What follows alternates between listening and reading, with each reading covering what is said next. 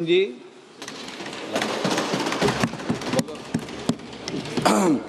धन्यवाद स्पीकर साहब, मुझे ये मौका देने के लिए, क्योंकि फाइनेंस बिल जो है ये वो इंस्ट्रूमेंट है, ये वो साधन है जिसके माध्यम से सेंट्रल गवर्नमेंट टैक्स लगा के। All right, viewers, that was Prime Minister Narendra Modi addressing the lower house of the Parliament, or Lok Sabha, as he briefed the nation on the ongoing developments in West Asia. He says India stands united and continues to bat for diplomacy and dialogue while calling for an early end to this conflict. He also condemned the attack on commercial tankers while assuring the people that India is scouting for more alternate sources of LPG, LNG as well as fertilizer, and enough stocks right now remain available with the country. He also assured farmers of the country that during the time of this crisis, during the time of this West Asia war, Indian government will continue to assure that there is enough supply of fertilizers available with Indian farmers. Now, he also talked about how he continues to engage with several Gulf partners to ensure the safety of several Indians who have been stranded in these war zone countries. He also talked about that how some of them have unfortunately lost their lives, and even for those who have been injured in these incidents, Indian missions in the Gulf countries continue to assist these stranded Indian citizens all across the Gulf nations. So we are getting some words of assurance from Prime Minister as the war in West Asia continues unabated. There are no signs of de-escalation visible at this point. And Prime Minister Modi addressing Lok Sabha on West Asia war, speaking about the energy crisis, as well as saying that there will be strict action taken against those who are engaging in black marketing, in hoarding of essentials at this point of time. He also mentioned that how the government at the center is now working in tandem with the state's government to ensure that there is uninterrupted supply of LPG, LNG, crude oil, as well as fertilizers to all across countrymen. And now that's the big message from the Prime Minister coming to Indians right now. He says New Delhi stands on the side of peace, on the side of humanity, and continues to bat for diplomacy. Viewers, let's take a listen as to what Prime Minister Modi just said. इस समय पश्चिमी Asia के हालत चिंताजनक है। बीते 2-3 हफ्तों में जयशंकर जी ने और हरदीप पुरी जी ने इस विषय पर सदन को जरूरी जानकारी दी है। अब इस संकट को 3 सप्ताह से ज्यादा हो रहा है। इसका पूरे विश्व की अर्थव्यवस्था पर, लोगों के जीवन पर बहुत ही विपरीत असर हो रहा है। इसलिए पूरी दुनिया इस संकट के जल्द से जल्द समाधान के लिए सभी पक्षों से आग्रह भी कर रही है। अध्यक्ष महोदय, भारत के सामने भी इस युद्ध ने अप्रत्याशित चुनौतियां खड़ी कर दी हैं। ये चुनौतियां आर्थिक भी हैं, नेशनल सिक्योरिटी से जुड़ी भी हैं और मानवीय भी हैं। युद्धरत और युद्ध से प्रभावित देशों के साथ भारत के व्यापक व्यापारिक रिश्ते हैं। जिस क्षेत्र में युद्ध हो रहा है वो दुनिया के दूसरे देशों के साथ हमारे व्यापार का भी एक महत्वपूर्ण रास्ता है। विशेष रूप से कच्चे तेल और गैस की हमारी जरूरतों का एक बड़ा हिस्सा यही क्षेत्र पूरा करता है। हमारे लिए ये रीजन एक और कारण से भी अहम है। लगभग 1 करोड़ भारतीय खाड़ी देशों में रहते हैं और वहां काम करते हैं। वहां समंदर में जो कमर्शियल शिप चलते हैं उनमें भारतीय क्रू मेंबर्स की संख्या भी बहुत अधिक है। ऐसे अलग अलग कारणों के चलते भारत की चिंताएं स्वाभाविक रूप से अधिक है। इसलिए ये आवश्यक है कि भारत की संसद से इस संकट को लेकर एक मत और एकजुट आवाज दुनिया में जाए।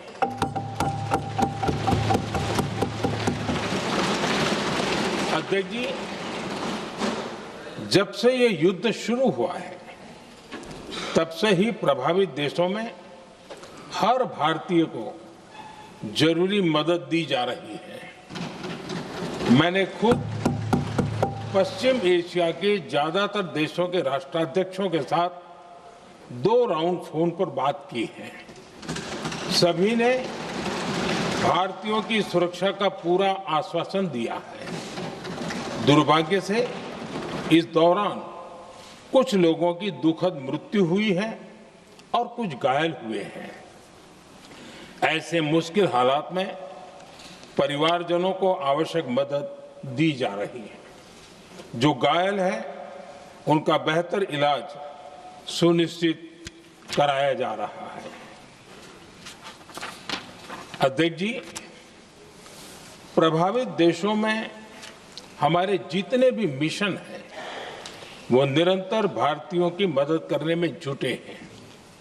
वहां काम करने वाले भारतीय हो या फिर जो टूरिस्ट वहां गए हैं, सभी को हर संभव मदद दी जा रही है। हमारे मिशन नियमित रूप से एडवाइजरी जारी कर रहे हैं। यहां भारत में और अन्य प्रभावित देशों में 24/7 कंट्रोल रूम और आपातकालीन हेल्पलाइन स्थापित की गई है। इनके माध्यम से सभी प्रभावितों को त्वरित जानकारी दी जा रही है। अध्यक्ष जी, संकट की स्थिति में देश विदेश में भारतीयों की सुरक्षा हमारी बहुत बड़ी प्राथमिकता रही है। युद्ध शुरू होने के बाद से लेकर अब तक 3,75,000 से अधिक भारतीय सुरक्षित भारत लौट चुके हैं। ईरान से ही अभी तक लगभग 1,000 भारतीय सुरक्षित वापस लौटे हैं। इनमें 700 से अधिक मेडिकल की पढ़ाई करने वाले युवा हैं। खाड़ी देशों में भारतीय स्कूलों में हजारों विद्यार्थी पढ़ते हैं। सीबीएसई ने ऐसे सभी भारतीय स्कूलों में होने वाली कक्षा 10वीं और 12वीं की निर्धारित परीक्षाओं को रद्द कर दिया है।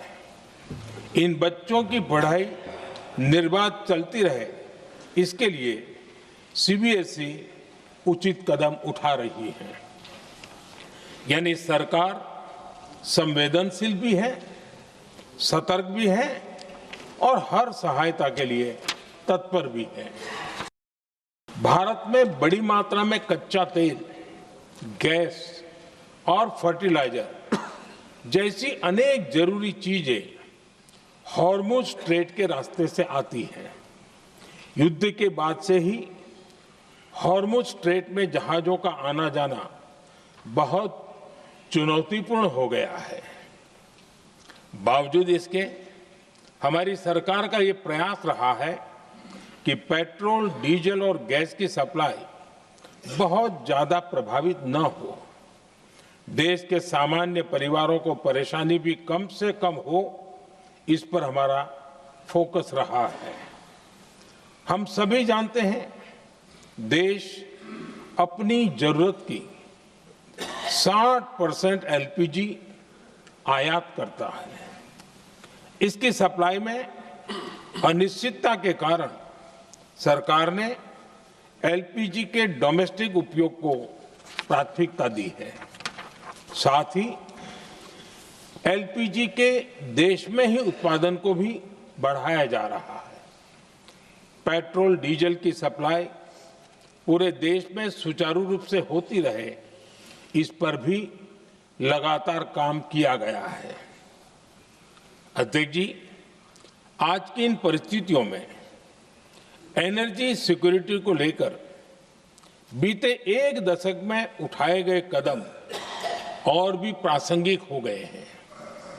भारत ने बीते 11 वर्षों में अपनी एनर्जी इंपोर्ट का डाइवर्सिफिकेशन किया है। पहले क्रूड ऑयल, एलएनजी, एलपीजी ऐसी एनर्जी जरूरतों के लिए 27 देशों से इंपोर्ट किया जाता था। वहीं आज भारत 41 देशों से एनर्जी इंपोर्ट करता है। अध्यक्ष जी, बीते दशक में भारत ने संकट के ऐसे ही समय के लिए कच्चे तेल के भंडारण को भी प्राथमिकता दी है। आज भारत के पास 53 लाख मीट्रिक टन से अधिक का स्ट्रेटेजिक पेट्रोलियम रिजर्व है और 65 लाख मीट्रिक टन से अधिक के रिजर्व की व्यवस्था पर देश काम कर रहा है। हमारी तेल कंपनियों के पास जो रिजर्व रहता है वो अलग है। बीते 11 वर्षों में हमारी रिफाइनिंग कैपेसिटी में भी उल्लेखनीय वृद्धि हुई है। अध्यक्ष जी, सरकार अलग अलग देशों के सप्लायर्स के साथ भी लगातार संपर्क में है। प्रयास ये है कि जहां से संभव हो वहां से तेल और गैस की सप्लाई होती रहे। भारत सरकार गल्फ और आसपास के शिपिंग रूट्स पर निरंतर नजर बनाए हुए है। हमारा प्रयास है कि तेल हो, गैस हो, फर्टिलाइजर हो, ऐसे हर जरूरी सामान से जुड़े जहाज भारत तक सुरक्षित पहुंचे। हम अपने सभी वैश्विक सहयोगियों के साथ निरंतर संवाद कर रहे हैं ताकि हमारे मैरीटाइम कॉरिडोर सुरक्षित रहे। ऐसे प्रयासों के कारण बीते दिनों हॉर्मुज स्ट्रेट में फंसे हमारे कई जहाज भारत आए भी हैं।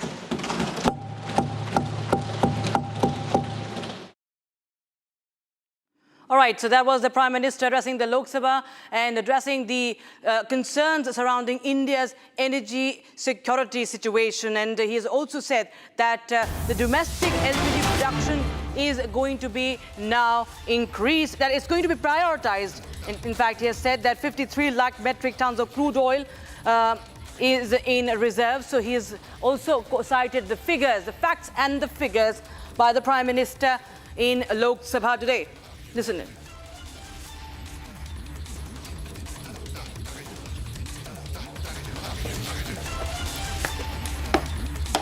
भारत में बड़ी मात्रा में कच्चा तेल, गैस और फर्टिलाइजर जैसी अनेक जरूरी चीजें हॉर्मुज स्ट्रेट के रास्ते से आती हैं।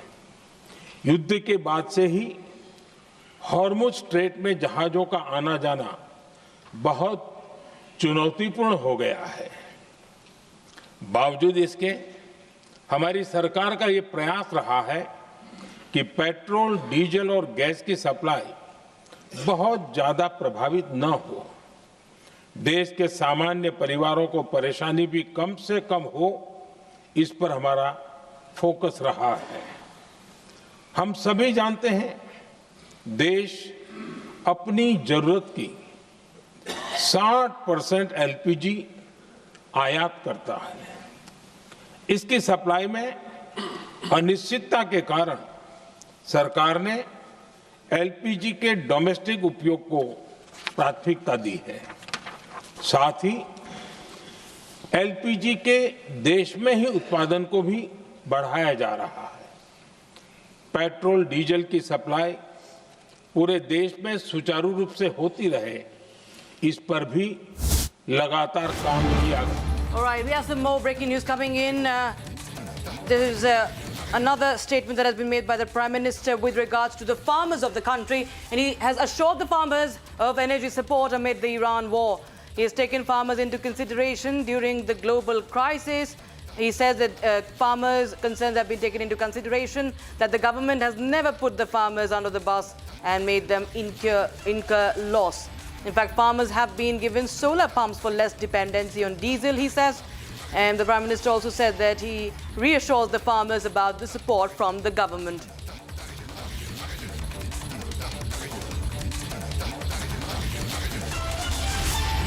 Harsha joins us live on the broadcast for more. Harsha, while the Prime Minister has made statements about these concerns, not just about the LPG, but how it affects the farmers as well.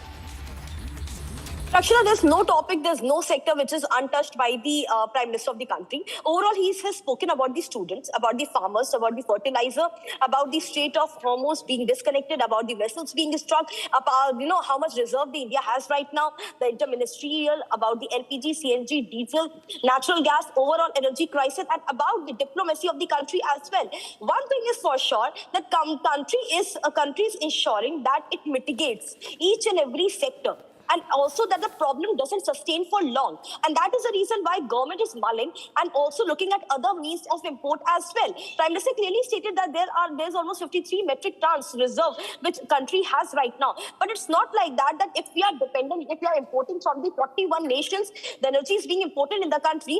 Then it's not like that the country is not looking to have the other routes as well. That is what the country is mitigating right now. And also, Prime Minister ensured that there are two ministers who have guaranteed that the safety and security of the Indians are of the topmost priority. Rakshita, we can't ignore the fact that there's a war situation, and the countries India has been having trade with since years. All those countries are right now impacted and affected by the war. There's a closure of the airspace of the Persian Gulf and the Middle East region. The aviation industry is suffering. The pharma industry is suffering. The petroleum, natural gas industry is suffering. There's an energy crisis which not only the country suffering and facing from, but in fact, there are many countries who are also facing the war situation and the energy crisis. But here India is trying to tell its citizens of the country that how till now the measures have been adopted for the priority of the Indians. The Indians who are stuck outside, they have been brought to the country back, and who are still there, the ministry is monitoring, the MEA is in touch with them. Each and every time the control center is there, the emergency helplines have been circulated. There's no Indians outside the country whose interest and safety is not safeguarded by the country. And also energy crisis being looked into. The vessels which are stuck in the Strait of Hormuz, the dialogue in diplomacy level talks are continuously happening, and that MEA is also having the concerns of. So Rakshita, one thing we can't ignore, that one side there's opposition's political strategy in the state of crisis, in the crisis situation. On the other side, government is right now mulling to the ways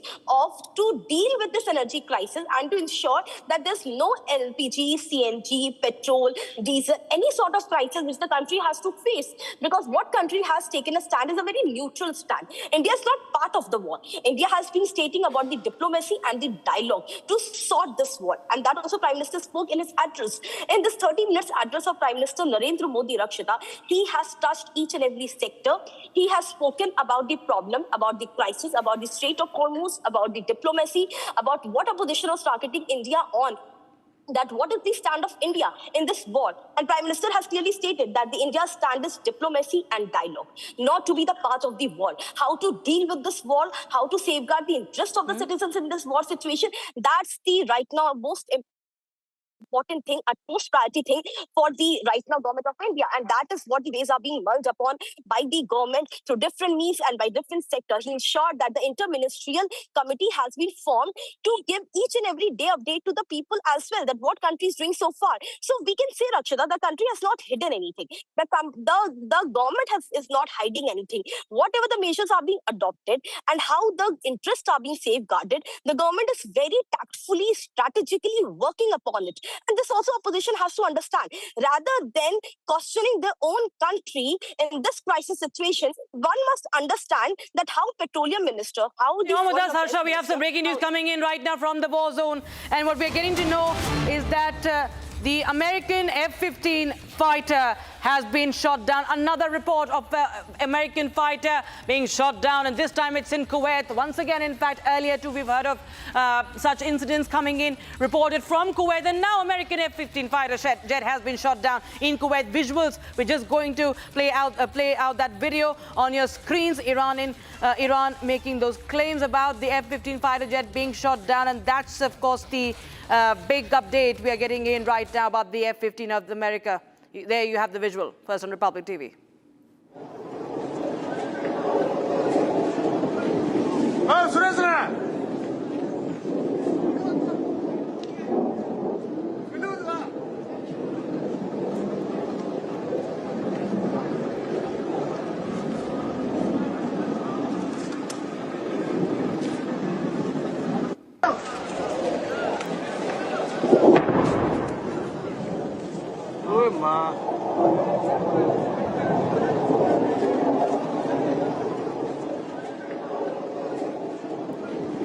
Oh, Surendra!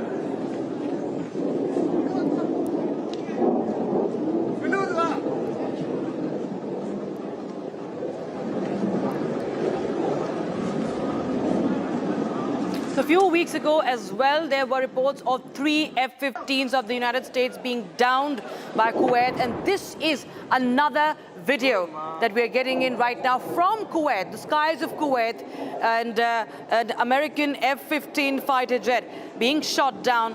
F-35 was another blow that came in a few days ago. And now you have the F-15 being shot down in Kuwait. You can see those visuals coming in.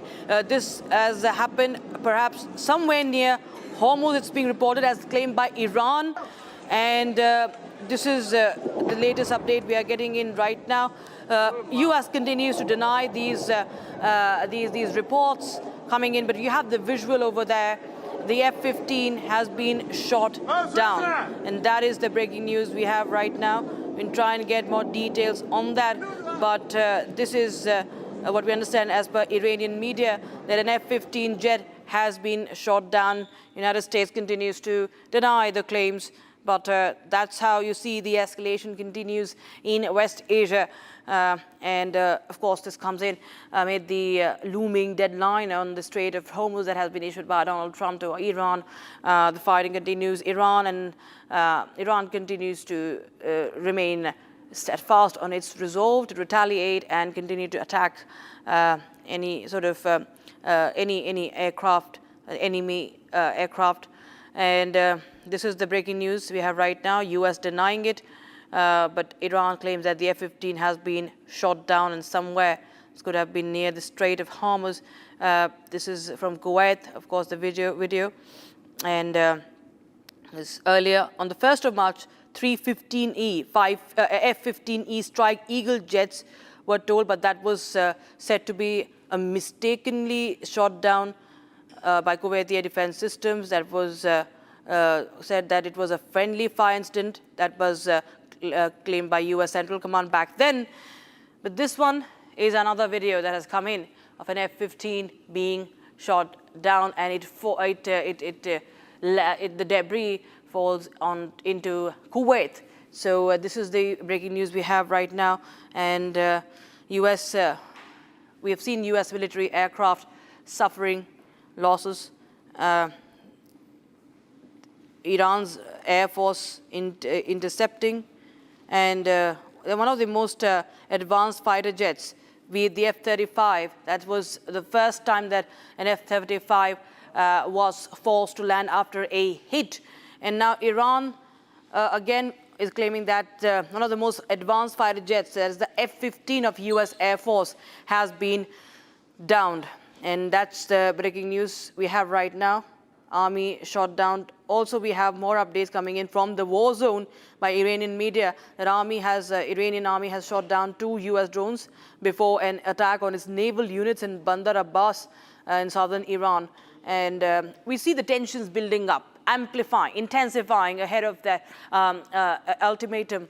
And in fact, Ishita, my colleague Ishita joins us live on the broadcast for more. Ishita, tell us more details about the claims that have been made by Iranian media. We have a video that is said to be that of an F-15, American F-15 being downed.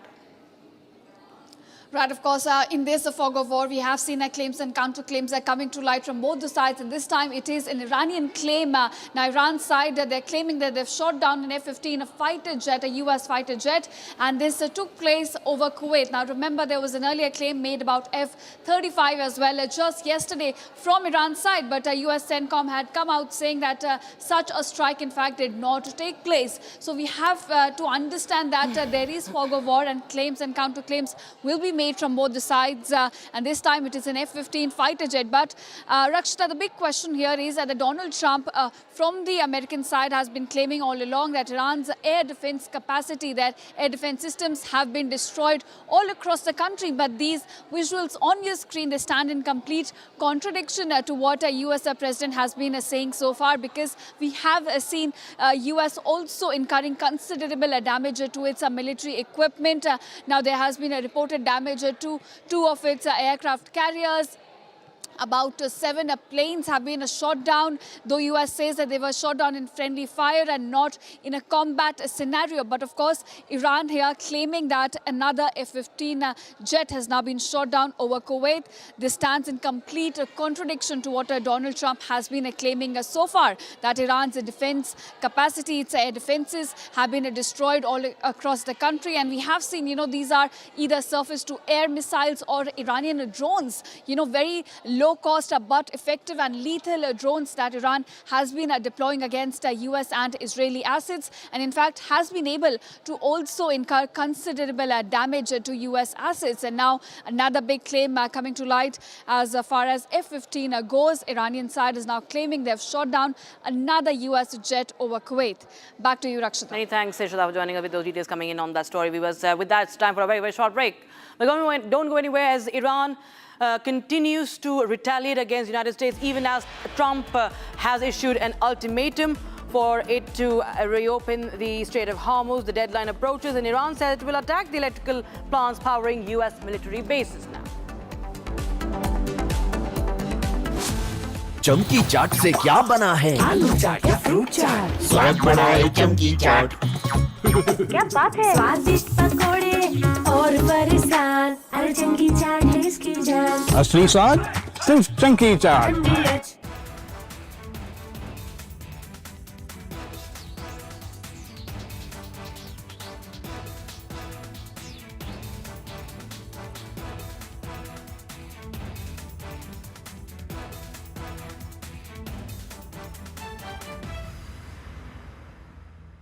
थोड़े में ज्यादा स्वाद, यही तो है इसकी खास बात। वाओ मामा, क्या स्वाद है? अरे मेरी राजा।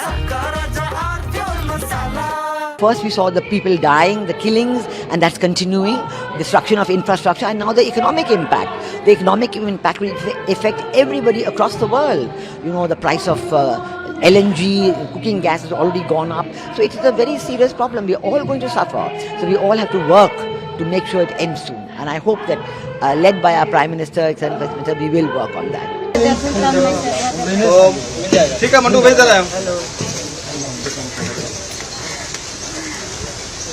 ठीक है ना भेज रहा मंडू।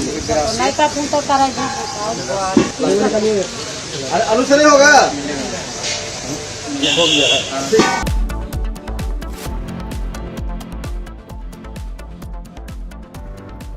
चमकी चाट से क्या बना है? सैंडविच, लस्सी और छाछ। हर घूंट में चमकी चाट। ड्राई फ्रूट और दही बड़े। चमकी चाट से स्वाद बढ़े। असली स्वाद सिर्फ चंकी चाट। केसरिया से मन जोगी हुआ रे, दिल झूमे देखो मतवारा हुआ रे। केसरिया से मन जोगी। हर पल मनाओ केसरी त्योहार। विमल, बोलो जुबान Kesari.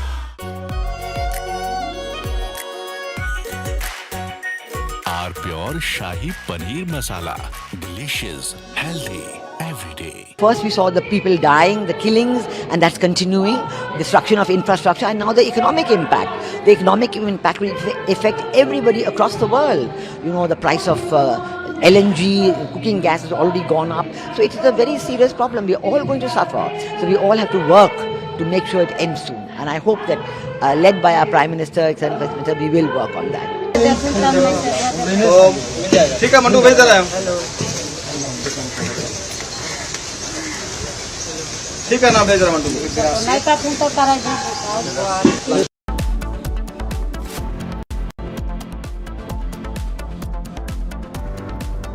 13,000 placements last year. At Amity, we are committed to nurturing passionate, hardworking and proactive professionals. R pure सूजी पास्ता उबालो मिलाओ और खाओ 8 मिनट में तैयार। क्या टेस्ट है सबका राजा R pure masala.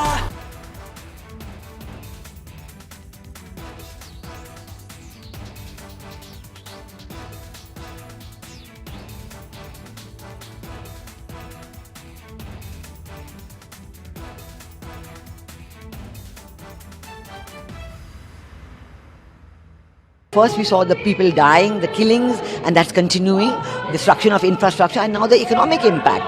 The economic impact will affect everybody across the world.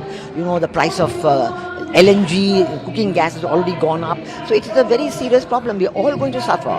So we all have to work to make sure it ends soon. And I hope that, led by our Prime Minister, etc., we will work on that. ठीक है मंटू भेज दे रहे हैं हम। ठीक है ना भेज रहे हैं मंटू। अरे आलू से नहीं होगा।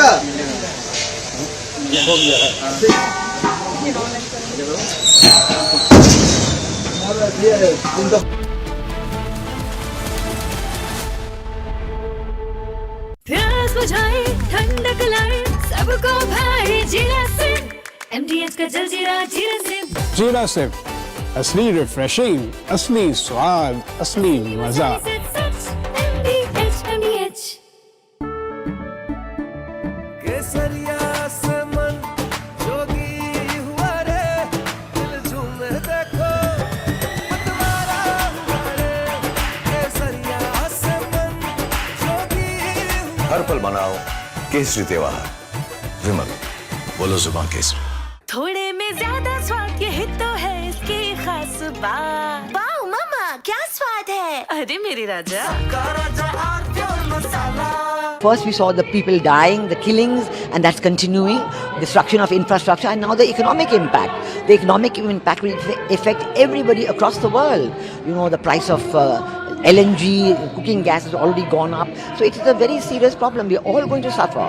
So we all have to work to make sure it ends soon. And I hope that, led by our Prime Minister, etc., we will work on that.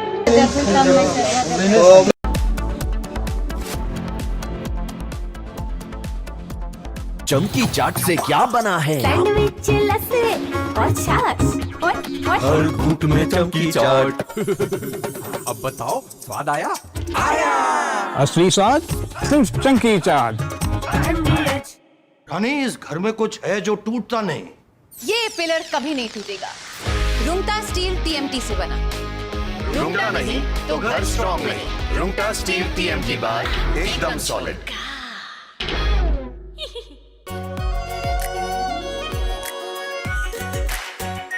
Are pure shahi paneer masala, delicious, healthy everyday.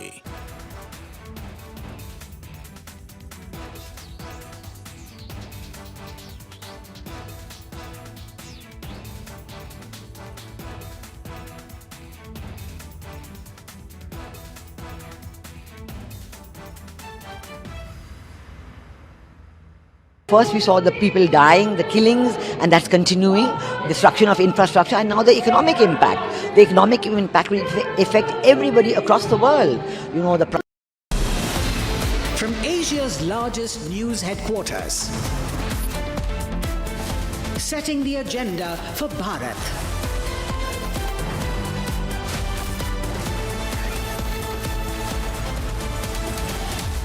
You're watching Republic.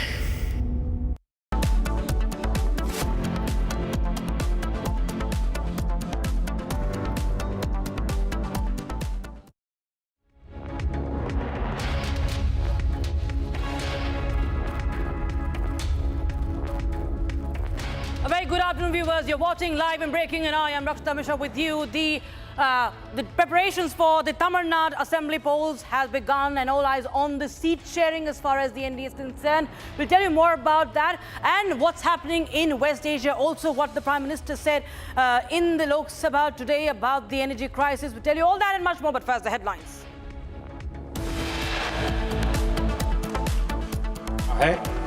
कि petrol, diesel और gas की supply बहुत ज्यादा प्रभावित न हो, देश के सामान्य परिवारों को परेशानी भी कम से कम हो, इस पर हमारा फोकस रहा है. Prime Minister Modi addresses Lok Sabha on the West Asia war. Prime Minister outlines India's strategy amid war affecting India's energy security.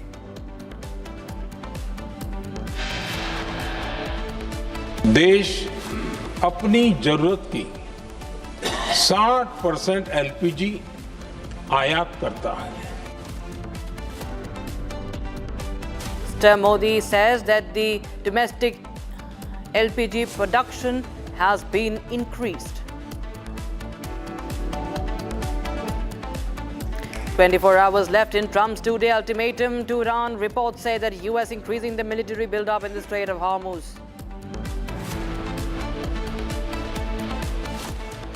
Iran threatens retaliation as Trump's deadline approaches. Iran says will attack electrical plants powering US military bases. Fuel prices increase across the globe. Sri Lanka increases fuel prices around 25%. Meanwhile, Pakistan raises by 200%. West Asia tensions disrupt global oil supplies. And Air Canada plane flying from Montreal collides with ground vehicle at New York's LaGuardia Airport. Several injuries suspected.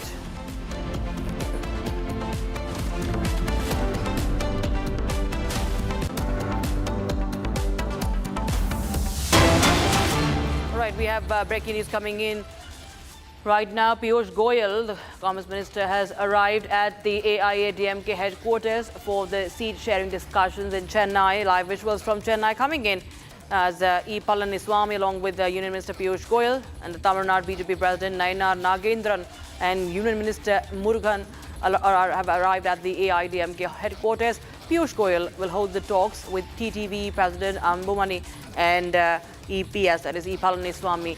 So, the seat-sharing deal is going to materialize. It's going to be sealed. We understand it's going to be sealed today. And we have my colleague Sharda joining us live in the broadcast from Chennai. Sharda, tell us more details. What do we expect as far as the seat-sharing formula between the AIADMK, who's leading the NDA, is concerned, and the BJP? Well, today Piyush Goyal is holding talks with not just the AIADMK but also the other NDA ally parties that includes AMMK, TTV Dinakaran, Anbumani Ramdas from the PMK. And today morning he also spoke with TMC, IJK and other minority parties that are part of the NDA alliance. Now, major parties are brought into place where he is right now at the AIADMK headquarters where we are reporting live from, where they're going to be speaking about the seat sharing process. The seat sharing process will be finalized tomorrow evening is what the party sources are also saying. The sealed will be announced, whatever the seat sharing is sealed will be announced tomorrow evening by the Union Minister and the Election Minister of the change, Piyush Goyal, who is said to be talking for the BJP as well. It's likely that party sources, as they say, the AIADMK will be contesting in at least 160 to 165 seats on their own, following which the BJP will be, being the second majority party, will be holding at least 32 number of seats, which will also be divided to TTV Dinakaran's AMMK party. And there's also PMK Anbumani Ramdas, who is also asking for 23 seats to be contesting in the upcoming elections. And the main question that remains is these parties are going to be standing in their own symbols, and which constituency belongs to which party under the India Alliance is all the main talks that's going to be remaining today and tomorrow. Finalizing tomorrow is what we'll hear from them, Rakshita. Sharda, you know, last time in 2021, BJP could only manage to win 4 seats out of the 20 or 21 that it had contested over. This time around, what could be the formula for BJP? The AIADMK is expected to get the lion's share, but do we see, despite what happened last time, an increase of the seats for the BJP? Well, last time BJP contested in 21 seats and only won 4 out of them. However, this time it's expected that the BJP is asked for 32 seats. And also the seat sharing formula is not just based on the leaders that have been contesting from, but also the taking the strengths of the particular constituency where BJP has a lot of groundwork done in the last 4 years, and following which the BJP is questioning as to whether these constituencies will gain them a huge momentum or not. As we speak, BJP is, as I said, has asked for 32 seats. It's all those constituencies that will have BJP in a higher point, and which is a stronghold for the BJP. And then it's expected that these constituencies that the parties will be taking are all based on the strengths that the NDA ally parties are strong, and especially for the AIADMK, the Congo Belt, which is the Coimbatore region, which has always been strong, is where the AIADMK will ask for their constituencies, whereas the AMMK party will be strong in the down south near Tanjore and Trichy, which is the Delta region of the Tamil Nadu. So this is how the constituencies are being divided between the NDA. Right, many thanks, Shada, for joining us with those details coming in on that story. Meanwhile, viewers, we have some breaking news coming in from West Asia. Israel has destroyed another bridge on the Litani River, and that's the breaking news we have right now. This is coming in from Lebanon, the Litani River in southern Lebanon. An Israeli strike has destroyed another bridge on the Litani River in southern Lebanon. In fact, the strike on a bridge in the southern village of Kakayat al-Jisr cut a main link between the southern city of Nabatea and Al-Hujair Valley region further south. Lebanon's news agency, national news agency run by the state, gives no further details yet, but we do know that on Sunday, Israel struck the Kashmir Bridge near the southern port city of Tyre, and now Lebanese President Joseph Aoun has called Israel's new targeting of bridges in the south a prelude to a ground invasion. And we've been learning about how the IDF has been preparing its forces for a ground operation in Lebanon. Some even suggest that it already has begun. But this is the president himself indicating to a ground operation from the Israelis into Lebanon. Israel continues to target several areas in Beirut, in other parts of southern Lebanon, as it says that it is eliminating the Hezbollah facilities. Meanwhile, the tensions continue to escalate between US, Israel and Iran as the deadline for Iran to reopen the Strait of Hormuz is approaching. Iran has responded defiantly, warning that any attack on the infrastructure will lead to retaliation against the United States and Israeli energy and desalination facilities. Israeli Prime Minister Benjamin Netanyahu has called Iran an enemy to civilization and urged European leaders to join forces against Iran. Here's more.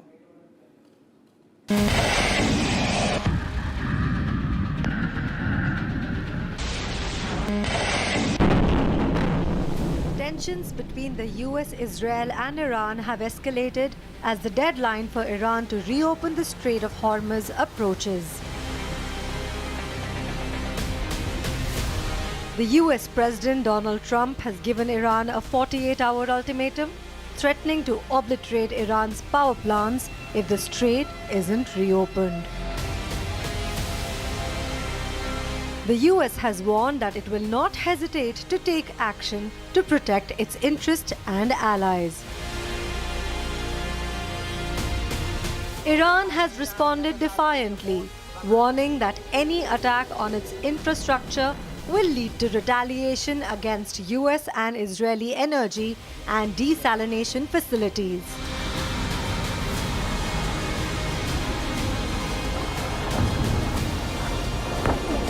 The Iranian Armed Forces spokesperson earlier sent a direct warning to Trump in classic Trump style. Hey Trump, you are fired. You are familiar with this sentence. Thank you for your attention to this matter. The central headquarters of Khatam al-Anbiya. Meanwhile, Israel Prime Minister Netanyahu has called Iran an enemy to civilization. He called upon the European leaders to join Israel and US in the war against Iran, warning that Iran is posing a direct threat to European countries.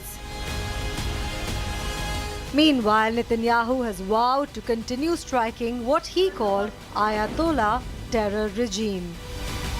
If anyone needed an explanation of why Iran is the enemy of civilization and the enemy and the danger to the entire world. You got it in the last 48 hours. They sent ballistic missiles that could have destroyed the Church of the Holy Sepulchre, the Al-Aqsa Mosque, and the Western Wall. The three holiest sites to the three monotheistic religions, they don't care. They're firing on everyone. They can reach now with these ballistic missiles everywhere in Europe, almost everywhere in Europe. I've been warning that for years. The fourth thing that they did is that they shut down the important maritime strait of Hormuz, trying to blackmail the world with oil terror blackmail. Iran is already facing global pressure over its attacks on neighboring Gulf countries and the closing of Strait of Hormuz. Fuel prices are soaring and global stock markets are hitting new lows every day. Meanwhile, as Trump's deadline nears, Iran's parliament speaker Mohammad Bagher Ghalibaf has warned that if Iran's power plants are targeted, vital infrastructure across the region, including energy and desalination facilities, will be considered legitimate targets. Now it makes it to be seen what steps will Trump be taking in the next coming few hours. With both sides issuing direct threats, the Strait of Hormuz has now emerged as the central flashpoint with global energy security hanging.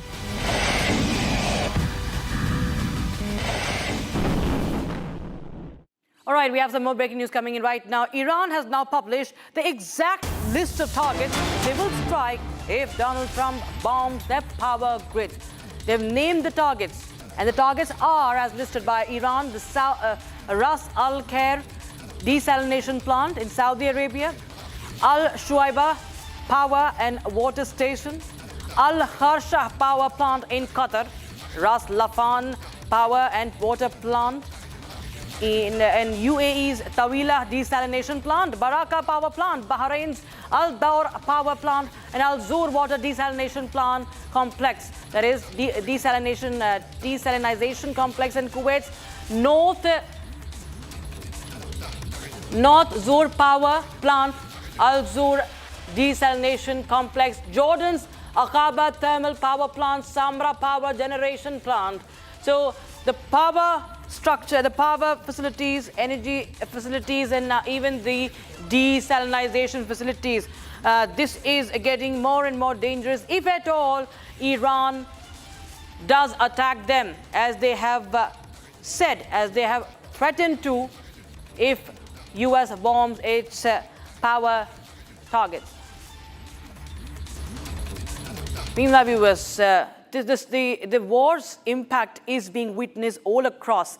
Premium petrol prices here have seen an increase of up to 2 rupees 35 paisa per litre in India, effective immediately. But compared to its neighbors, India may be getting off lightly, since it has increased by 200% in Pakistan and by 25% for Sri Lanka. Now, there has been no change in regular petrol and diesel prices.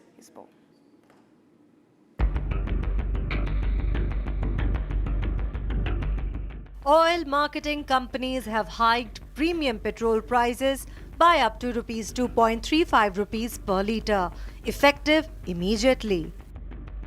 Regular petrol and diesel prices remain unchanged across Delhi, Mumbai, Bangalore, Hyderabad and Chennai for now. Bigger hit lands on industry.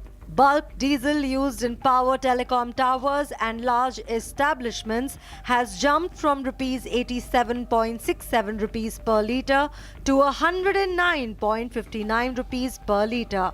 That's a 22 rupee per litre surge overnight.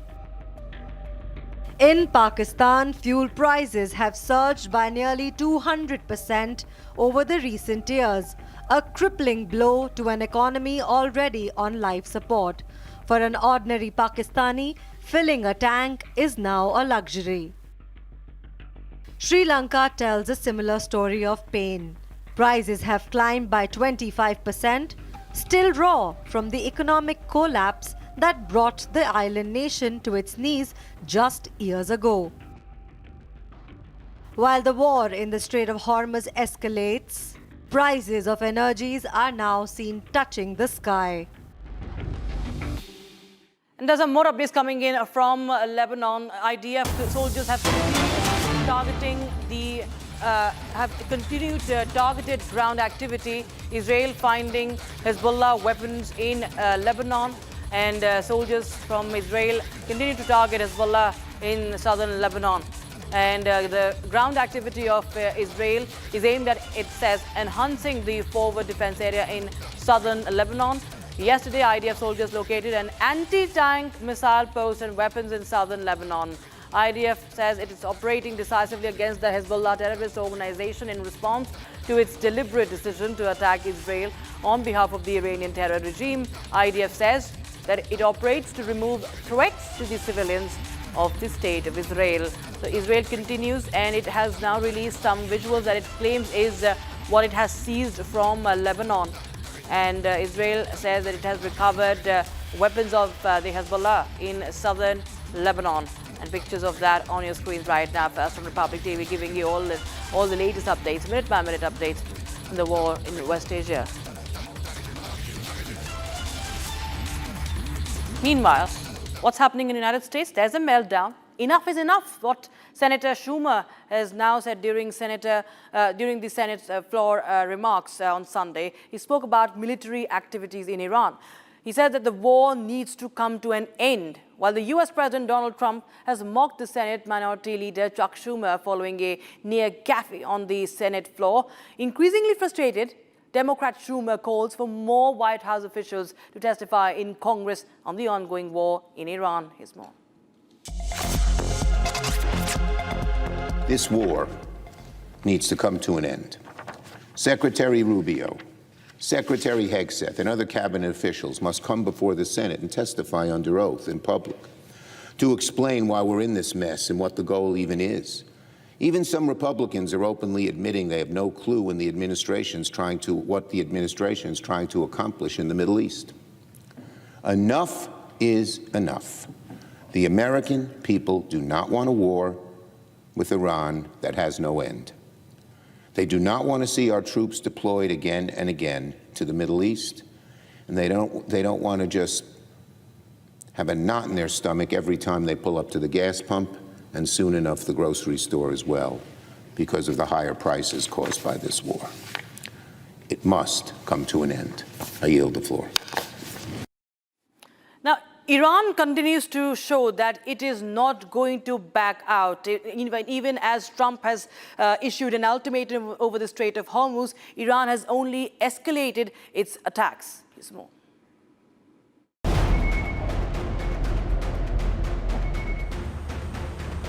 Iran has issued a strong warning saying any US strike on its power plants will trigger retaliation across the region. Tehran has threatened to target US-linked energy infrastructure, its system, and even desalination facilities. Iranian officials have also warned of complete shutdown of the Strait of Hormuz if its energy infrastructure is attacked, a move that could severely disrupt global oil supply. This comes after US President Donald Trump issued a 48-hour ultimatum to Iran. In a post on Truth Social, Trump warned that if Strait of Hormuz is not fully reopened, the US will hit and obliterate Iran's power plants. He further stated that strikes would begin with Iran's largest facilities, marking a shift towards targeting critical energy infrastructure. If the US follows through on its threat, Iran's power infrastructure could become a primary target. Top of the list stands Iran's largest power station. At first place stands the Damavand plant near Tehran, which is country's biggest with nearly 3,000 megawatts capacity. Along the Caspian coast, the Neka power plant stands in Mazandaran, and lastly, the Rajai plant in Kazvin, which is another major energy hub. Meanwhile, the Strait of Hormuz remains under severe strain. Tanker movement is heavily restricted. Over 20 attacks have been reported, and nearly 20,000 seafarers are still stranded, with only around 90 vessels passing through. With both sides issuing direct threats, the Strait of Hormuz has now emerged as the central flashpoint, with global energy security hanging in the balance.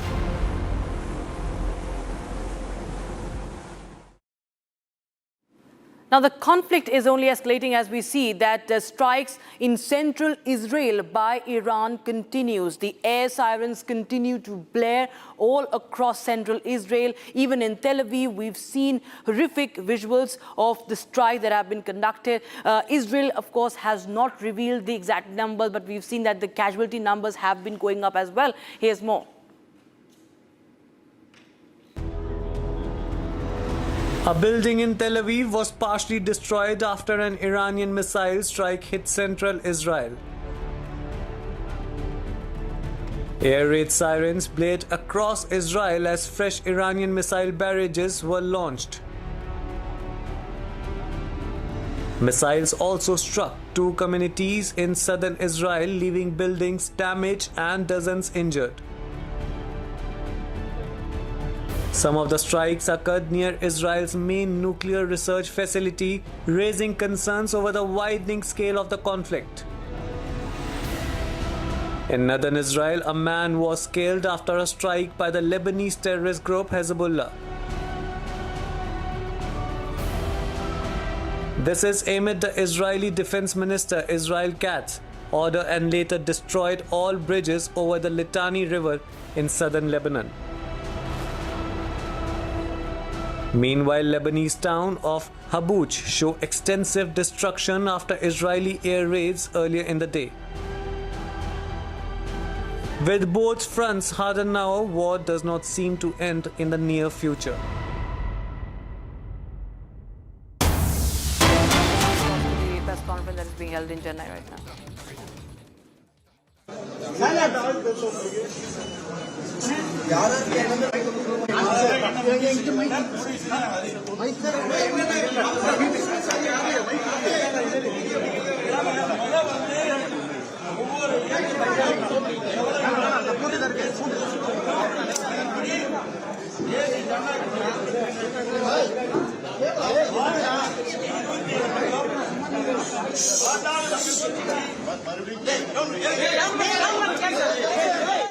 Press conference going to start in just a while from now. We'll cut live once we see the leaders speaking. You have Piyush Goyal, Union Minister, and we have AIDMK's E. Palaniaswamy along with TTV Dinakaran as well. Will be holding a press conference, and Ambumani Ramadas, the PMK also, all the alliance partners of the NDA alliance members holding a press conference, joint press conference as the seat sharing formula is expected to be announced today. Just a while back, we saw Piyush Goyal being received and arriving at the headquarters of the AIDMK that will be leading this alliance for the assembly elections of Tamil Nadu, and lion's share for the AIDMK is expected, and remains to be seen that how many of the seats will be procured by the other alliance partners, including the BJP. So this is the latest visual that is coming in from Chennai, the seat sharing talks, and we had EPS also up in the ante against the DMK, the seat sharing deal to be announced today. And my colleague Sharda joined us live on the broadcast. For more, Sharda, tell us more details. We see that the press conference is about to start in a short while from now.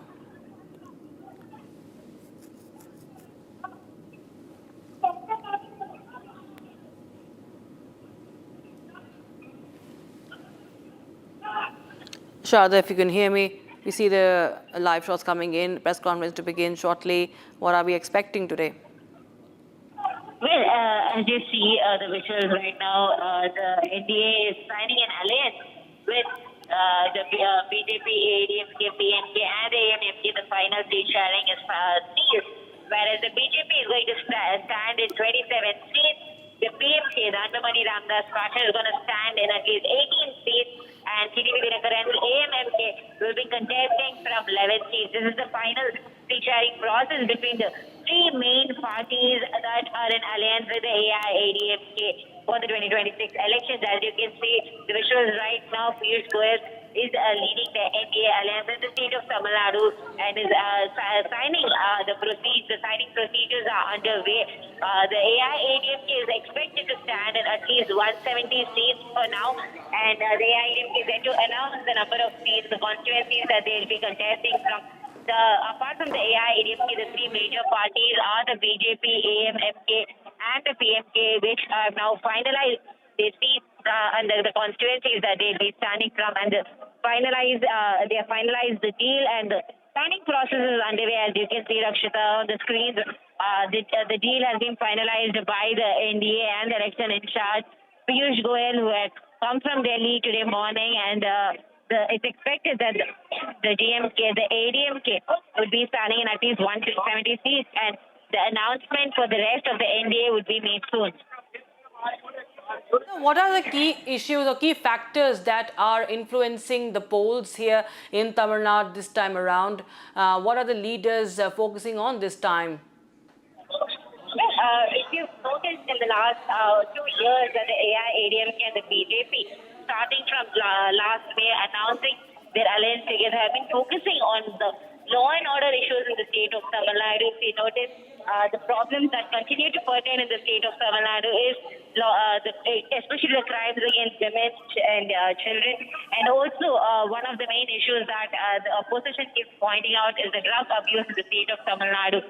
They say that the DMK has completely lost the law and order in the state of Tamil Nadu, and there's complete lawlessness in the state. That includes people usage of drugs, especially minors abusing drugs in court.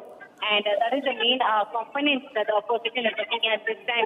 If you've seen Piyush Goyal speaking to the media today morning, if you had heard his speech, it was all about the DMK, removing DMK, and the main goal of them is to uproot the DMK's government in the state of Tamil Nadu, just to make sure that there is no crime and order issues in the state of Tamil Nadu, and the NDA would be able to provide such a government is what the opposition has been constantly stating.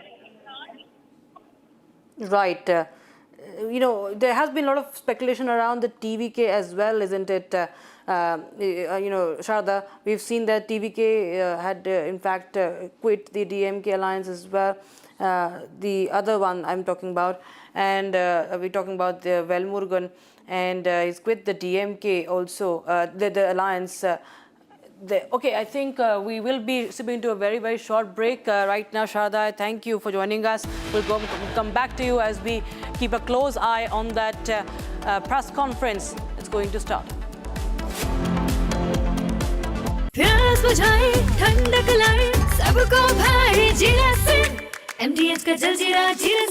जीरा SIP असली refreshing, असली स्वाद, असली मजा।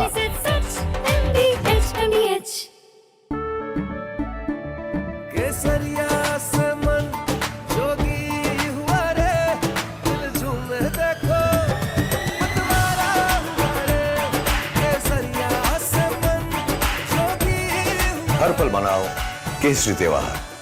विमल, बोलो जुबान केसरी। R pure सूजी पास्ता उबालो, मिलाओ और खाओ, 8 मिनट में तैयार। क्या टेस्ट है सबका राजा hardcore masala. First we saw the people dying, the killings, and that's continuing, destruction of infrastructure, and now the economic impact. The economic impact will affect everybody across the world. The price of LNG, cooking gas has already gone up. So it is a very serious problem. We're all going to suffer. So we all have to work to make sure it ends soon. And I hope that led by our Prime Minister, we will work on that. ठीक है mandu भेज रहा है। ठीक है ना भेज रहा मंडू। अनुसार ही होगा।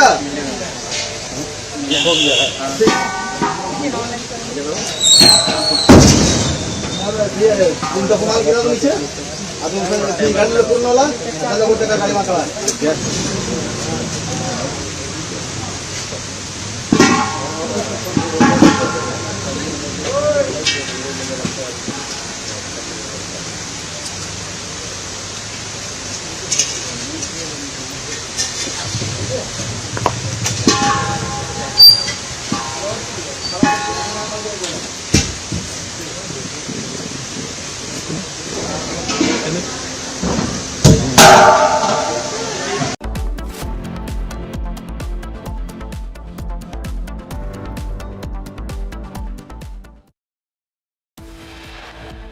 हमारी सरकार का ये प्रयास रहा है कि पेट्रोल, डीजल और गैस की सप्लाई बहुत ज्यादा प्रभावित न हो, देश के सामान्य परिवारों को परेशानी भी कम से कम हो, इस पर हमारा फोकस रहा है।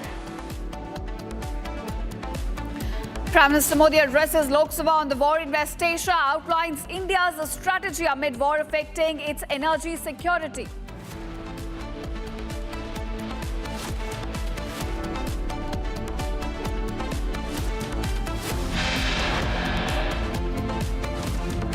अपनी जरूरत की 60% एलपीजी आयात करता है। इसकी सप्लाई में अनिश्चितता के कारण सरकार ने एलपीजी के डोमेस्टिक उपयोग को प्राथमिकता दी है। Prime Minister says LPG domestic production increased amid global supplies getting disrupted by the war in West Asia.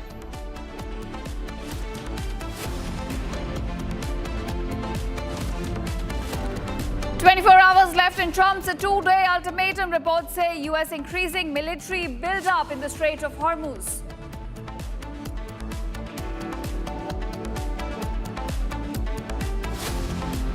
Iran threatens retaliation as Trump's deadline approaches. Iran says will attack electrical plants powering US military bases.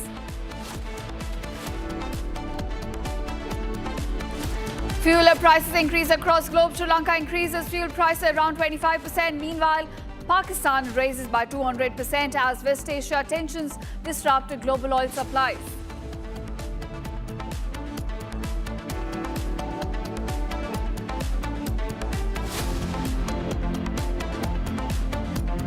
Air Canada plane flying from Montreal collides with ground vehicle at New York's airport. Several injuries suspected.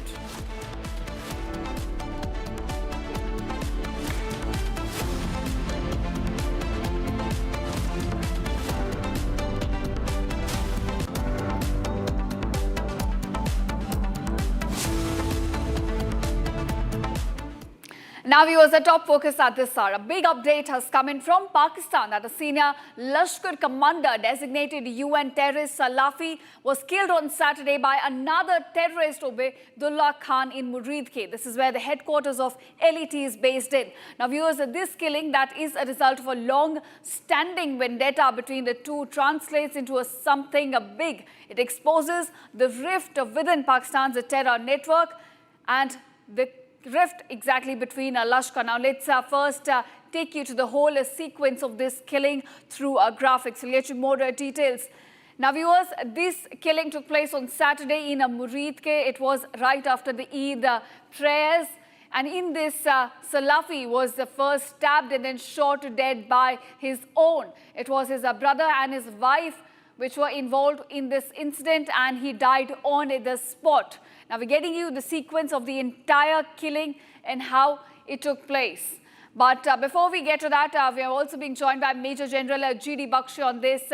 Thank you, sir, for joining us on Republic. So I want to ask you, of course, it's a good news for India, but it also exposes the rift that's now widening within Lashkar-e-Toiba as we talk about this killing of a terrorist by his own. His wife and his brother were involved in this killing. No, absolutely. Because these terrorist organizations, you just have to study their grudge matrices and hate diagrams. There are a lot of infighting between one and the other. I remember one case in which, one of the top honchos, I won't name him now, of the Lashkar-e-Toiba, sent off a commander into India to fight and, infiltrated him inside and started taking advantage of his wife.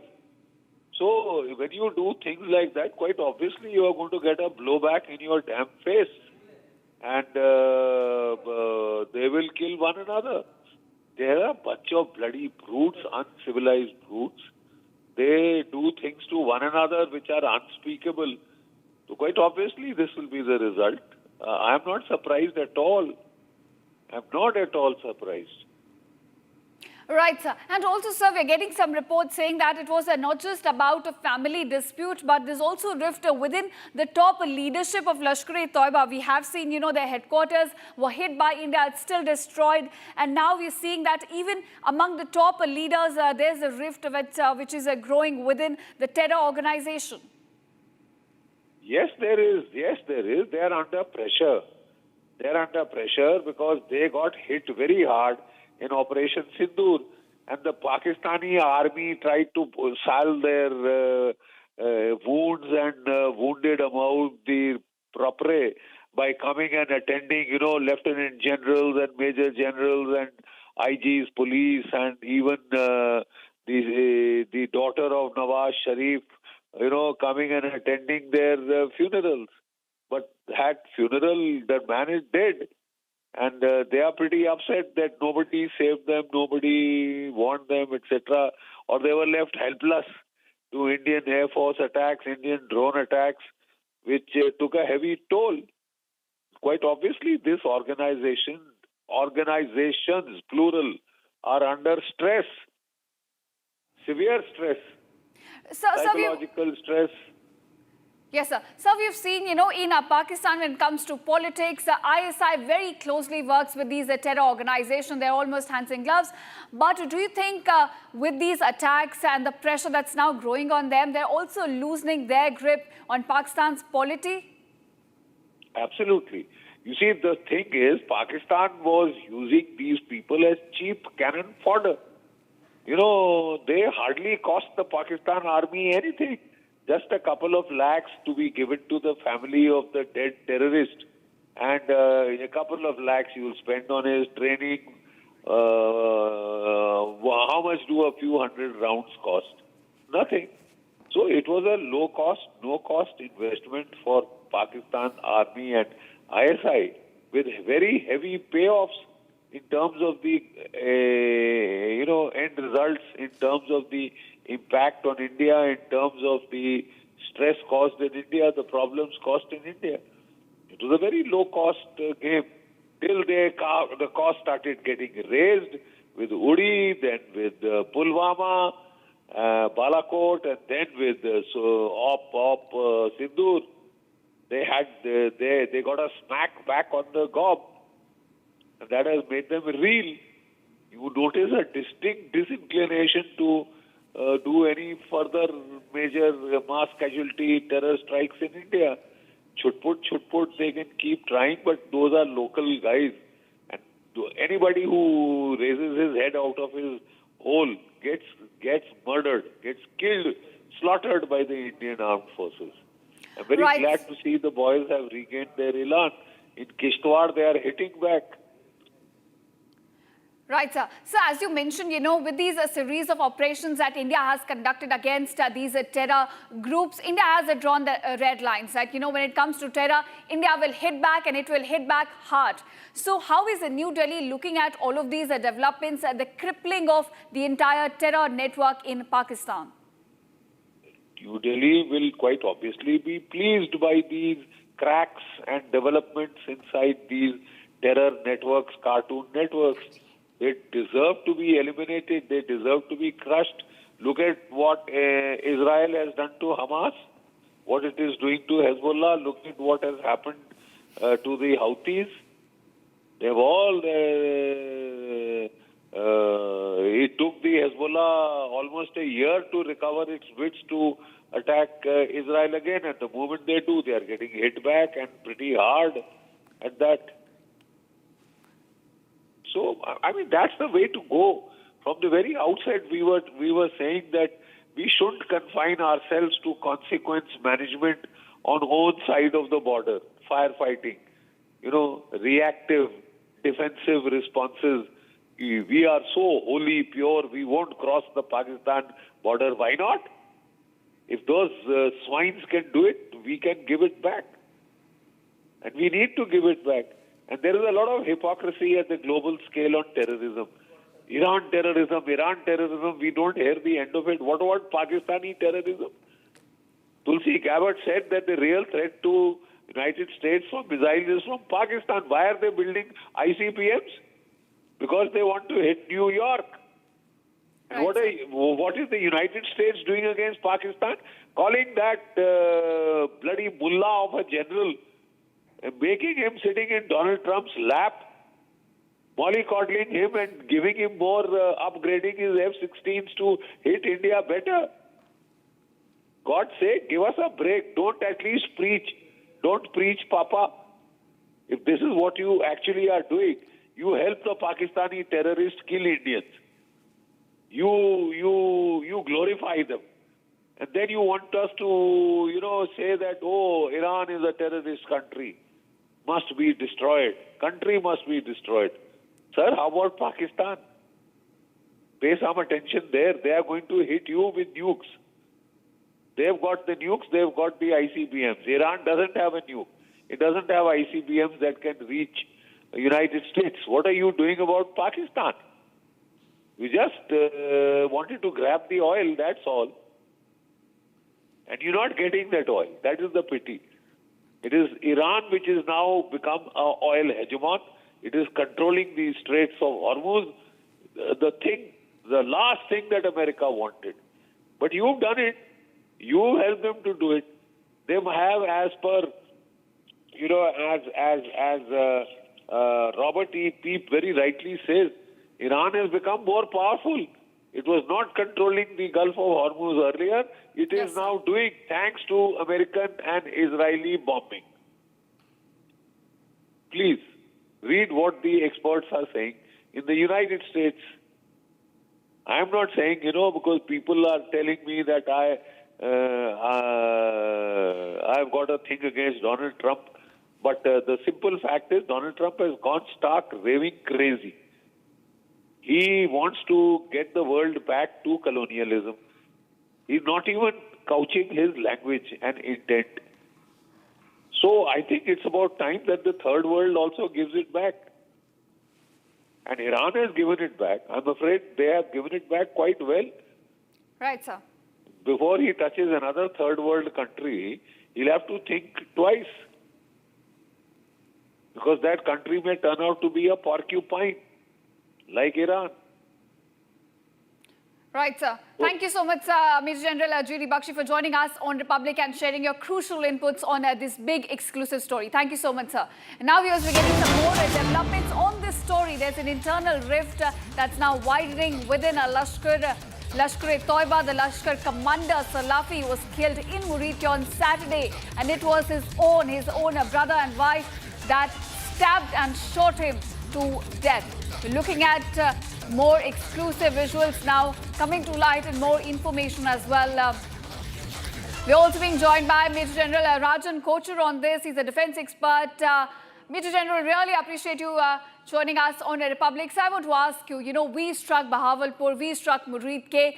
It was already a crippling terror network, and now it looks like that even among the top leadership, there is a rift that's growing, that's now leading to more killings. And recent example is Salafi. How do you gauge these developments, sir? You see, of course, whenever in any terrorist organization, there will be factions, and that's a given thing, because when you study the history of all terror organizations, within themselves also there is a power struggle, and there is a family which wants to control another family. So this kind of struggles within the Lashkar-e-Toiba we are seeing now. Jaish-e-Mohammed also had a similar kind of problems. And I think it is a good sign to see these kind of things happening, because we don't have to do anything. They are actually doing it themselves, trying to weaken one structure, and we've also seen many incidents.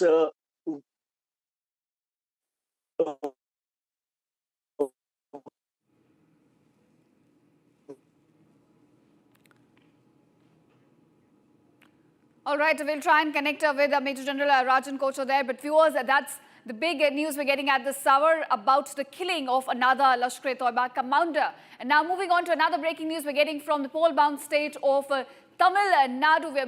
We're looking at seat sharing talks now being finalized between NDA partners as well as AIADMK. Let's cut across to that press conference. கூட்டணி அமைச்சிருக்கின்றன.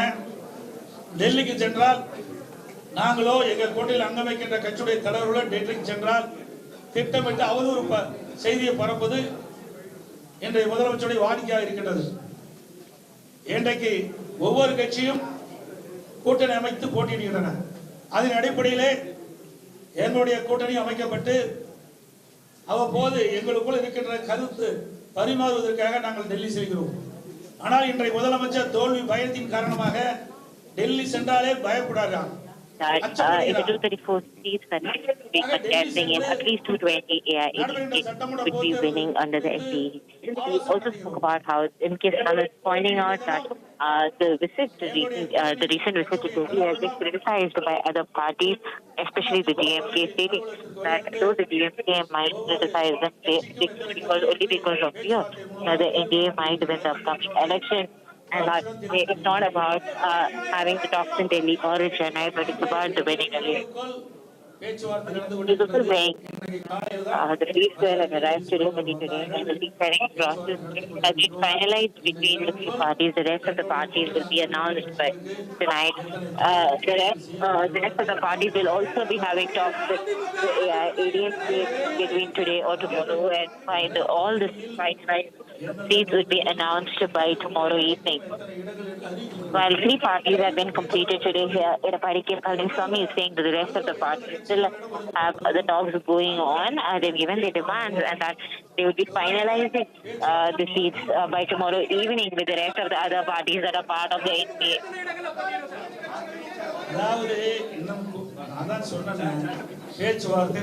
Edapadi stresses that the talks with the other parties are still underway and that it would take time to finalize the number of seats with the rest of the parties apart from the PMK, AMMK and BJP, and it should be done. He says the constituencies will be announced soon. Right now, with the number of seat sharing has been announced for the parties, that in a few more hours, the constituencies will be divided between all the other parties, and that there would be a formal press release that will be sent to all the media announcing which other constituencies are being given to it. Edapadi also questions that the media will be asking the AIADMK in 2 days' time, giving a shorter deadline, asking them to announce constituencies. The DMK is holding the talk for almost 20 days, but not even once has the DMK announced any of the constituencies that will be given to the parties, just the numbers. Edapadi is also saying that Pandamani Ramdas MP, TTV Dinakar, part of the president of the MNK, and also invites all the other alliance party leaders who are all sharing the stage with him, saying that the party leaders would be announcing the constituencies, and that it is the fastest political party to announce the seat sharing process in the state of Tamil Nadu.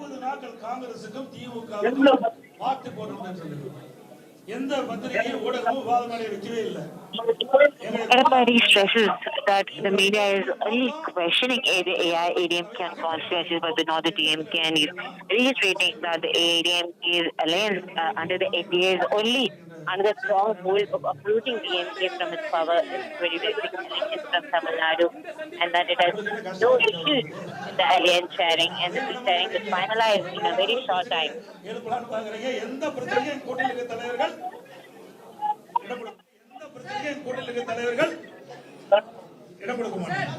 On questioning about the coalition government and power sharing, Edapadi Palniswamy refers to the Congress and the DMK during the emergency and the Mesa period. Is asking DMK why they're having a seat sharing policy with the Congress, who has been fighting with them when emergency was imposed in the state of Tamil Nadu. Is also questioning why the DMK is having elections with the VCK, whose seat sharing has not been finalized yet. Edapadi Palniswamy is not answering on whether there will be a coalition government or not, but questioning if the DMK is ready to have a coalition with the Congress or not. The party reveals that the alliance is formed on a friendly basis and that there is no confusion in the sharing on the alliance process, but it's been clear-cut information on what all the parties want and has been meeting the demands of all parties.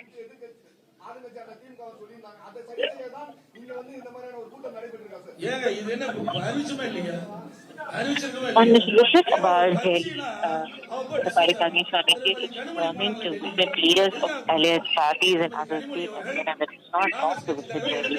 He is also asking why nobody questions the events here as they visited the Congress leaders of Delhi. Why are they targeting the AI agency? The ruling party pointing out hands as opposition AI agency, but it was also them who went to Delhi to meet the Congress leaders.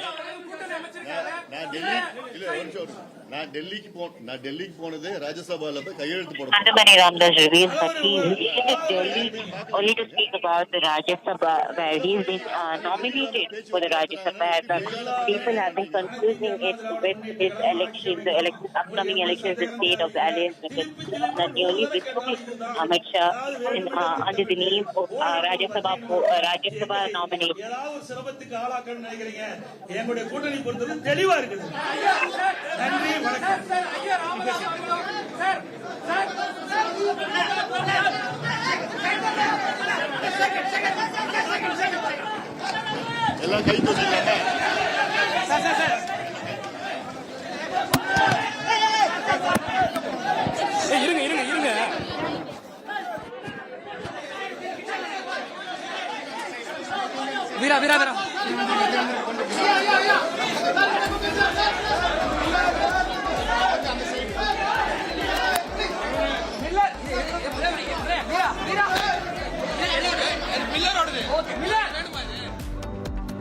थोड़े में ज्यादा स्वाद यही तो है इसकी खास बात। वाओ मामा क्या स्वाद है? अरे मेरे राजा मसाला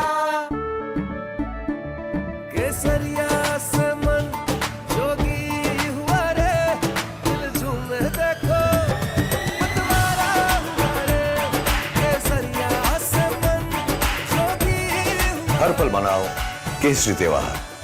विमल बोलो जुबान केसरी। चमकी चाट से क्या बना है? आलू चाट या फ्रूट चाट, स्वाद बढ़ाए चमकी चाट। क्या बात है? स्वादिष्ट पकोड़े और फरसान, अरे चमकी चाट है इसकी जान। असली स्वाद सिर्फ चमकी चाट।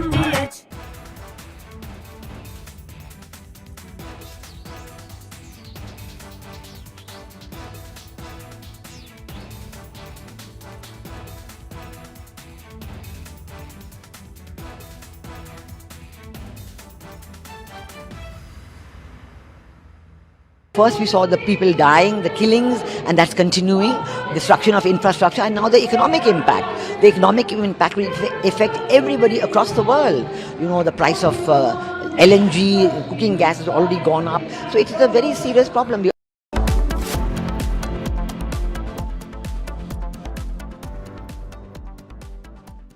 13,000 placements last year. At Amity, we are committed to nurturing passionate, hardworking and proactive professionals.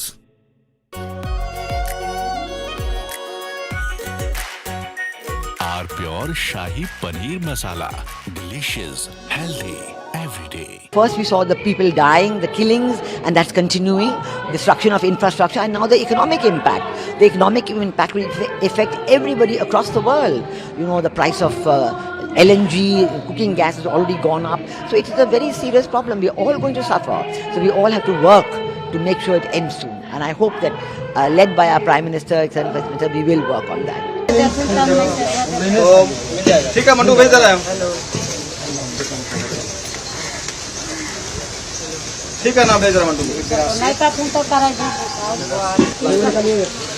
अनुसार ही होगा।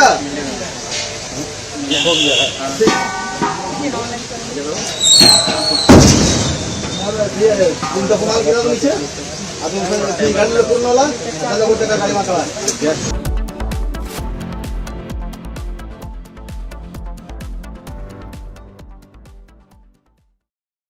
आर प्योर सूजी पास्ता उबालो मिलाओ और खाओ 8 मिनट में तैयार। क्या टेस्ट है सबका राजा हार्डकोर मसाला। यानी इस घर में कुछ है जो टूटता नहीं। ये पिलर कभी नहीं टूटेगा। रुंगटा स्टील TMT से बना। रुंगटा नहीं तो घर स्ट्रॉन्ग नहीं। रुंगटा स्टील TMT बार एकदम सॉलिड। थोड़े में ज्यादा स्वाद ये तो है इसकी खास बात। वाओ मामा क्या स्वाद है। अरे मेरे राजा सबका राजा hardcore masala.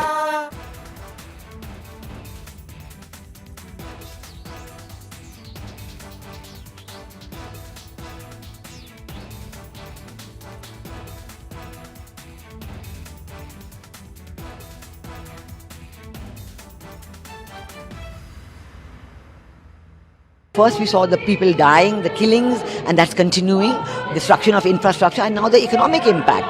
The economic impact will affect everybody across the world. You know, the price of LNG, cooking gas has already gone up. So it is a very serious problem. We are all going to suffer. So we all have to work to make sure it ends soon. And I hope that, led by our Prime Minister, we will work on that.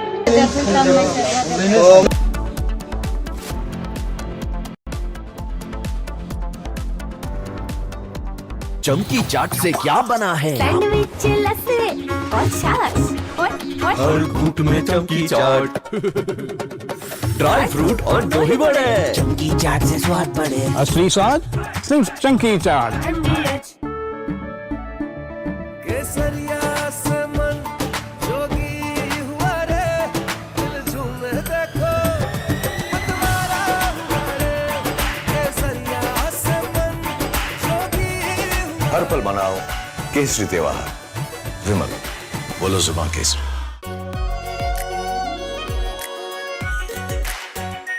Are pure shahi paneer masala delicious healthy everyday. First we saw the people dying, the killings, and that's continuing, destruction of infrastructure, and now the economic impact. The economic impact will affect everybody across the world.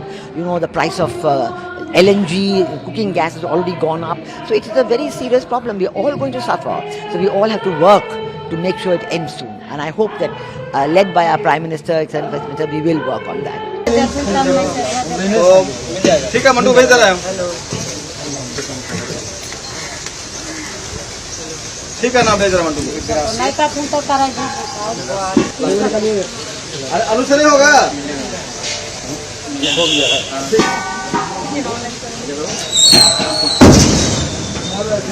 तुमचा कुमार केला तुम्ही अजून गाडीला पूर्ण होला त्याला गोटे का गाडी मागवा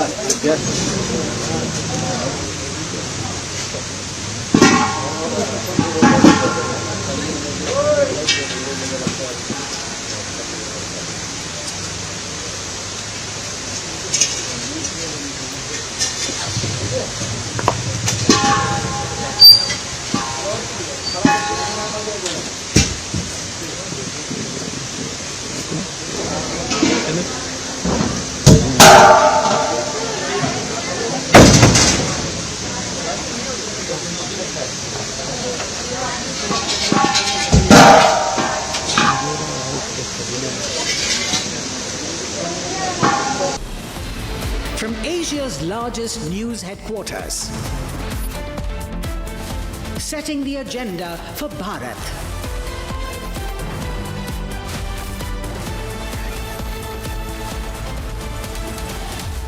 You're watching Republic.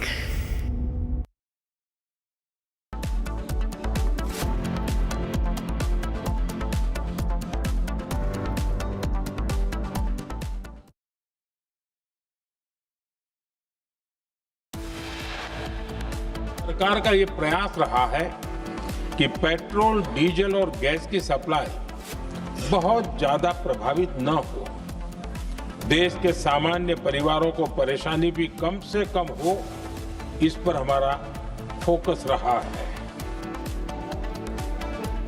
PM Modi addresses Lok Sabha on the West Asia war. Prime Minister outlines India's strategy amid the war affecting India's energy security.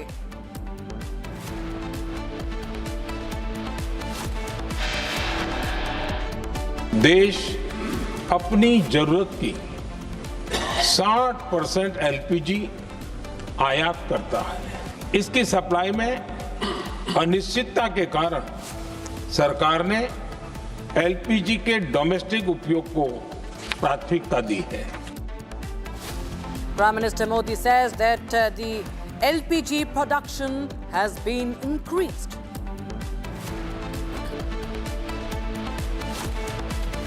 "24 hours left in Trump's two-day ultimatum," reports say. US increasing military build-up in the Strait of Hormuz.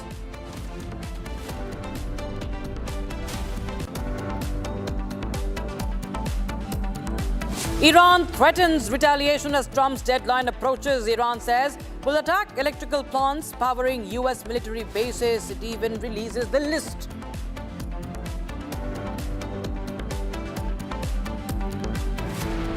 Fuel prices soar across the globe. Sri Lanka increases fuel prices around 25%. Pakistan raises by 200% as West Asia tensions disrupt global oil supplies.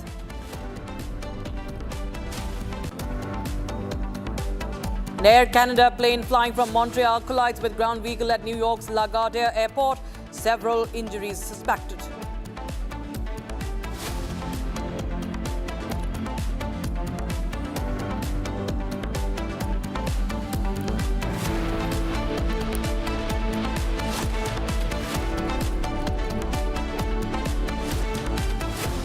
Viewers, you're watching Republic. I'm Rakshita Mishra with you, and we start with the serious espionage case that has been now cracked from Assam. This involves an Air Force staffer in Assam. The Rajasthan Intelligence Wing and the Air Force conducted a joint operation, in fact, to produce the accused now, Sumit Kumar, before the court. During the hearing, the Chief Justice of Magistrate Court, the CJM Court, the Rajasthan Intelligence sought a 12-day remand for the accused Air Force staffer. Consequently, the court ordered him to be sent into remand until the 2nd of April. The investigation has revealed that the accused was transmitting sensitive and strategic information related to the Indian Air Force to Pakistani handlers. And this comes to light following disclosures made by previously arrested accused Jabaram. Advocate Sudesh Satavan represented the Rajasthan Intelligence Wing during the court proceedings. Given the gravity of the matter, agencies are now actively engaged in further investigation. We have reaction coming in, more inputs coming in. Take a listen in. देखिए अभी सुमित कुमार जो कि he was arrested yesterday and he was charged serious allegation in Section 3, Section 9 of Official Secret Act and 152 and 238 of BNS भारतीय न्याय संहिता. उसके बाद arrest के बाद हमने अभी 12 डेज़ का पीसी रिमांड मांगा था ऑनरेबल कोर्ट से, जिसके लिए अभी 2/4 तक का पीसी स्वीकृत किया है. 2/4 को अक्यूज़ को वापस कोर्ट में पेश करना. कितने दिनों की रिहाई सर? क्या मामला क्या था सर? ये करता क्या था? क्या चार्जेस किस तरीके से? देखिए सुमित कुमार अभी एयरफोर्स में डिब्रूगढ़ आसाम में MTS की पोस्ट पे पदस्थापित रहा है और सन 2023 से कंटिन्यूअसली ये सामरिक महत्व की सूचनाएं जो कि कवर होती है अपने 152 ऑफ BNS में, सूचनाएं जिसमें अपने पाक हैंडलर्स को संप्रेषित कर रहा था regularly.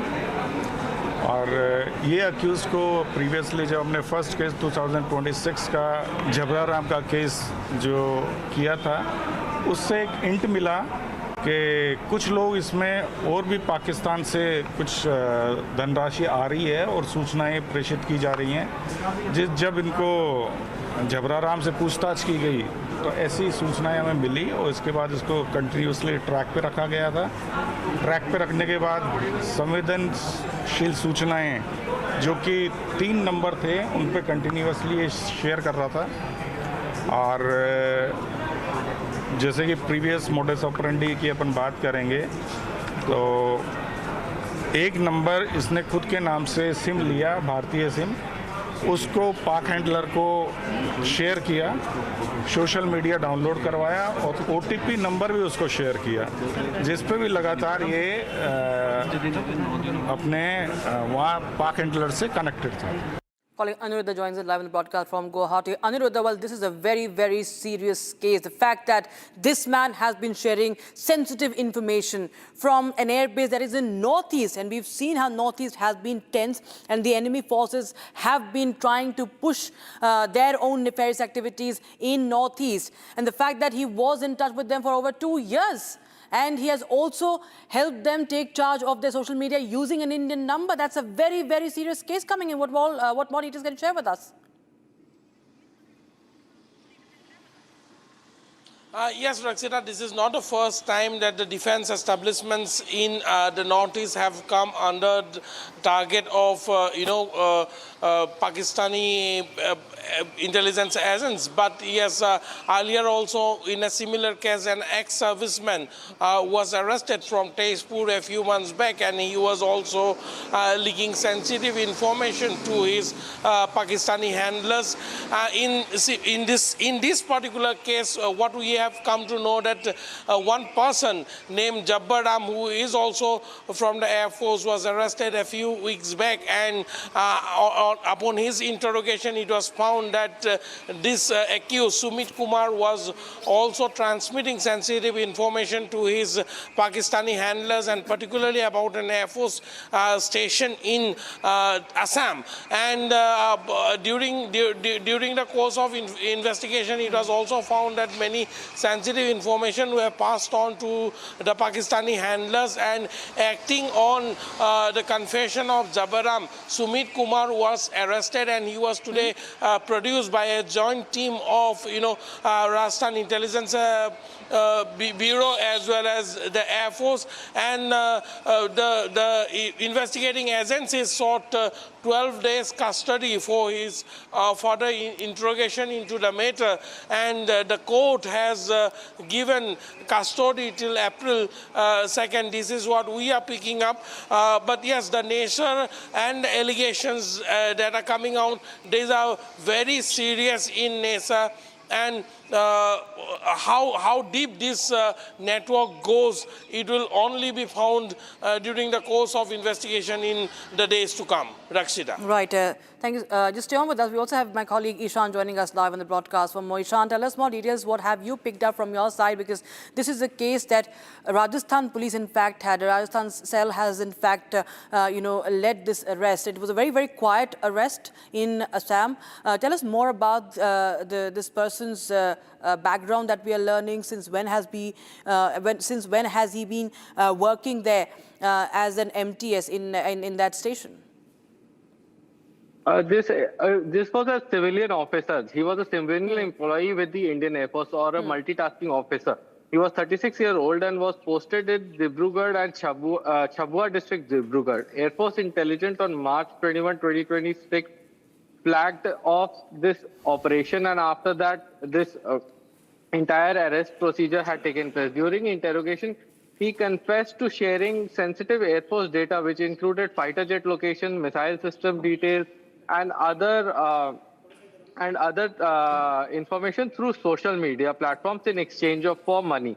Now, this case has been registered under OSA provisions apart from Bharatiya Nyaya Sanhita Act, and the entire system seems to be that he would be contacted via social media to give information on specific topics, and this specific topic access was not only through material but his presence in the airbase, where he would observe things and then report back to his handlers through social media only. And for this, he received money through Hawala channels. Now, this entire process showcases how deep intelligence networks of the Pakistani are trying to infiltrate various key air bases in India. And apart from that, this also showcases the fear that Pakistan has from the Indian Air Force, because the Indian Air Force during Op Sindoor had definitely given a very bloody nose to Pakistan, and now this data that they are seeking showcases the exact information which will be used to defend the bases. For example, the missile system details and the locations of the anti-aircraft and anti-missile warfare systems that have been deployed in the same, or the anti-drone and CIWS systems that are being newly deployed in this entire region.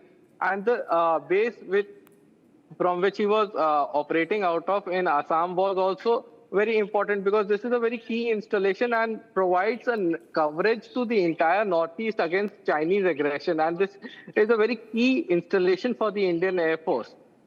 The multitasking officer also has access to a lot of documentation because these are basically clerical staff that do a lot of paperwork, and therefore he will also have access to information that may not be very apparent to civilians and may not be very sensitive, but definitely classified.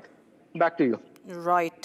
That's the update we have right now, viewers. We will continue to keep a close eye on that story. A very serious case of espionage that is now surfacing from Assam right now that has been reported. The arrest has been made. So viewers, now shift our focus to, thank you so much Aniruddha and Ishan for joining us for that story. Meanwhile, viewers, in the latest we have at least a story coming in from Maldives. It was a leisure trip in the Maldives that has turned into a high-speed tragedy that involved industrialist Gautam Singhania. Now, late Thursday night, a speedboat carrying 7 people capsized near Vavu, that is in the Maldives, atoll in the Maldives, close to the Felidu Island. Now, 2 Indians, including a motorsport legend Hari Singh and a decorated naval officer, are still missing from the sea. As the search continues, the big question remains, was this a case of reckless driving, rash driving? And could this tragedy have been avoided? Here's the latest from the ground. In fact, viewers, we'll just tell you what really had happened. A high-speed boat had capsized in the waters of Vavu Atoll. Now, it happened just 2 nautical miles off the Keyudu Island. 7 people were on board. That includes 5 Indians. The boat was traveling at an extreme speed before it overturned. This triggered a massive search operation by the Maldivian authorities. And around 2 nautical miles off Keyudu Island, it's being reported that 7 were on board, 5 Indians, 1 Russian and 1 British. And the boat hit 72 mph before overturning, miles per hour, 72 miles per hour. Search operations are going on right now by the Maldives National Defense Force.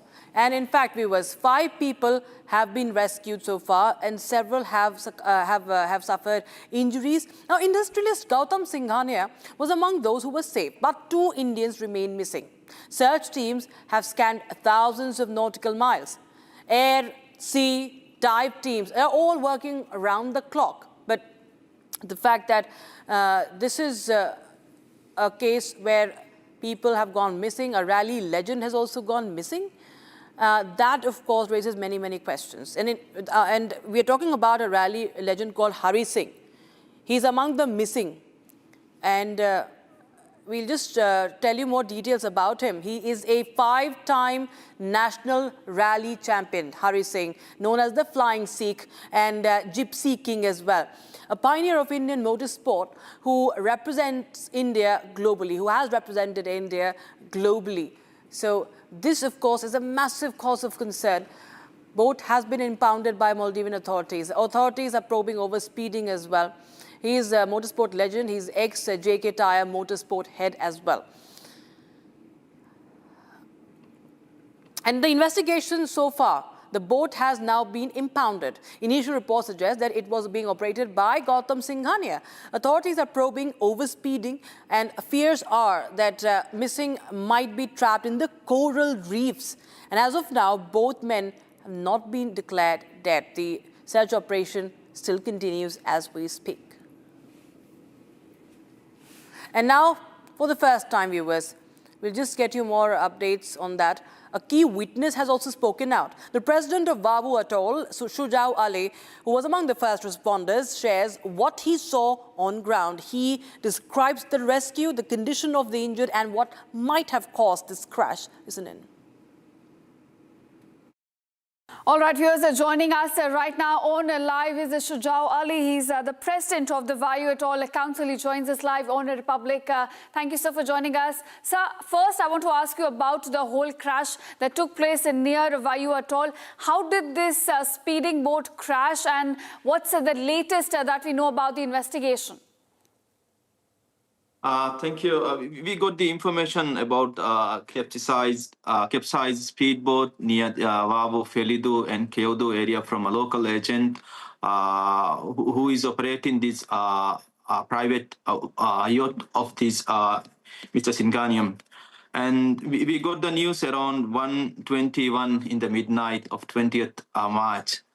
And we immediately communicated with the police here in Vavu, and they were also they also left from the island to the destination or to the latest location that they have sent to us at around like 1:50 midnight. And initially we have seen we saw two injured men brought to Felidu at around like 12:50 midnight. Okay. 12:50 midnight, and two men were brought to Felidu, and one Indian nationality, and we saw his left hand half gone. Okay. Below elbow, half was gone. The other was with minor injuries, and both of them were taken. Could you identify these men? You mean the one with yes. injuries? Yes. So he was the two of them were taken to hospital, and later at around like 2:00 in the midnight, they found another 3. Okay. On this. Another 3, 2 were on this motor speedboat, and one lady was in the water. She was in the ocean. So total 5 were taken to Felidu, the atoll hospital here, and they were searching for the missing 2, and still the search is going on. Right. So there were 7 people on board, and 2 still remain missing, including Hari Singh and Mahesh Ramachandra. Do you have any details about these, the 2 people who are still missing? No, still the search operation is going on. Even yesterday, we have seen the Maldivian Coast Guard doing their rescue search operations around this around the island, and the locations that they have identified. The initial location, they found the drifting speedboat on the sea. I think that is the main search area that they are looking into to look for the missing two people. Right. Also, how did this crash take place? Do we have any information? Was the speed too high? Were there any obstacles? What exactly caused the capsizing of the boat? Do we know anything about that? And also, who was in charge in the boat at the time?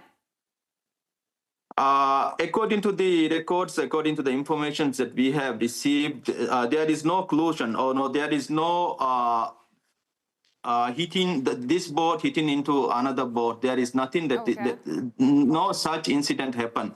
But we have seen from their GPS records that they have drove this speedboat at a speed of 72 miles per hour. So that means like it's they have excessive speed, or they have used this one for racing, and they have done few drifts around few areas, and I think the overspeeding was the reason of the incident. All right. So what about the investigation? Are there any charges that are being filed against anyone in this case? Is there any criminal angle to this accident as well? We have no idea if authorities are doing such an investigation, but that is onto Maldivian Police Service and other authorities. But we were helping, we were on the side to provide the logistical arrangements and the assistance from the Atoll Council in search operation, as initially it was reported to Atoll Council just to help to provide the assistance from us in the search operations. So the investigation is going on with the Maldivian police service, so we don't have any further information regarding the investigations and whether they are going to do any criminal charges or whatever the charges they can do in this one. But I'm not sure how fast or how it is going on. All right, and you were mentioning about the condition of injured which were brought from this boat, and you were saying that one of them had even lost their hand. Could you identify Gautam Singhania in those injured, and also what did you pick up about his condition? He was brought to Felidu with minor injuries. I have seen him, and I personally helped him to get off from the speedboat to the jetty. And I saw around like 5 to 6 minor injuries on his face and his hand. And he was taken to the hospital. And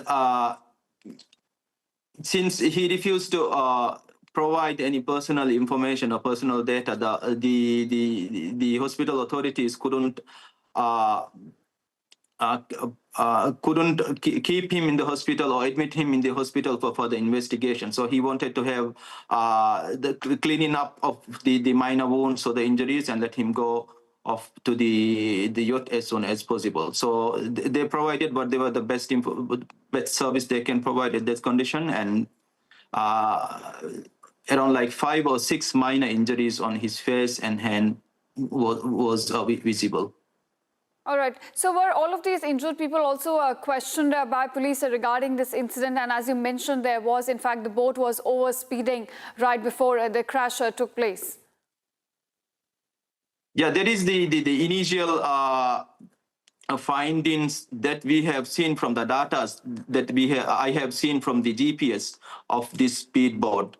So the overspeeding was the initial the reason of this incident. And again, the speedboat that they have used is specially for the recreational race speeding, and it is not a good vessel to use in the night in Maldives water. Okay. Definitely, if they have the proper information, they shouldn't have gone on a night drive with a vessel like that to do high speed or to do like a racing in the night time in the Maldives water. But we have seen this speedboat at the end of last year doing racing inside our islands, but that was during the daytime. That is fine, but nighttime it's quite dark, and even the sea was not that smooth during in that night. So there will be a lot of bumps and waves that they may not be able to see it unless it comes and hit the boat. All right. Thank you so much, sir, for joining us on Republic and giving us all the latest regarding this crash that took place near Vayu Atoll. Thank you so much. Thank you. There's news coming in right now, viewers. 2 Indian-flagged LPG tankers are now moving through the Strait of Hormuz, and that's what we are breaking right now. These are 2 Indian-flagged LPG tankers called the Jagvasant and Pine Gas. They're en route from the Persian Gulf. They're likely to arrive in India. They're currently heading towards the Ladakh-Kashmir channel. They are Iranian waters before transiting the Strait of Hormuz. The 2 Indian-flagged tankers are en route from the Persian Gulf, and they're taking a route that is close to the Iranian coastline right now, and the ship tracking data is showing that. And so 2 Indian-flagged vessels carrying LPG are making their way through the Strait of Hormuz. So that's, of course, some good news that's coming in as far as the LPG crisis is concerned. Of course, it's yet to arrive in India. It's yet to pass through the Strait of Hormuz. It's expected to pass through the Strait of Hormuz. But this is the update we have right now, that 2 Indian-flagged LPG ships will be transiting through Strait of Hormuz. Meanwhile, viewers, the premium petrol prices in India have seen an increase of up to 2 rupees 35 paise per litre. If we talk about India's situation right now, it's much in control. Talking about the petrol prices, they have been put in effect immediately. But compared to its neighbors, India may be getting off lightly, since it has increased by 200% in Pakistan, 25% Sri Lanka. There has been no change in regular petrol and diesel prices here. We'll get you more in this report.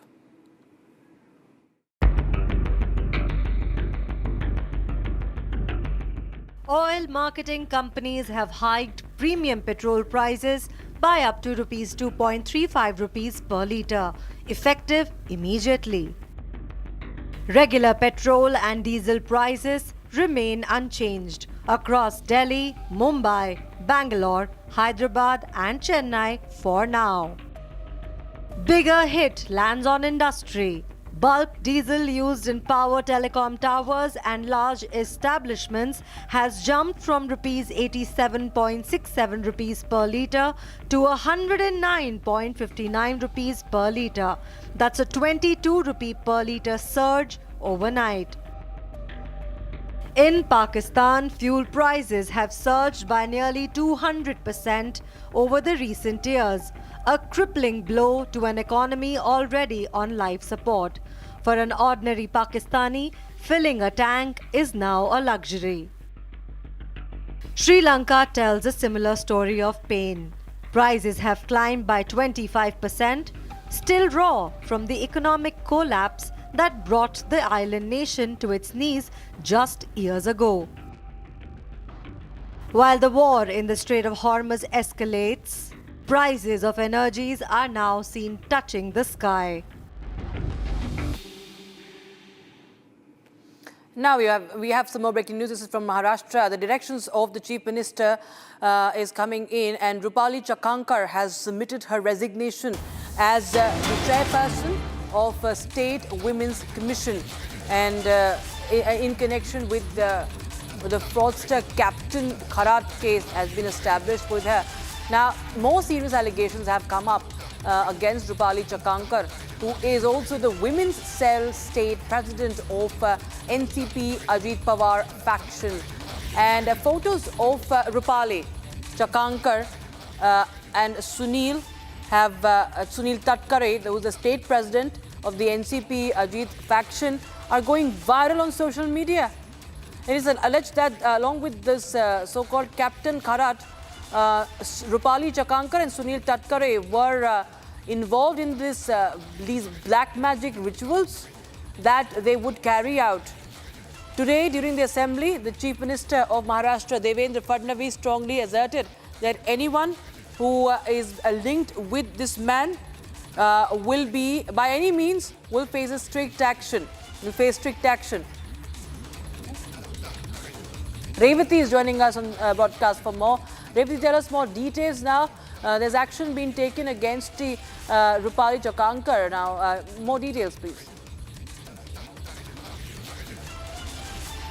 Yeah, right. As you rightly mentioned, the most important thing that is happening in Maharashtra politics right now, and which has created a political stir, is that the fraudster who claimed to be a god man has been arrested by Nashik police, and the alleged connections with the big names of politicians is coming out as the investigation is going on. And the biggest name that is coming out is the who was the State Women's Commission chairperson Rupali Chakankar, and she has now submitted her resignation also.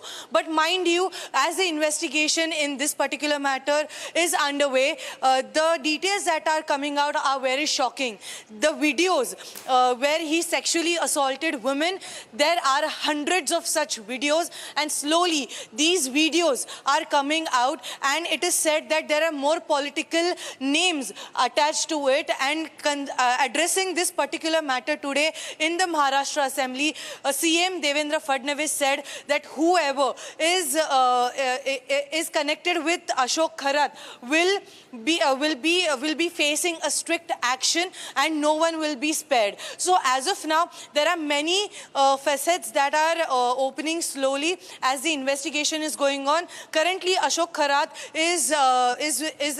is in police custody for next next 4 to 5 days, as he was granted a 7-day police custody by the court. So now it will be important to see that what names come out, what more political connections come out. Over to you.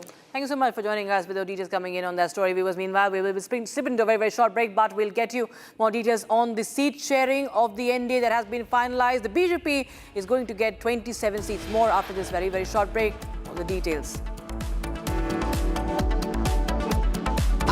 Pure सूजी pasta उबालो मिलाओ और खाओ 8 minute में तैयार क्या taste है सबका राजा hardcore masala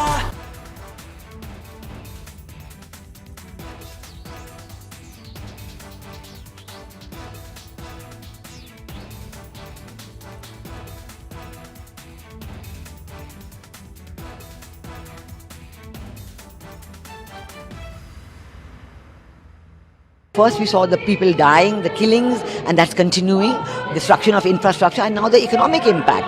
The economic impact will affect everybody across the world.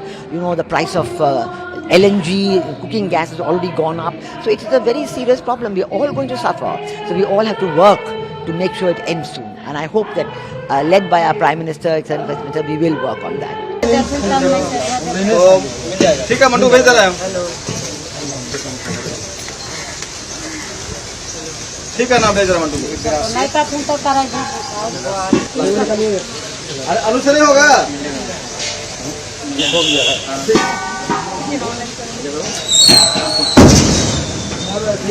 तुमचा कुमार गिरा तो नीचे अजून गाडीला पूर्ण होला त्याला गोटे का गाडी मागला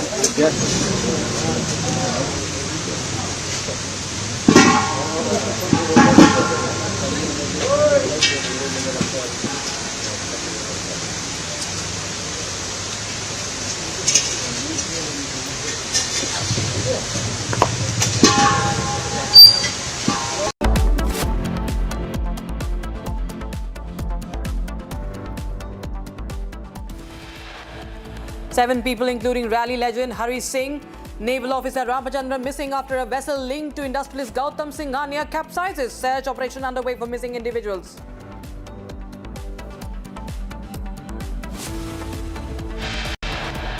Man dies after getting stuck in RG Kaur Hospital lift in Kolkata. Family alleges hospital mismanagement.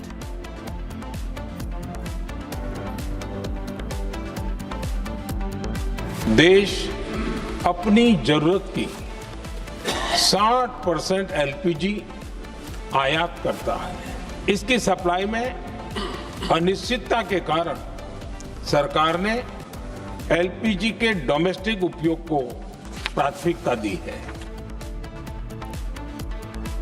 Prime Minister Modi says India is ramping up LNG production, fuel sourcing amid Strait of Hormuz tensions. NDA finalizes seat sharing deal ahead of Tamil Nadu Assembly elections. BJP to contest 27 seats. And 4 Jewish community ambulances set ablaze in London. Police probing the incident as an anti-Semitic hate crime.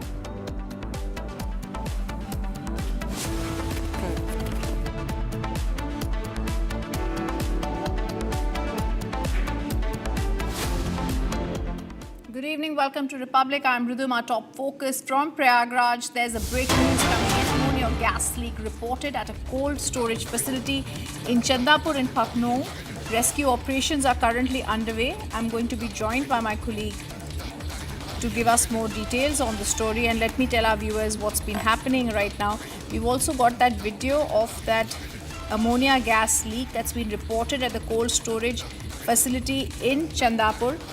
And it can be extremely dangerous due to the gas's high concentration, which can cause respiratory issues. Reports indicate there was an ammonia gas leak at the cold storage facility in Chandapur in Fafmau in Priyagraj. Rescue operations are underway, and there are certain recommendations that were made to evacuate that place immediately. We also saw that there was medical help that could be sought.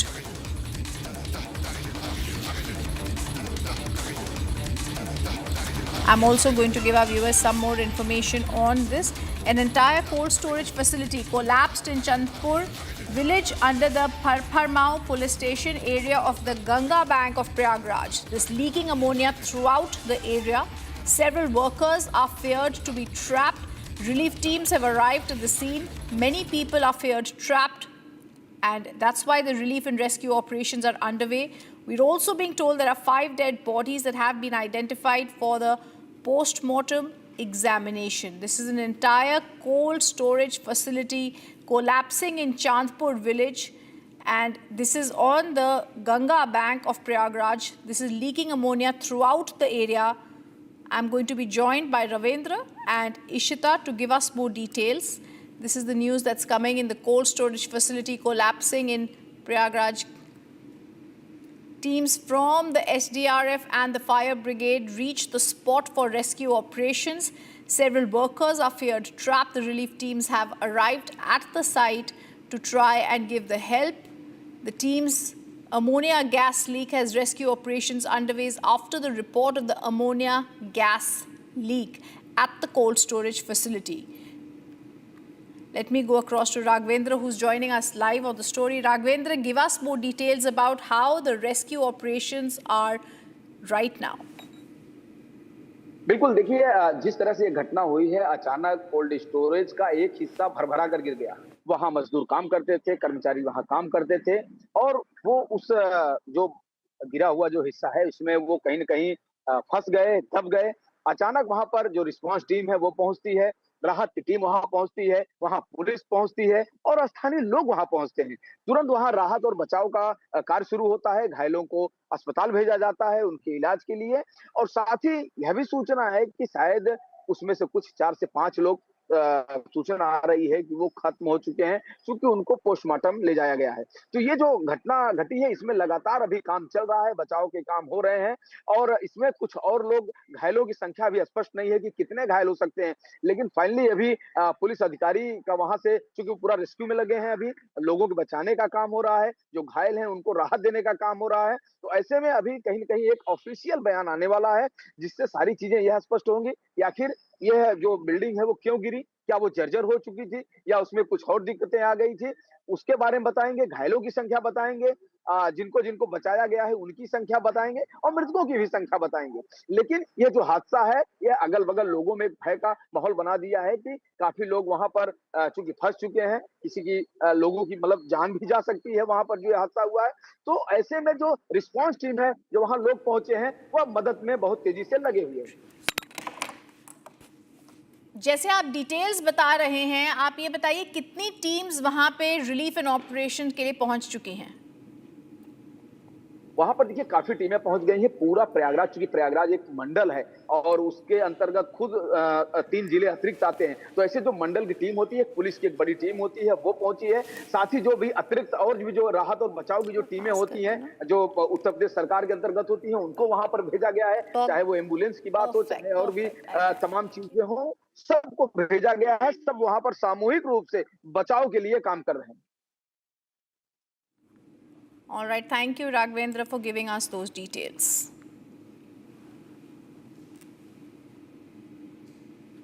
And there's breaking news coming in now. Kremlin warns US against striking Iran's nuclear power plant. Kremlin says any US strike on Iran's Russia-built nuclear plant could trigger irreparable consequences. This is the big breaking news that's coming in. The Kremlin now warns US against striking Iran's nuclear power plant. The Kremlin also said on Monday any US strikes on Iran's Russian-built nuclear power plant could trigger irreparable consequences.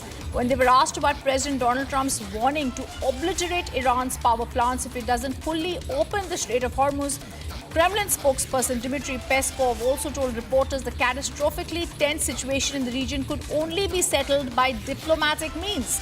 He warned any strikes on nuclear facilities could be extremely dangerous and fraught with possible irreparable consequences, adding Russia's now conveyed signals. I also want to go across and cut across to a ministry briefing. The Petroleum Ministry is now briefing, and we're going to cut straight across to that Petroleum Ministry briefing that is currently underway. मैं अनुरोध करूंगी कि वे shipping और maritime operations से जुड़े मुद्दे पर जानकारी दें।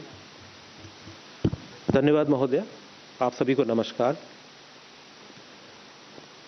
22 भारतीय जहाज और उस पे 600 भारतीय नाविक सभी सुरक्षित हैं। कोई भी मैरीटाइम इंसिडेंट की सूचना नहीं है। मैंने पिछली ब्रीफिंग में बताया था 611 भारतीय नाविक हैं, इसमें 11 साइन ऑफ किया है, इसलिए नंबर ये 600 हो गया है।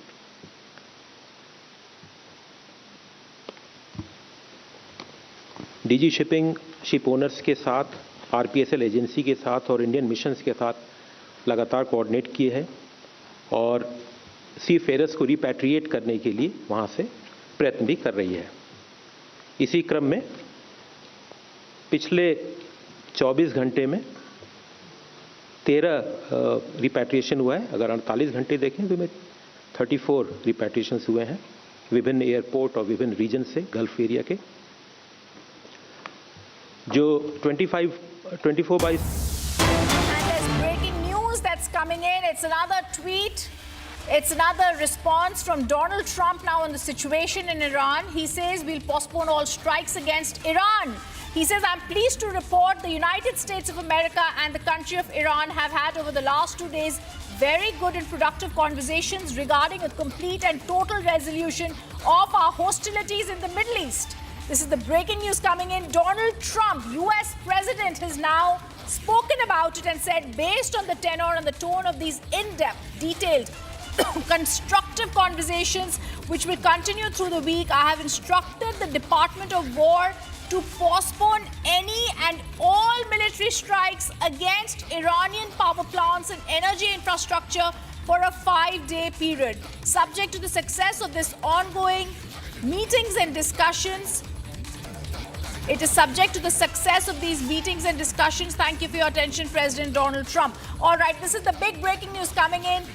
US President Donald Trump says USA postpones all strikes against Iran. He says there's going to be a total resolution.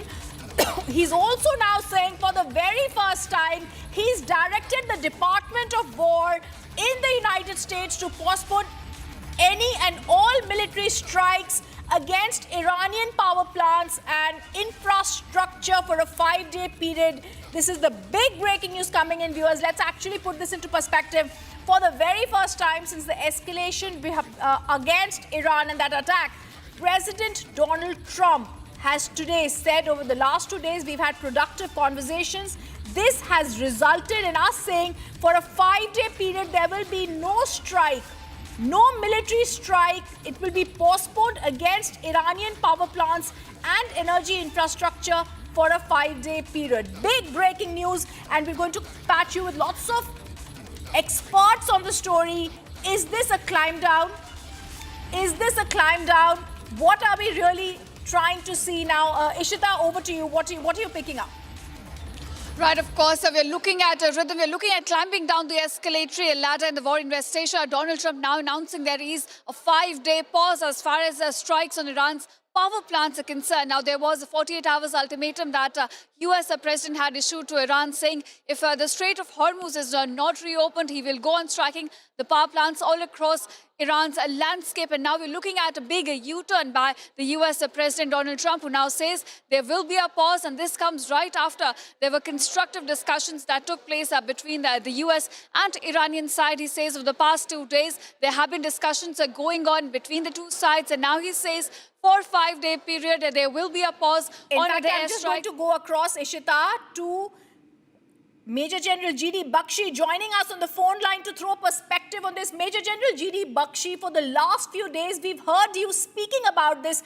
Today, it seems Donald Trump, the US president, has possibly done a climb down because he said, I've instructed the Department of War to postpone all military strikes against Iranian power plants and energy infrastructure for a period of 5 days. How do you read this, sir?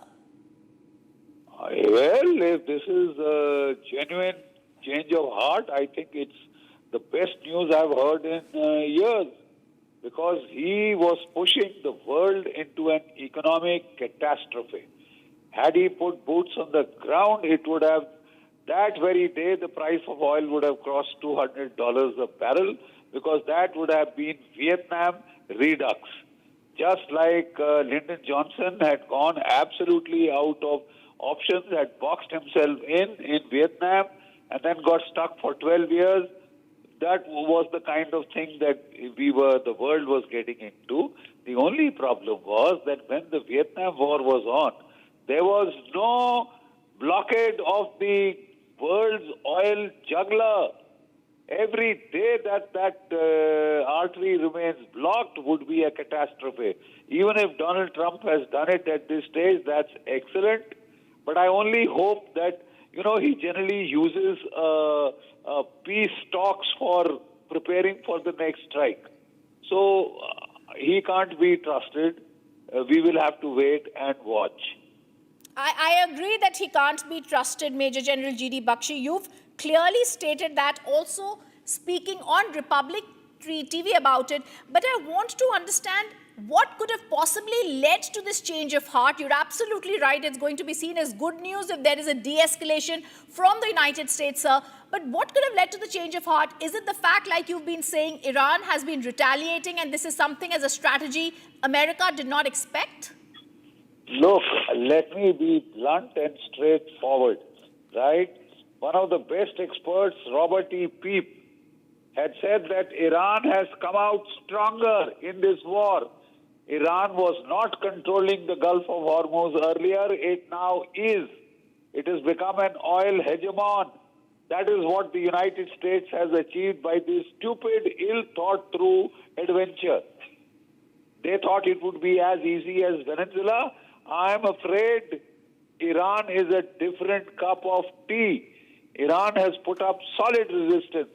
Yes, it has taken a great pasting, but their spirits are unbroken and they have hit back, they have retaliated. Escalation dominance is with Iran.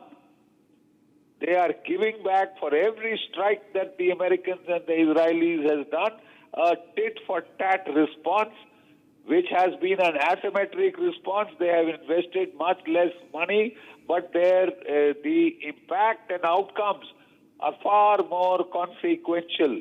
They were preparing for this war for the last 20 years, right?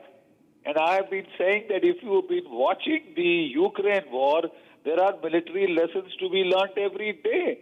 If you don't learn those lessons, you will relearn them on the battlefield. That is why I had been saying from day one, it is not a cakewalk. It is not a foregone conclusion. Don't write Iran off. They could surprise you. And in a way, as a third world country, I think Donald Trump was going berserk like a bull in a china shop, trying to get the era of colonization back, that he would to crush any third world country under his jackboot. Well, I'm afraid that's not happened. Iran has given a solid comeback. And to that extent, as a military man, I would like to appreciate the fighting spirit of the Iranians and the way they have executed a very well thought out, very methodical strategy which has worked. If this is called off now, I think the Americans will cut their losses and not get sucked into a morass. In trying to focus on tactics, if you lose sign of strategy, you are asking for serious trouble. Who are the United States' main antagonists? China and Russia.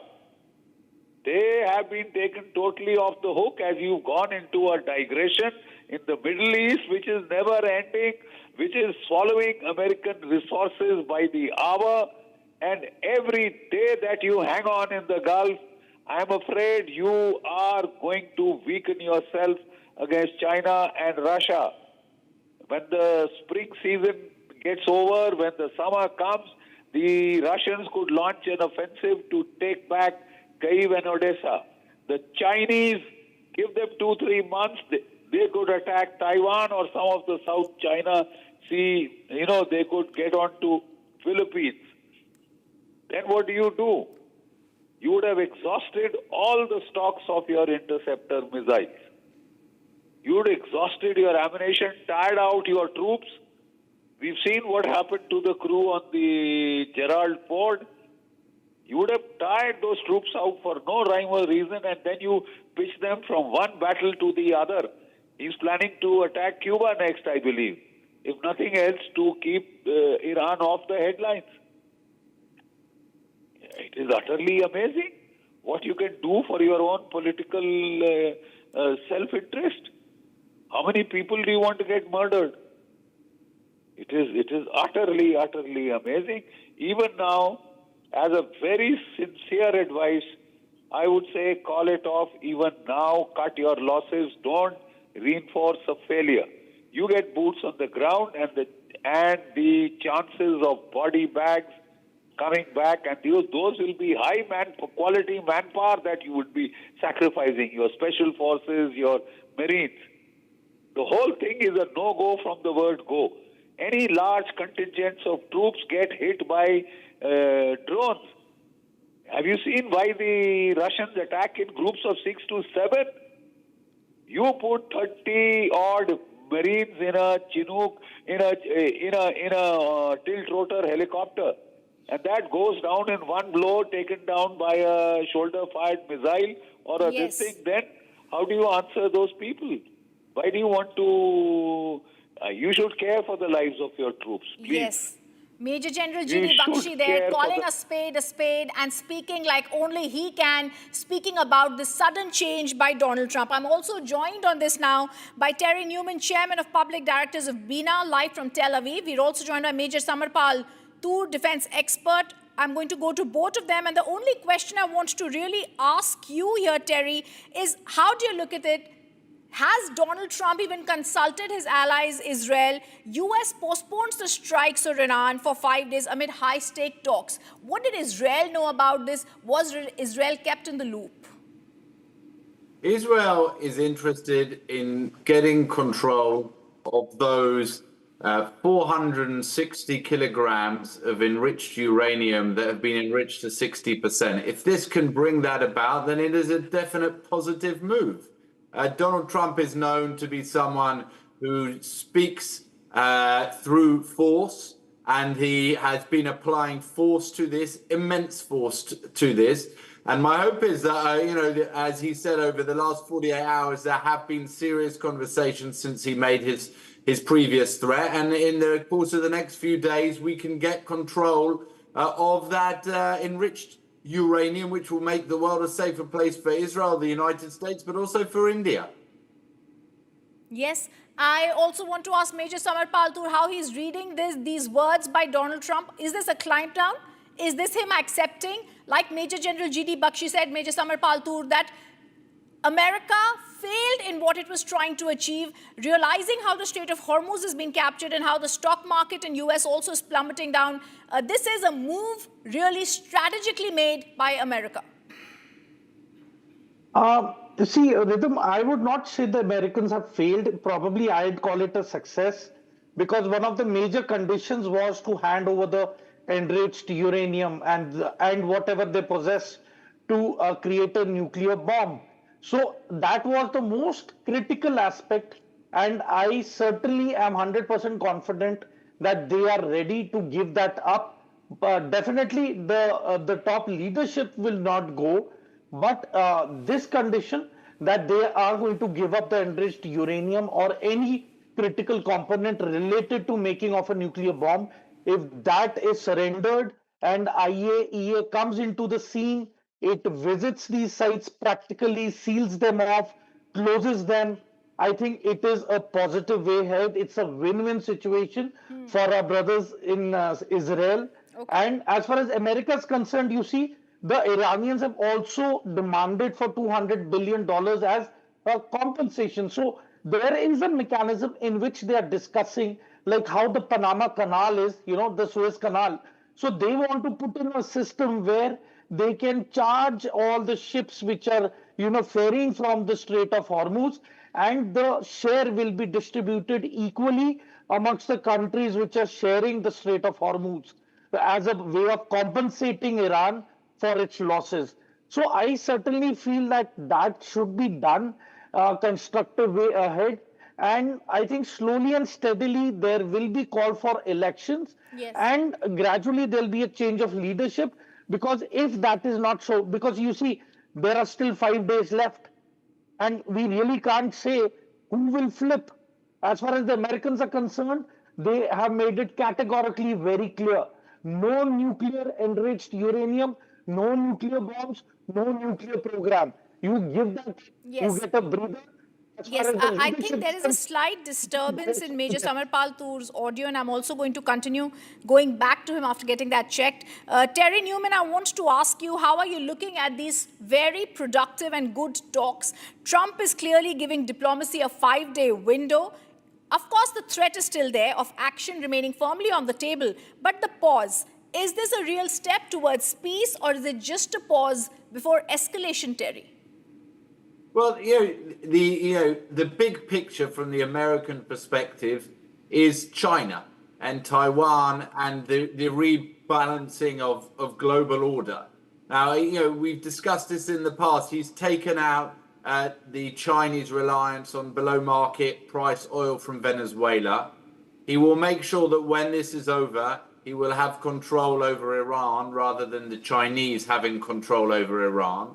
And then there is Russia that's still out there. So he hasn't taken, force off the table. He's given it a pause in order to do two things. First of all, the nuclear issue that I've mentioned.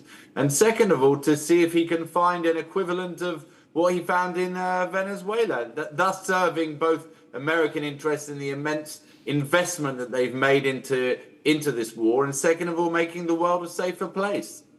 Yes, I agree with you, Terry. That's how one has to read the situation to really understand what's happening in this war that had begun in March. Major Samarpal Toor, Terry, I thank you for being with us. This is the top focus breaking news that we're going to continue staying with, and we'll be back with this after a short break, where Donald Trump hits the pause button, says a 5-day period shall be given. It's very clear that it's a pause on all planned military strikes against Iran, calling for 48 hours of talks being extremely good. Much more on that big news. Is this a climb down by Trump? Stay on with us.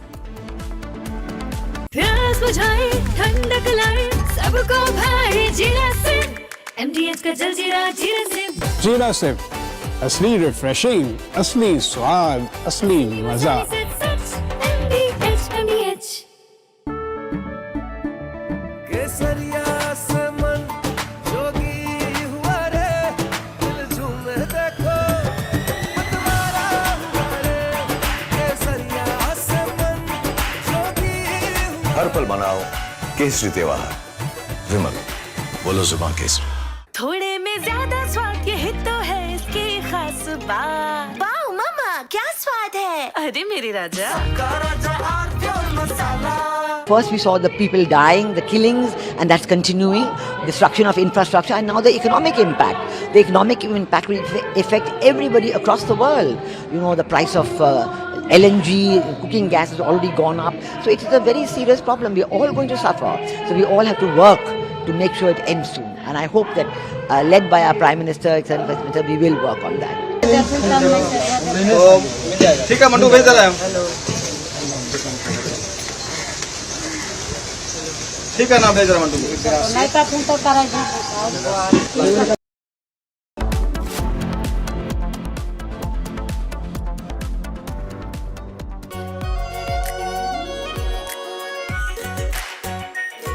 Pure Shahi Paneer Masala. Delicious, healthy, every day.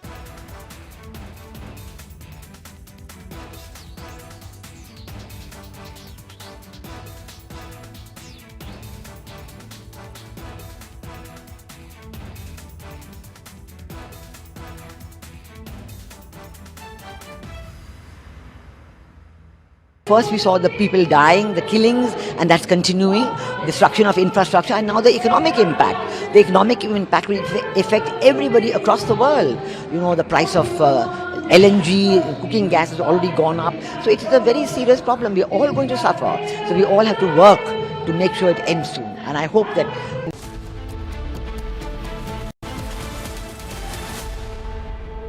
चमकी चाट से क्या बना है sandwich लस्सी और छाछ और हर घूंट में चमकी चाट अब बताओ स्वाद आया असली स्वाद सिर्फ चंकी चाट। केसरिया से मन जोगी हुआ रे, दिल झूमे देखो मतवारा हुआ रे। केसरिया से मन जोगी हुआ। हर पल मनाओ केसरी त्योहार। विमल, बोलो जुबान केसरी। आर प्योर सूजी पास्ता उबालो मिलाओ और खाओ, 8 मिनट में तैयार। क्या टेस्ट है सबका राजा R pure masala. First we saw the people dying, the killings, and that's continuing, destruction of infrastructure, and now the economic. From Asia's largest news headquarters, setting the agenda for Bharat.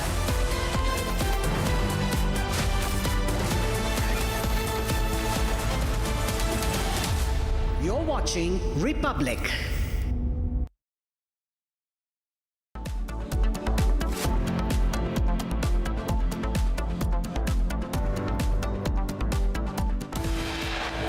Trump announces 5-day postponement of military strikes amid productive diplomacy with Iran. हमारी सरकार का ये प्रयास रहा है कि petrol, diesel और gas की सप्लाई बहुत ज्यादा प्रभावित न हो, देश के सामान्य परिवारों को परेशानी भी कम से कम हो, इस पर हमारा फोकस रहा है। Prime Minister Modi addresses Lok Sabha on the West Asia situation. Prime Minister outlines India's strategy amid war affecting our energy security.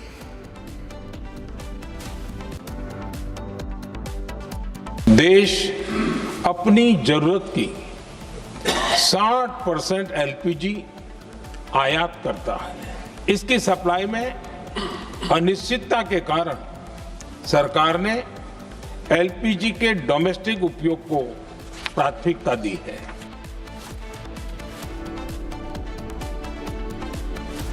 Prime Minister also says the LPG being increased by 24 hours.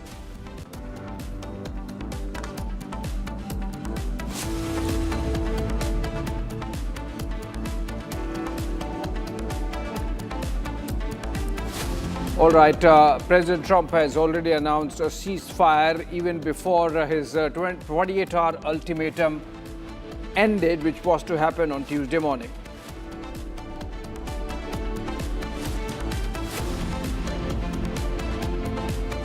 Iran also now responding to the evolving situation with President Trump's announcement of ceasefire.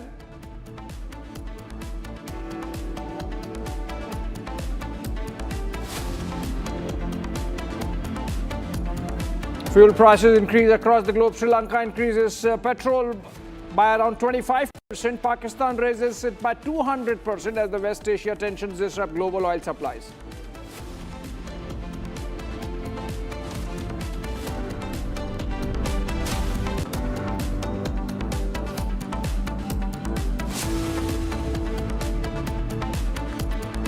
Air Canada plane flying from Montreal collides with ground vehicle at New York's LaGuardia Airport. Several injuries reported.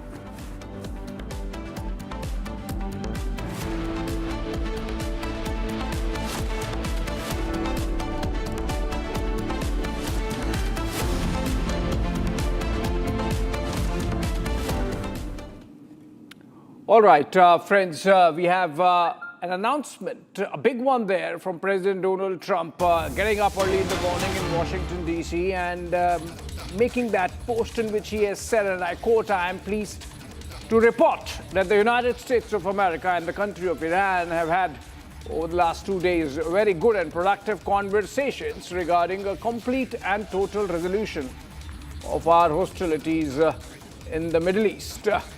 Based on the tenor and tone of these in-depth, detailed and constructive conversations, which will continue throughout the week, I have instructed the Department of War to postpone any and all military strikes against Iranian power plants and energy infrastructure for a 5-day period.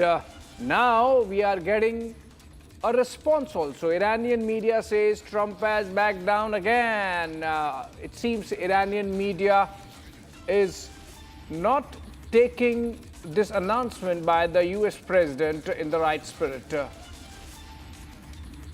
President Trump in his post also has said that the 5-day period is subject to the success of the ongoing meetings and discussions. Thank you for your kind attention to this matter as it happens. Signed, President Donald J. Trump. We have Lieutenant General Asit Mistry joining us on this broadcast. Very good afternoon, General Mistry. And a sort of a googly coming in there early morning from the White House with President Trump making that 5-day ceasefire announcement. It's specific to energy infrastructure. So we are not going to see the war ending, actually. Yes, President Trump is well known for his unpredictability, and this is one more version of it. And we must welcome the announcement that he has made. And I would not like to trivialize these developments by using that famous acronym called TACO. But the fact is, it seems that better sense has prevailed. And he has called off these strikes for which the entire world was having great concern. And in actual fact, he would have been in violation of the UN, international laws of humanitarian laws for armed conflict, because hitting at the economic structures and economic infrastructure, the power structure would have hurt the common Iranian civilians. More voice. And that would have been counterproductive. So it is good sense seems to have prevailed, and let's hope for the best that these talks, as he claims, are progressing, they go well, and that we see some better light at the end of the day. What would have worked despite all the posturing that we saw in the last 48 hours? In fact, Trump had given a deadline that if in 48 hours Iran does not pull back, he's going to escalate things further.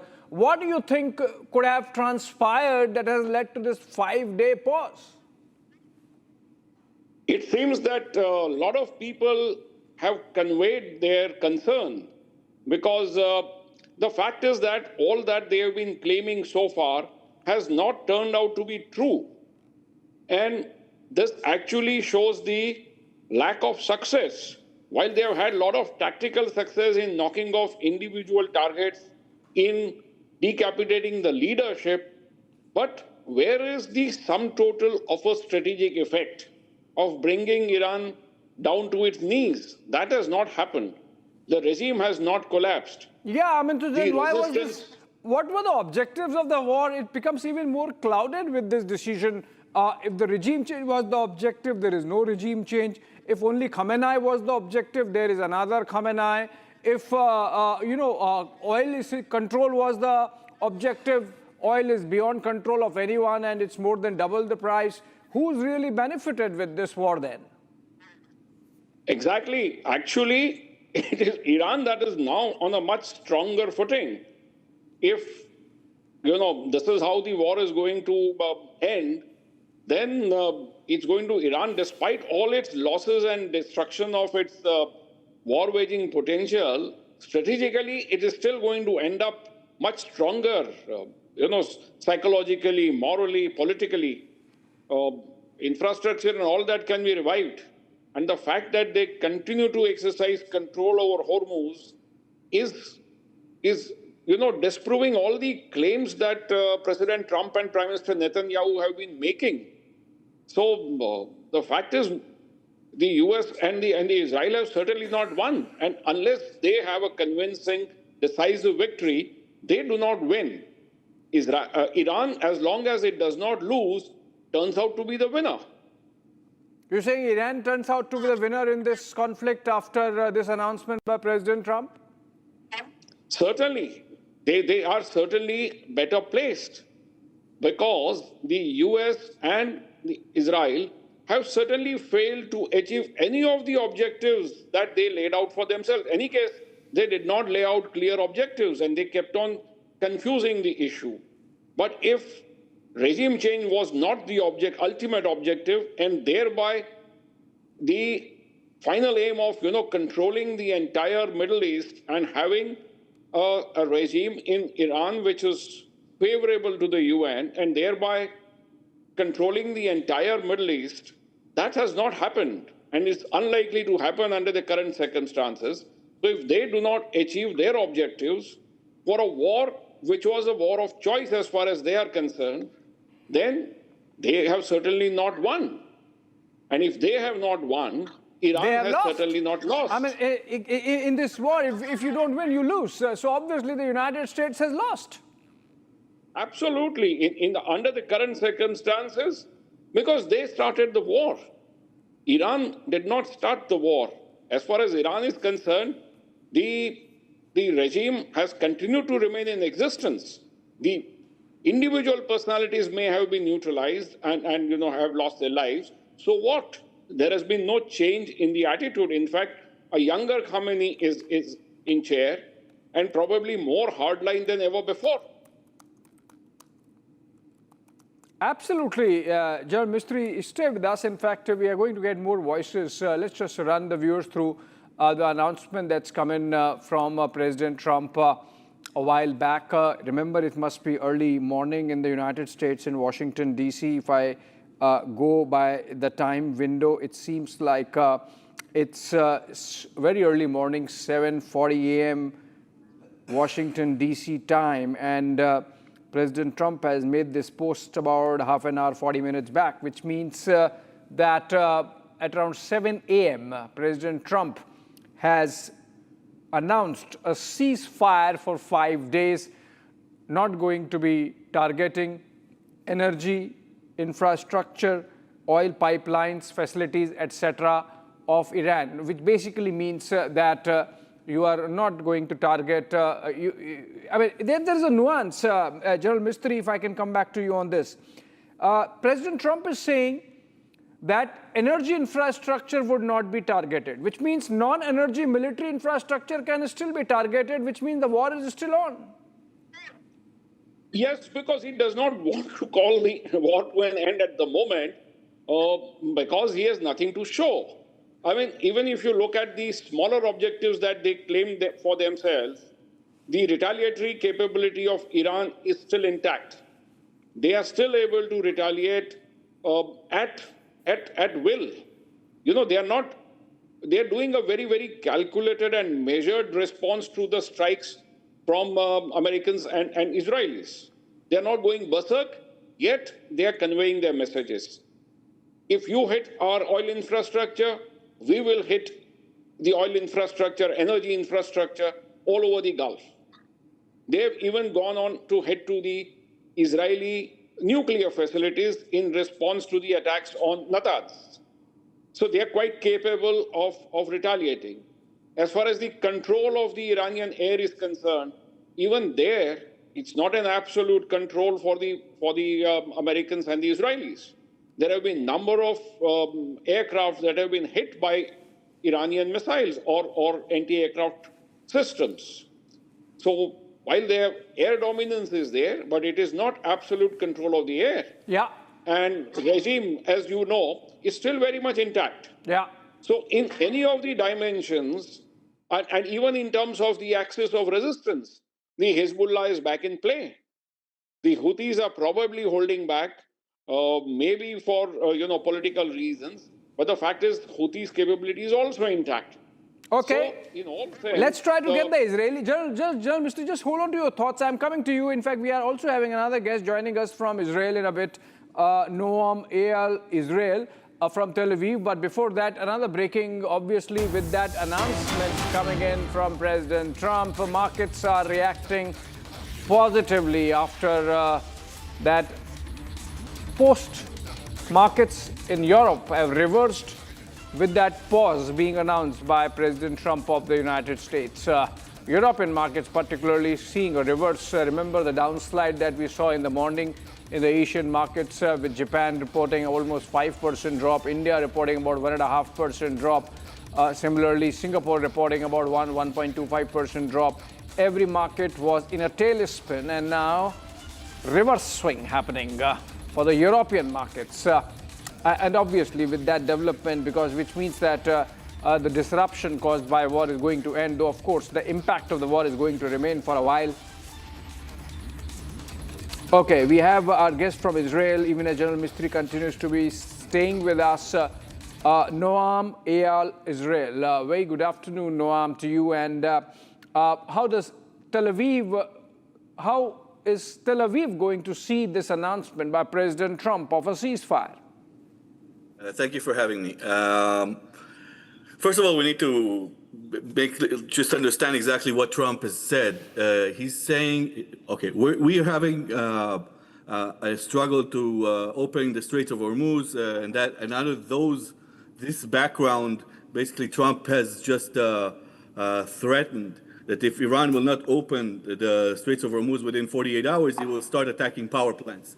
And then this announcement comes, which means he will not escalate the attacks on power plants in Iran, which means they will not have electricity. Also, of course, the attacks on energy infrastructure basically raises the prices of oil. So we're not talking about halting the attacks completely, although he is saying that the talks are for stopping the war entirely, if I understand correctly, but we're not there yet. So it's not pausing the attacks, it's basically stopping the escalation that is attacking power plants and energy infrastructure that will severely harm also the civilian population in Iran, which is something that I don't think the Americans want or Israelis want to do as well. In Tel Aviv, this is basically, I'm actually located near Jerusalem, but my point is that in Israel, all the signs actually indicate that the war will continue for weeks, because the opening of the Straits of Hormuz is a strategic move and something that is essential. That Iran will not have that kind of power over the world's energy. I think that was bothering Trump. It's a basically, you could see almost an ego fight here. Who can withhold more time with the threats, and who has more power, and who is winning and who is not winning. It's basically, it looks like that a little bit. Yeah, I mean, by interesting reactions coming in from Iran, Noam, and Iran sees this as Trump backing off. Iran, going by Iranian media reports, this is not official reaction, this is not the government of Iran, but it seems they are excited. They believe that Trump has chickened out, as it happens always.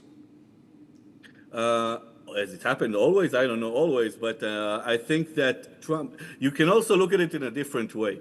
Every time Trump has this type of statement in the past 2 weeks, you see the markets and the oil prices drop significantly, 12 to 20%.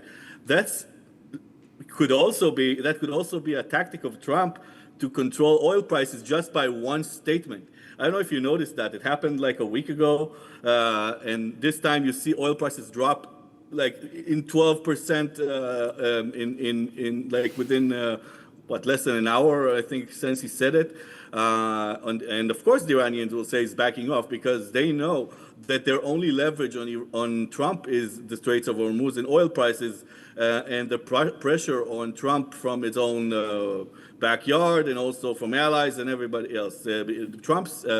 But Trump's ultimate goal is to get, he's stated it before, is to get oil prices to around 50% a barrel. You can't reach to that without significant changes in world geopolitics. I think he already started that in Venezuela. This is far from Venezuela, by the way, of course. But if you get Iranian, but if you get significant changes in Iranian policy or Iranian, let's say, more friendly regime towards the United States, or even a control over the Straits of Hormuz, you see a very significant difference in those prices. When we talk about long term, longer than weeks, like the length of the war. If we're talking about if in 2 months the oil prices will drop to those levels, I think people will judge Trump differently. I think that's what he's counting on. And that's why he's doing it. And this statement could be real. It could reflect going back maybe he's reaching new levels of agreement with Iran. It could be. I'm not saying it's not possible, but all the indications about how he's operating in the Straits of Hormuz and how the man is, with all the investment he has in this war, with the amount of American firepower there, in Israel, the assessment that it will last a few weeks at least, if not, definitely not days. Okay, Iran, Israel, interesting reactions coming in both from Iran and Israel, but these are early reactions. I think both sides would again be, going back to the drawing board and measuring. Let me take this to General Mistry again. General Mistry, what are the lessons in this for the Indian armed forces? I'm specifically asking about the Indian armed forces. We are battling the energy crisis. The rest of the world also is. Coming out of Operation Sindoor, what are the quick couple of lessons that come to your mind that the Indian armed forces watching this conflict would have taken? See, it is a little too early to draw conclusive lessons because you need to let tempers cool down, get better inputs, because right now a lot of narrative building, narrative shaping has been done by both sides. Having said that, some quick lessons. While Operation Sindoor brought out the capabilities of air power, the current operation in Iran have actually brought out the limitations of air power, and that is what we need to correctly interpret. That while the air power can bring you tremendous amount of tactical effects and success, your ability to convert that into a strategic gain is, a little circumspect. So you need to have your balance about that issue. Second, never underestimate the capabilities of your opponent. I think in the current case, it does seem that the Iranian capabilities, both their air defense capability, their missile capability, and the capabilities of their drones has been quite underestimated. So has been the strength and resilience of the regime and the support of the people. What had happened in January probably misled and gave false hopes that maybe once you knock off the top leadership, you would have the masses coming on the streets. But even that has not happened. So a larger lesson is that you need to have your complete campaign plan, not merely the opening gambit or initial phases. Okay. Next, you need to have your contingency plans. I don't think neither the Americans nor the Israelis really expected Iran's ability to block Hormuz for such a long time. So these are, some of the quick lessons that one can draw. Yeah. Very significant ones, General Mistry. Stay with us. In fact, we are continuing this conversation. I have Pranav Kulkarni joining us from the newsroom on the markets response. Indian markets, of course, have shut, but the European markets are still open. And Pranav, a reverse swing, so to say, happening after the Trump announcement in the markets. Oil prices coming down. What can you tell us? Well, absolutely. In fact, what we are seeing is a V-shaped recovery, in fact, in the markets. Today, early morning, Asian markets fell about 3 to 4%. Indian markets saw one of the worst days in the recent past, where since the war began, about 2.47% down. And what we're seeing right now is European markets, which were trading extremely low, have suddenly shaped a recovery after Donald Trump's remarks. In fact, what we're seeing is Stoxx 600, Europe's mainland stock exchanges, stock index is in fact trading 1.23% higher. DAX is up 2.27%. FTSE London is up, and all the US futures are indicating that the US markets will also open about 2% gap up. That's Dow as well as S&P 500 plus Nasdaq. Okay, and do you see that momentum continuing tomorrow morning with the Asian markets? Are there signs that this might be a sustained recovery? Well, absolutely. In fact, the Asian markets always have a history of following the US markets and Wall Street. Normally, all the Asian mainland indices follow what the Dow or the S&P 500 do overnight. So if this rally continues, if the talks, as Donald Trump has really said, and as he really has talked about, postponing the military strikes on energy structures, if that in any way provides relief to energy prices, and we see the rally sustaining on US markets and Wall Street, then yes, tomorrow morning will be a green day for Asian markets as well. Okay, Pranav, stay with us. I'll take a quick comment from Noam on this because Iranian media seems to be suggesting that there are no talks, there were no talks, no direct communication, no indirect communication, no intermediaries. What's happening? From where did President Trump cook up this conversation based on which he has announced a ceasefire, Noam, you think? I think that the Iranians have they're trying to project power. They're trying to project, no, we don't want this ceasefire. We're ready to go. That's all they're saying. They're not trying to project any kind of weakness. I think, by the way, what Mr. said before, almost everything he said was, I think, everything he said was relevant and important and true. On the other hand, Trump doesn't care. He said whatever he wants to say. Sometimes it's a lie, sometimes it's not. Whatever serves his interest. And there is possibly, and I would gamble, there are talks or attempts to talks on lower level all the time to maybe get something that Trump will be satisfied with. The Iranians desperately want a deal. They will not say it out loud. They will not. They want to project power. They want to remain in power. If they survive this war, that's a win for them, because that's all they want, basically, to survive this with the regime in power. However, what Mr. Asit said was about troops on the ground. No significant change will happen without either troop over the grounds or on the ground. And by the way, which we have reports that thousands of American troops are on their way to the area for and Trump is not. Pete Hegseth also have not ruled out this option. Maybe it's just for political reasons, or maybe strategic, trying to throw off your enemy a little bit. But on the other hand, there is disappointment also in the American and Israeli side that the American people, the Iranian people, have not gone to the streets until now.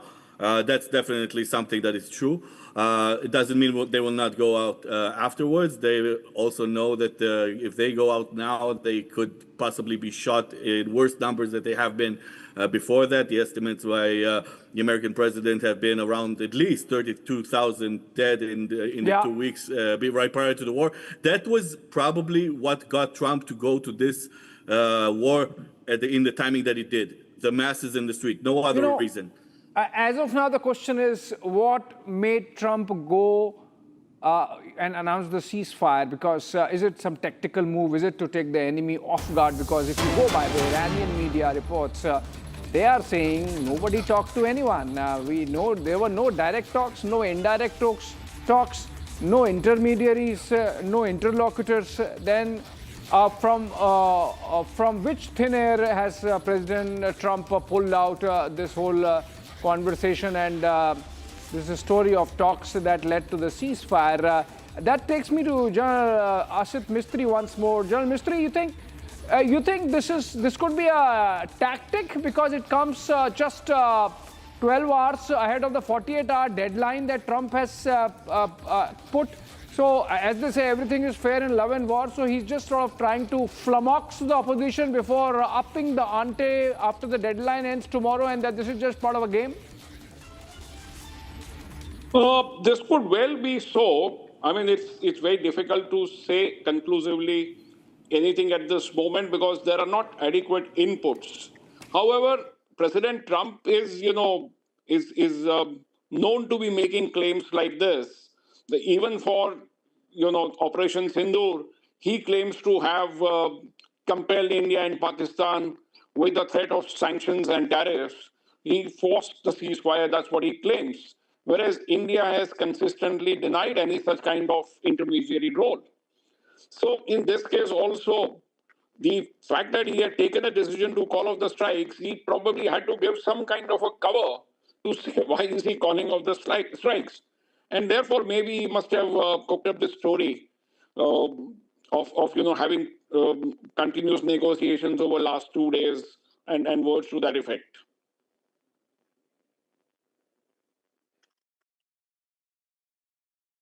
Yeah, over to you.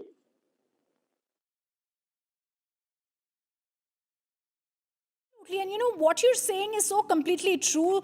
They don't seem to have any inkling about what was really happening there. Asid Mistry, how then should now, after these talks that our Iran media says have not happened, how then should you think this go forward? Are we underestimating Iran here? Do you think war would be delayed, or do you think it will continue as inevitable? In my view, Iranians have always been very, very measured in their response right over the last 2.5 years. Even in their exchanges of, against Israel, they were very measured in their response. So I'm sure this would be a turning point in the war. And let's hope for the best. I certainly hope that this positive gesture of President Trump of calling off these strikes would elicit a similar kind of a positive response from Iran. That's the best that we can hope for at the moment for the world as a whole. Yes. All right. I also want to ask Noam a question here, because we are clearly seeing that there are different sides of the story, Noam. Speaking from the point of view of Israel, Iran is now coming out and saying that there are no direct communications we've had with the US, nor through intermediaries. Is this Donald Trump again speaking too soon? Was Israel in the know about these negotiations? Why do you think there is a 5-day pause from the US's side? Again, I said it's not a pause. It's basically going back from his threat in the last 24 hours that if Iran will not open the Straits of Hormuz in the next 48 hours, he will start attacking power plants. And of course, before that, there were several attacks on energy infrastructure. So those will be stopped as well for the next 5 days, for the next few days, as long as the talks will continue. The fact that the Iranians are denying these talks doesn't mean they don't happen. I'm pretty sure there are talks that are happening throughout the war in certain levels all the time, through mediators or not, or through intelligence, certain intelligence levels that are low, and they are not official. But the Americans are saying the talks are happening. Iran is trying to project power and will not want to be seen as someone that is trying to end this war. No, we're ready to go. They're trying to project the power. They have proxies that they need to impress and show that they're still there. They want them on their side. They want them as their long arm. But if we're going to the Israeli point of view, because what I gave now was not the Israeli point of view, of course. Israel is looking at this conflict, as this war, as an opportunity to take down its biggest and biggest and closest thing to an existential threat Israel has, wherever. That's the Iranian regime. But they also know that the Americans could withdraw at any point because of their own interests. On the one hand, the IDF, for example, is treating this war every day like it is last day of the war and trying to make the most gains in specific direct attacks, taking out senior officials, Basij, something, if it's IRGC, senior officials, intelligence, or powers like Basij that control the population, setting up the grounds for giving the population the best chance they could, if they decided to go out, to actually make something happen in Iran and make a significant change. However, as I mentioned, we're talking only in the last 24 hours, the escalation of the threats and the rhetorics. Trump is talking like these talks have been happening for days. In the last 24 hours, we have severe escalation in rhetorics in both sides. So Trump said if 48 hours, if the straits will not be open in 48 hours, then he will attack energy infrastructure and power plants. That means electricity for Tehran. And the Iranians are saying if this will happen, the Hormuz straits will be closed completely, not just partly like they are now. So that happened in the last 24 hours, even less. So I would take those statements about ending the war in the next few days, with a grain of salt, and more likely something that Trump is using to calm down the markets. He's a businessman. He's invested. He knows the stock markets. He knows oil prices. He knows what the American people care about. And as you see, like a few weeks ago, he said that the war would last maybe a week. Oil prices dropped 20% that day. Okay, and now you see the same thing happening all over. You see stock markets painted red in the last week or two. All of a sudden, they're going up. Like my counterpart has said, if it's the FTSE or the CAC or the and if it's the Asia market or the DAX in Germany, you see. And by the way, in Israel, it's the opposite. It's fascinating to see if you want to check out Israeli stock market. Last week they ended with rising in the total week span, and in the rest of the world it was red. Okay, I'm going to say with that, I'm also getting breaking news, and I want Lieutenant General Asit Mistry to be with us here, because the breaking news that's coming in is now about India's response to what Donald Trump has said. And this is the breaking news that's coming in right now. When the MEA was asked about Donald Trump's latest social media post postponing military strikes against Iranian power plants and energy infrastructure for 5 days, India has said we are closely following these developments as they go. Very clearly, Lieutenant General Asit Mistry, this is in India trying to keep all its options open. First, let's listen in to what the MEA spokesperson Randhir Jaiswal has said.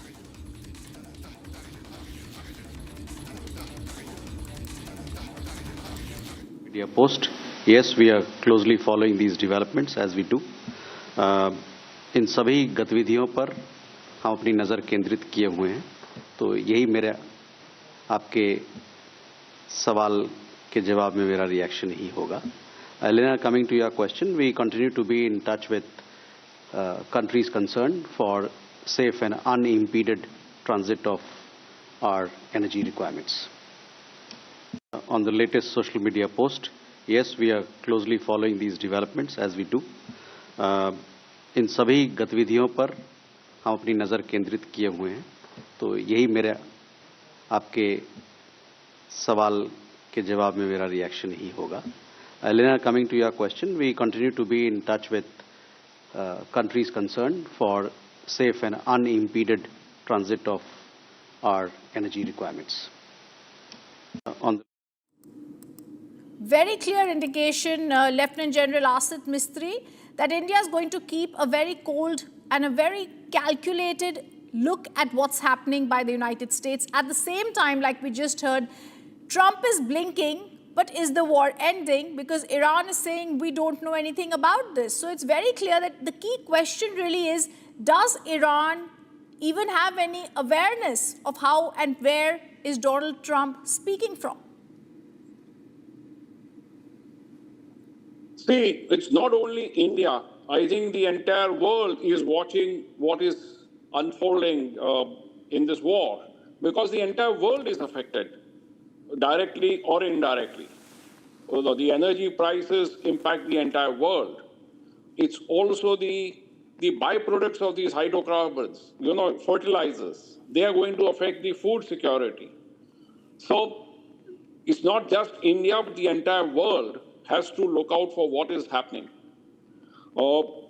The so-called ceasefire or a temporary ceasefire or calling of the strikes is a very positive messaging, and I am sanguine that there would be a kind of a reciprocal positive messaging from Iran.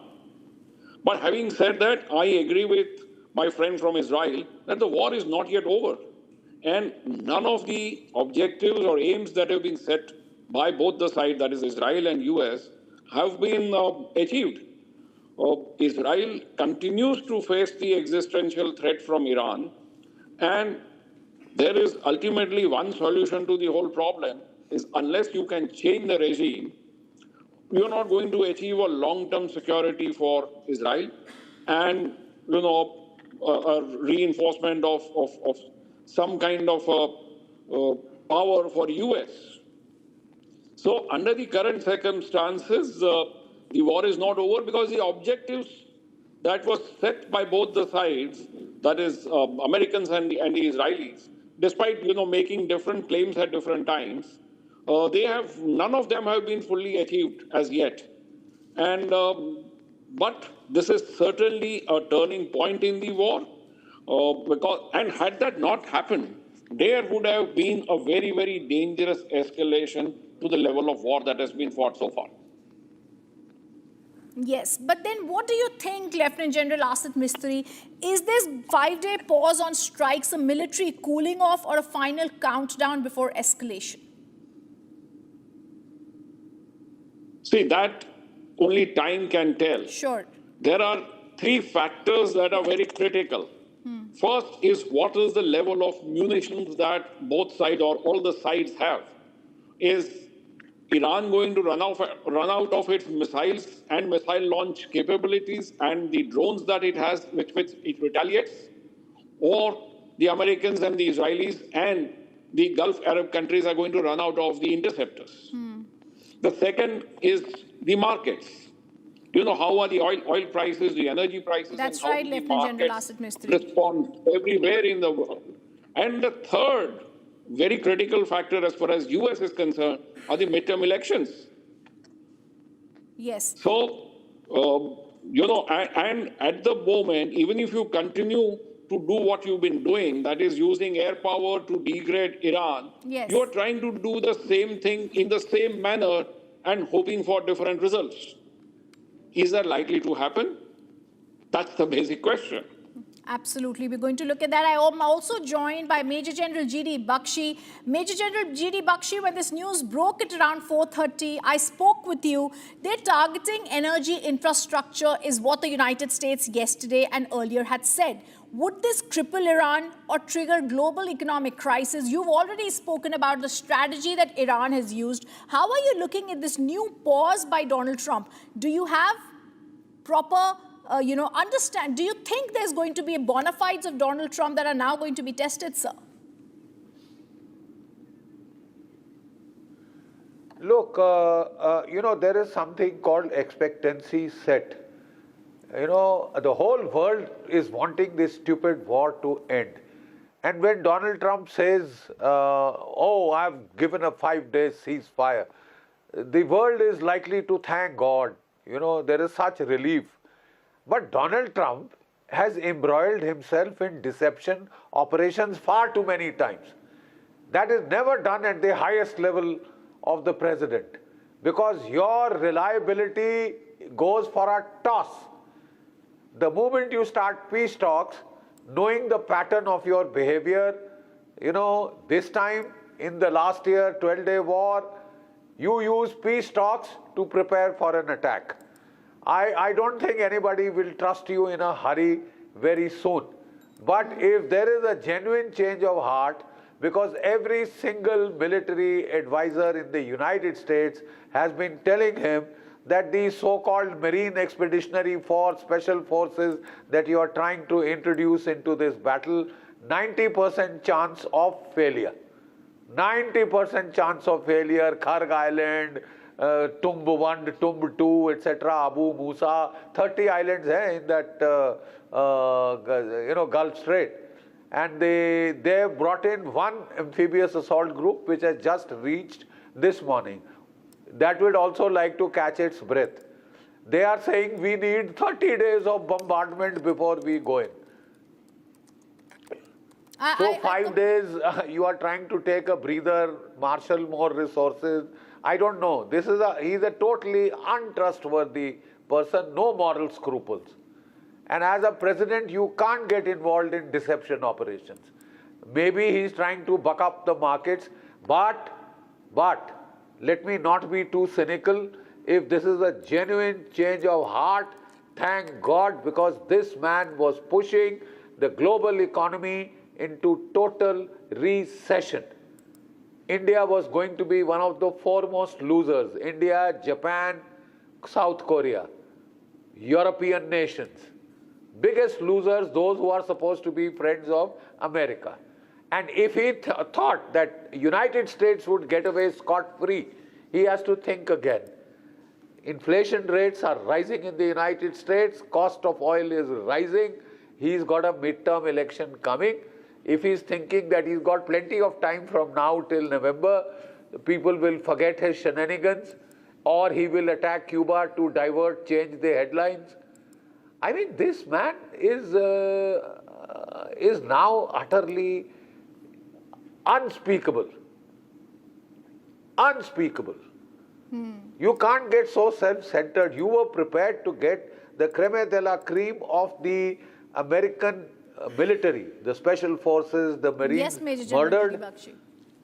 You don't care for American military lives? You don't care for American military lives, man. Give it a... They are brave people.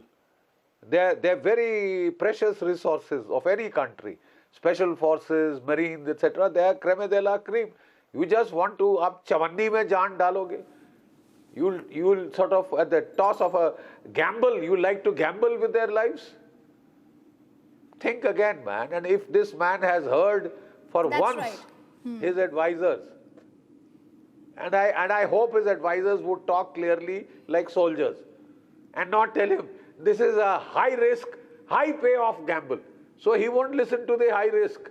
He will listen to the high payoff and say, I'll go for the high payoff. To hell with the lives of so many Marines, hell with their families, we'll just blank it out of the media. Yes, and you know, this is a question Major General G.D. Bakshi, Noam and Lieutenant General Asit Mistry, I want to ask all of you, and I'm just going to show you the breaking news that's just coming in, which makes us try and understand what Donald Trump has just spoken of. Now the Israeli Air Forces have begun a short while ago another wave of strikes targeting infrastructure across Tehran. Noam, how do we look at this? Like General Bakshi was telling us, US has possibly taken a good step, but do this new wave of strikes targeting infrastructure across Tehran show that this is effectively killing what the US-Iran diplomatic narrative was a short while ago? Are we already past the point of talks, Noam?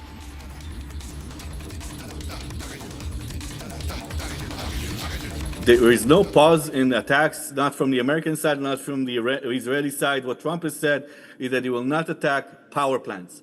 Power plants and energy infrastructure, we're talking about oil facilities and stuff like that. We're not talking about IRGC targets in Tehran or any IRGC or Basij targets or all across Iran. The American attacks and the Israeli attacks are continuing at all power, and they're trying to take out and degrade the Iranian capabilities when it comes to drone and ballistic missiles and nuclear. All of the Iranian industry that was basically completely, almost completely taken out. But attacks are continuing. At no point Trump said there will be there is a pause. There is not escalating in as far as going to attack power plants like he threatened in the last 24 hours. He said this is halted. This will not happen. This is something I'm going to give a chance for Iran to open the straits or whatever. And by the way, I will agree with my Major General Bakshi about Trump's deception. He's taking a playbook from the Israeli playbook, going, if we're talking about the assassination of Nasrallah, at that particular weekend, Benjamin Netanyahu, Prime Minister Benjamin Netanyahu was on his way to the UN to make sure that the appearance of there's no big thing happening, although he is doing it with his mouth and not with his necessarily trips to certain areas of the world, but he's doing the same thing. Deception, to talk about, to get the oil prices to drop and all of that. Yes, and Noam, that could possibly be a strategic move by US President. But the question, Major General G.D. Bakshi, is Iran continues to say there have been no talks. We will continue to defend our nation. How does India look at this? Are we going to watch closely, or are we going to have a contingency plan that's worked out now? Look, we have to have contingency plans. Look, Rhythm, we have to have contingency plans better because Donald Trump just doesn't seem to care that every day that the Straits of Hormuz remains closed, the global economy takes a kick in the shin. It takes a very solid knock. And the day you put boots on the ground, you will see oil prices going to $200 a barrel. You think that's good for the global economy? You think that's good for India? We were getting oil from Russia at $60 a barrel. Today we are getting it at $138 a barrel and rising. You think that does nothing to our economy? I mean, this man has caused us grievous harm. He's caused the whole world grievous harms. Asian economies of Japan, of South Korea, and of India will take the biggest hit. Please get that right. Europe will take the biggest hit. Joe Biden stopped their gas from Russia, which was the most logical choice because it was geographically the closest. Joe Biden stopped their gas. Those poor Europeans started taking gas from the Gulf. Now he stopped their gas. He wants them to pay 5 times the cost to the United States. Transportation cost 3 times as high. I mean, you want to make a profit and ruin every other country. I'm sorry, sir. Beyond a point, people, this will not wash. This will not stand. He's talking, other American presidents have also attacked third world countries. But at least they couched it in decent language. This man is talking like he was in the 17th, 18th century, a colonial czar, that who can attack because there are rare earths in Greenland, he'll grab Greenland. So what will he do next? There are rare earths in India, sir. Will this man attack us next? Is he any reliability? He is planning now to divert attention to Cuba. Divert attention to Cuba. He's already done a cyber attack on Cuba. I don't know. No moral scruples, no nothing, no thought, no global vision, no thought for the rest of the world. With his MAGA crowd, he wanted to focus on America first at the cost of everybody else, at the cost of his alliance. He destroyed all the alliance structures that America had built up in the last 20 years. Yes. Tomorrow he'll say, I want you to fight for China. Fight China for me. Yes, and Major General G.D. And Bakshi, I want you, like Ukraine, to get 2-3 million people killed. Yes. Indians killed. And this is the consequences of a global war that has been begun by the US President Donald Trump. I want to thank all my guests, Noam Eel, Lieutenant General Asit Mistry, and Major General G.D. Bakshi for joining us. On the other side of a very short break, we come back with this latest pause button by the United States. Is this a climb down? Iran is rubbishing those talk resolutions. Israel continues to try and defend itself, this time in other strikes. Much more after a short break. Stay on with us. चमकी चाट से क्या बना है? आलू चाट या fruit चाट, स्वाद बढ़ाए चमकी चाट। क्या बात है? स्वादिष्ट पकोड़े और फरसान, अरे चमकी चाट है इसकी जान। असली स्वाद सिर्फ चमकी चाट।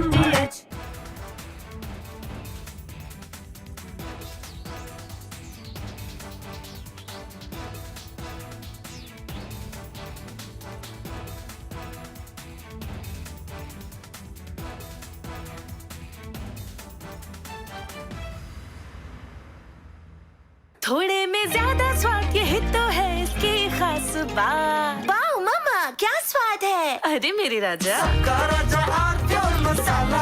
First we saw the people dying, the killings, and that's continuing, destruction of infrastructure, and now the economic impact. The economic impact will affect everybody across the world.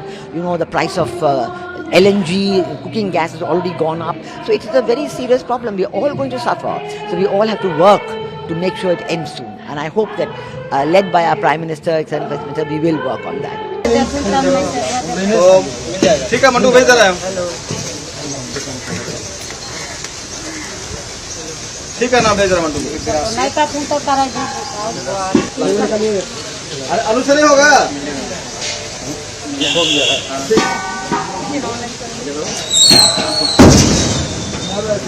तुमचा कुणाल गेला तो नीचे अजून गाडीला पूर्ण होला त्याला गोटे का गाडी मागला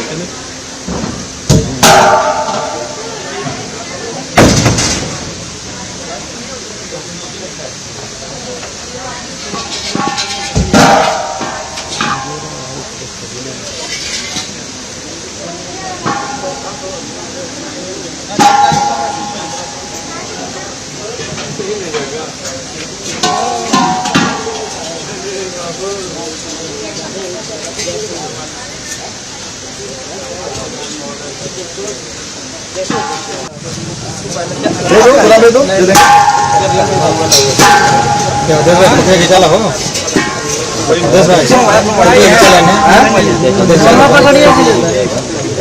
ठीक है ना हम बात करेंगे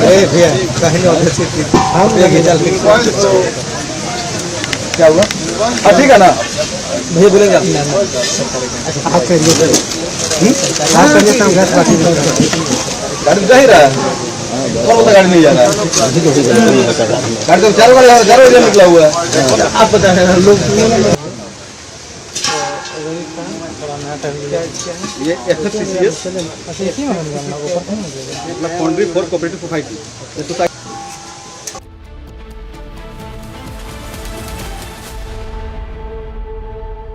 प्यास बुझाए ठंडक लाए सबको भाई जीरा से MDH का जलजीरा जीरा से जीरा सिर्फ असली रिफ्रेशिंग, असली स्वाद, असली मजा। MDH केसरिया से मन जोगी हुआ रे दिल झूमे देखो मतवारा हुआ रे केसरिया से मन जोगी हर पल मनाओ केसरी त्योहार। विमल बोलो जुबान Kesari.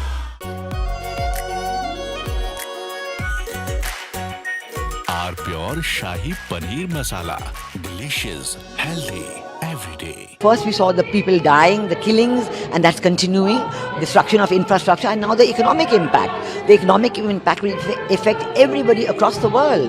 You know, the price of LNG, cooking gas has already gone up. So it is a very serious problem. We are all going to suffer. So we all have to work to make sure it ends soon. And I hope that, led by our Prime Minister, Executive Minister, we will work on that. ठीक है मंटू भेज दे रहा है ठीक है ना भेज रहा मंटू आलू से नहीं होगा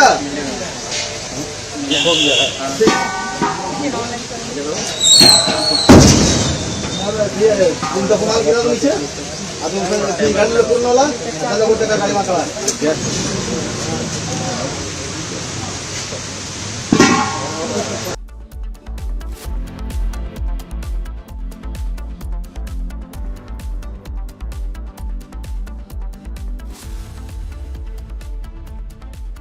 चमकी चाट से क्या बना है? सैंडविच लस्सी और छाछ हर घूंट में चमकी चाट ड्राई फ्रूट और दही बड़े चमकी चाट से स्वाद बढ़े। असली स्वाद सिर्फ चंकी चाट।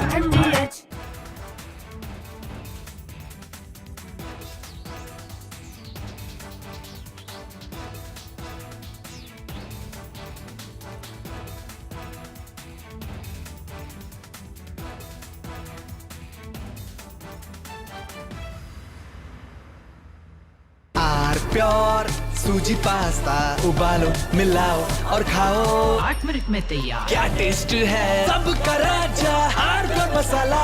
First we saw the people dying, the killings, and that's continuing, destruction of infrastructure, and now the economic impact. The economic impact will affect everybody across the world. You know, the price of LNG, cooking gas has already gone up. So it is a very serious problem. We're all going to suffer. So we all have to work to make sure it ends soon. And I hope that, led by our Prime Minister, etc., we will work on that. ठीक है mandu भेज रहा है ठीक है ना भेज रहा मंडू अरे आलू से नहीं होगा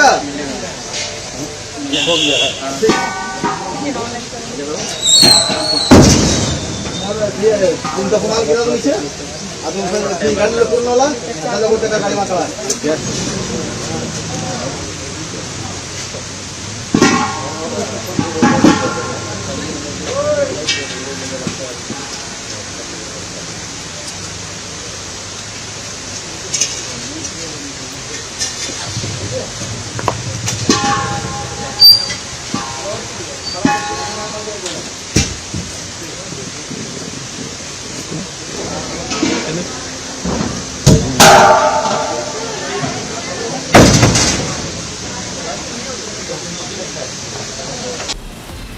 From Asia's largest news headquarters, setting the agenda for Bharat.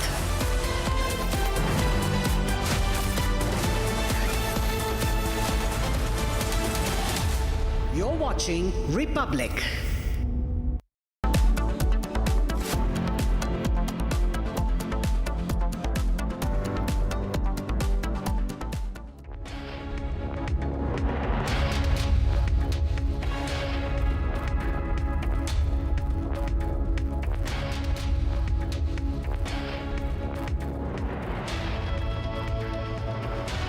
Hello and welcome. You're watching live and breaking on Republic TV with me, Ishita Mitra. Now viewers, Raymond Group Chairman Gautam Singhania was involved in a capsized incident near Maldives on Friday, and questions are now being raised. Was it overspeeding that caused the incident? Was he under the influence of alcohol? All of these questions are now being raised as the 2 Indians still remain missing. We'll get you all the details, but first up a quick check at the headlines.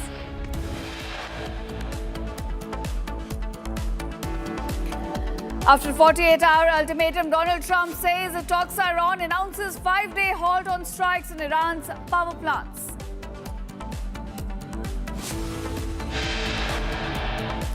Seven people, including a rally legend Hari Singh, naval officer Ramchandra, missing after a vessel linked to industrialist Gautam Singhania capsizes near Maldives. Search operations still underway.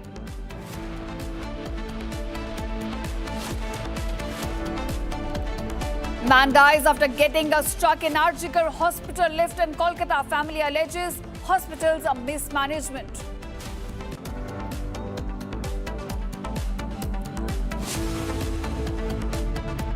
देश अपनी जरूरत की 60% LPG आयात करता है। इसकी supply में अनिश्चितता के कारण सरकार ने एलपीजी के डोमेस्टिक उपयोग को प्राथमिकता दी है। Prime Minister Modi assures the people, says India ramping up LNG and fuel sourcing amid tensions in the Strait of Hormuz. NDA finalizes seat-sharing deal ahead of Tamil Nadu Assembly polls BJP to contest from 27 seats.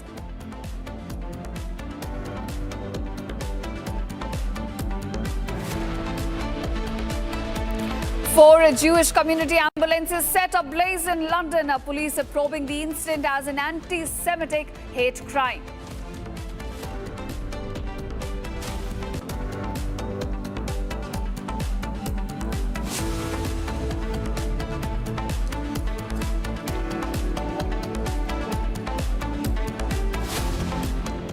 And now viewers, a top focus at this hour. A leisure trip in the Maldives has now turned into a high-speed tragedy involving industrialist Gautam Singhania. Now late Thursday night, a speedboat carrying about 7 people capsized near Vayu Atoll in Maldives, close to the Filedu Island. Now 2 Indians, including a motorsport legend Hari Singh and a decorated naval officer, are still missing at sea.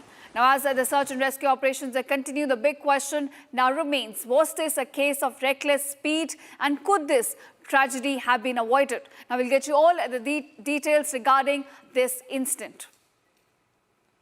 Now, viewers, a high-speed boat capsized in the waters of Vayu Atoll. It happened just 2 nautical miles off the Kyudu Island. 7 people were on the boat, including 5 Indians, and this incident took place on Friday. Now, this boat was traveling at an extremely high speed before it overturned, and this triggered a massive search and rescue operations by Maldives officials. Now, let's get you more details on this incident, viewers.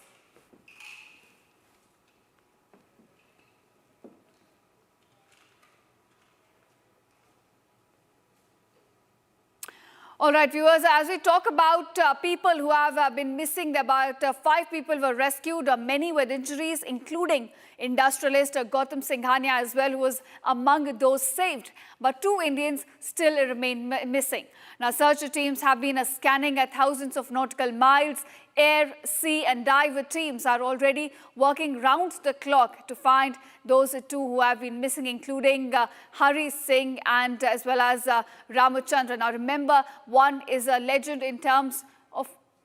Right, let's get you all the details about who are missing. Now, among the missing is Hari Singh. He is a 5-time national rally champion. He's known as the Flying Sikh and a Gypsy King as well. He's a pioneer of Indian motorsport who represented India globally as well. So he's represented New Delhi on several international platforms, and he's one of those who have been missing since this boat capsize incident.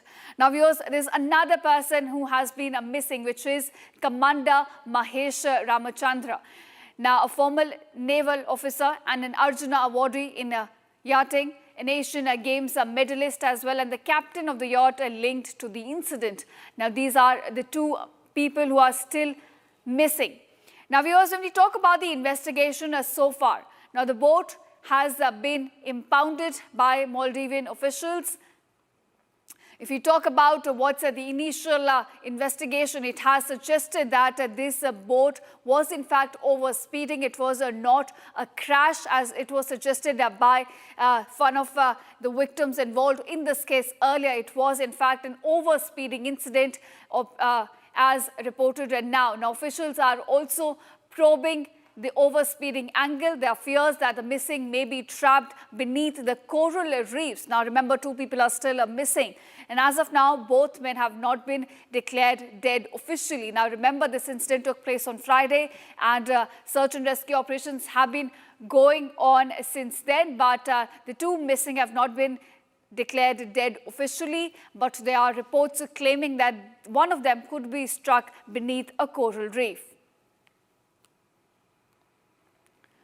All right, we're also looking at continuous search operations underway right now at sea. This is near the Vayu Atoll area. This is where they have been scanning the ski for these 2 Indians who have been missing since the boat capsized on Friday. Now remember, among those who have been rescued is industrialist Gautam Singhania, who at first suggested that it was a collision or a crash, but it turned out to be an overspeeding incident.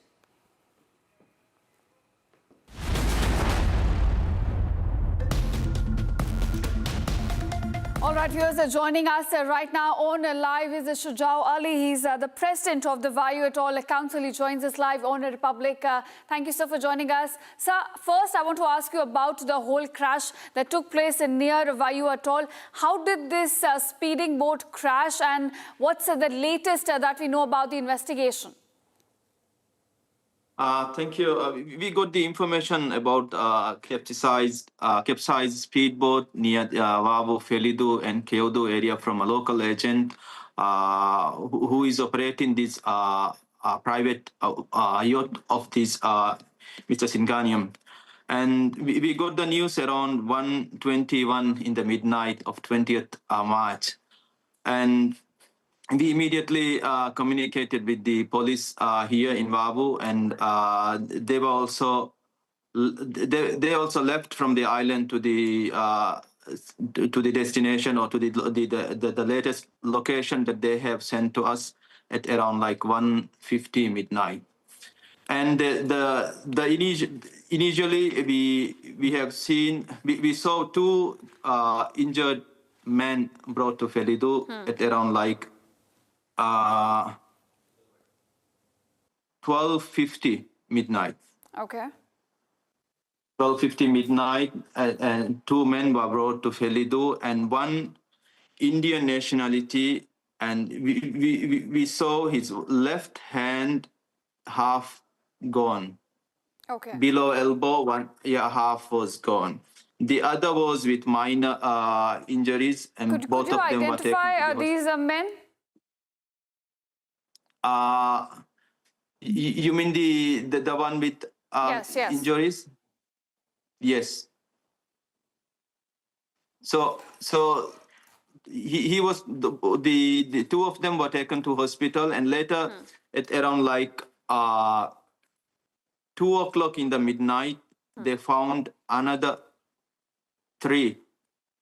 Okay. On this another 3.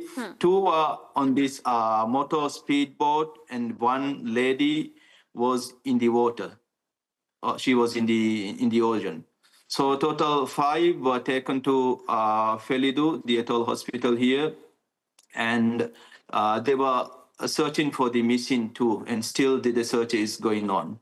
Right. So 2, there were 7 people on board, and 2 still remain missing, including Hari Singh and Mahesh Ramachandra. Do you have any details about these, the 2 people who are still missing? No, still the search operation is going on. Even yesterday, we have seen the Maldivian Coast Guard doing their rescue search operations around around the island, and the locations that they have identified.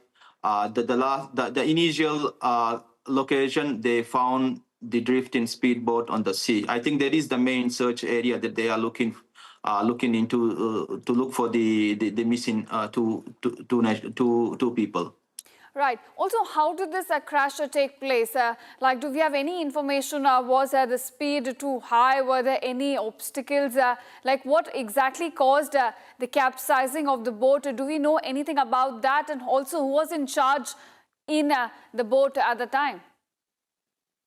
According to the records, according to the information that we have received, there is no collusion, or no, there is no this boat hitting into another boat. There is nothing that, no such incident happened.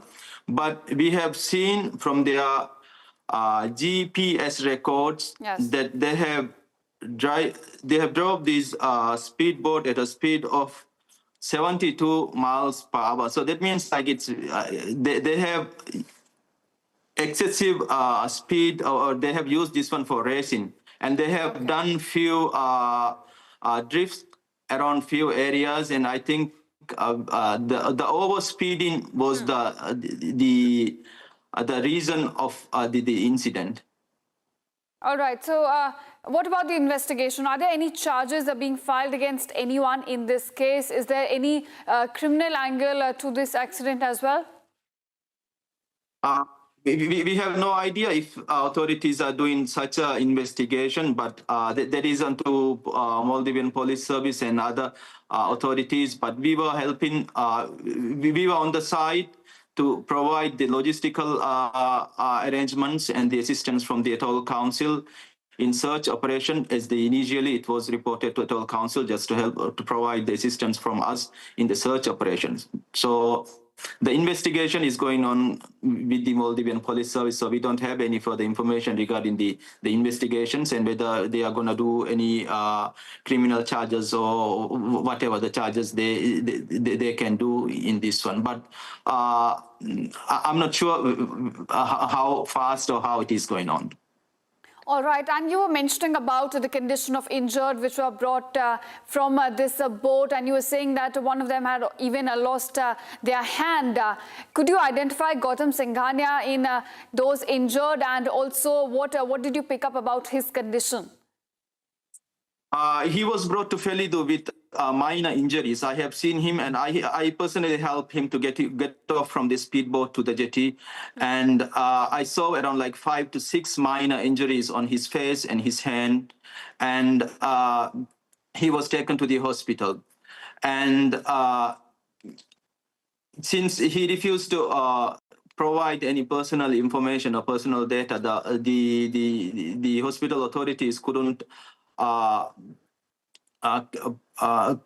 keep him in the hospital or admit him in the hospital for further investigation. So he wanted to have the cleaning up of the minor wounds or the injuries and let him go off to the yacht as soon as possible. So they provided what they were the best service they can provide at this condition, and around like 5 or 6 minor injuries on his face and hand was visible. All right. So were all of these injured people also questioned by police regarding this incident? And as you mentioned, there was, in fact, the boat was over speeding right before the crash took place. Yeah, there is the initial findings that we have seen from the data that I have seen from the GPS of this speedboat. So the overspeeding was the initial the reason of this incident. And again, the speedboat that they have used is specially for the recreational race speeding, and it is not a good vessel to use in the night in Maldives water. Okay.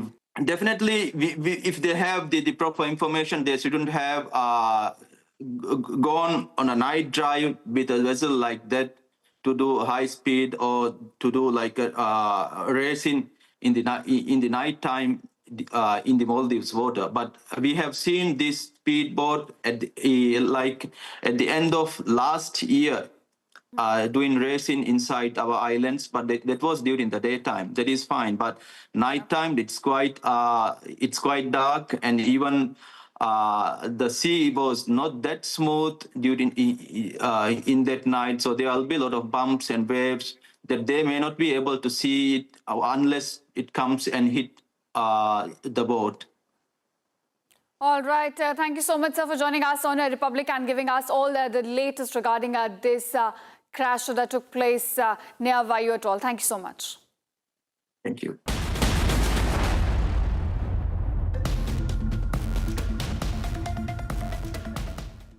And now we are moving on to another big exclusive that Republic has got from Pakistan. Now there was a Lashkar-e-Toiba commander who was killed. He was shot and then stabbed right after the press that took place on Saturday. Salafi, in fact, was killed by Ubaidullah Khan. And now we've got some exclusive details on how he was, in fact, stabbed by his own brother and then shot as well.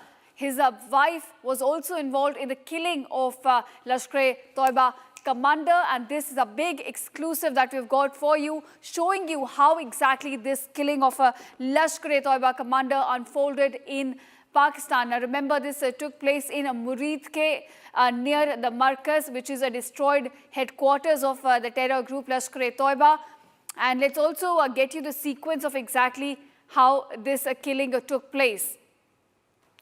Now, if you compare the killers and the one who's died, now Salafi was very close to senior Lashkar-e-Toiba leaders, and he was handling the fundraising operations of LET all throughout. So a big person involved in the financing of the terror organization. He in fact raised 4 million Pakistani rupees annually, and this is what has earned him protection from the top leaders as well, which is why he was able to freely roam near the headquarters. He was just there involved in the Eid prayers, and this is when the murder took place. Now remember, he's also murdered Ubaidullah's son-in-law, and Ubaidullah is the one in fact who killed him at the spot.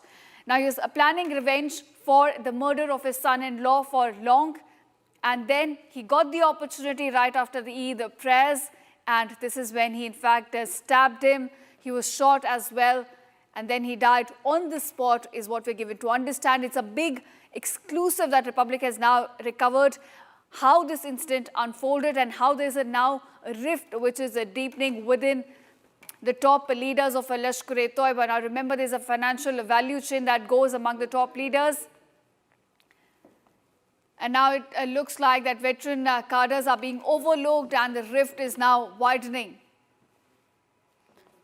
All right, my colleague Ishan, who's been very closely tracking this story, now joins me for more on this. Ishan, it's a good news for India that not only they're being targeted by our forces, but also there's a rift that's now growing between the LET leaders and they're being killed by their own. Absolutely. In this instance, after offering Eid prayers at the Markaz Taliban complex, Shafai stepped out and Khan fired multiple shots at him. And along with him, his wife, Khan's wife, repeatedly stabbed him with a dagger, now killing him on the spot. This is a clear showcase of breakdown in the leadership of the LET. Now, the LET has been showing this rift among its leadership, wherein multiple factions have emerged within LET. Now, this killing highlights how personal feuds and factional rivalries have erupted within LET despite its status as a UN-designated terrorist organization. It underscores the continued and open functioning of this terror infrastructure within Pakistan, where LET is operating with impunity, and now it has multiple factions, and now it is turning out something like a gang war within LET, wherein multiple factions have been killing each other, and the blood feud is deepening because this allegedly is a revenge for Umaidullah killing Khan's son-in-law 4 years ago. Now, this 4 years ago, Umaidullah had killed Khan's son-in-law, and now he has taken revenge on the same. So this battle for influence and revenge killings have taken place within LET, and this is not the first instance this is happening. Now, the background of this event is also very important because this happened exactly after the killing of this happened exactly after the Eid prayers. Now, this Eid prayers were very important, and this was trying to be kept under wraps by LET by conducting his funeral and then simultaneously sending him to be sending the body to be buried in the adjoining cemetery within 1 day. And this is done so that the entire series of events should be kept under wrap.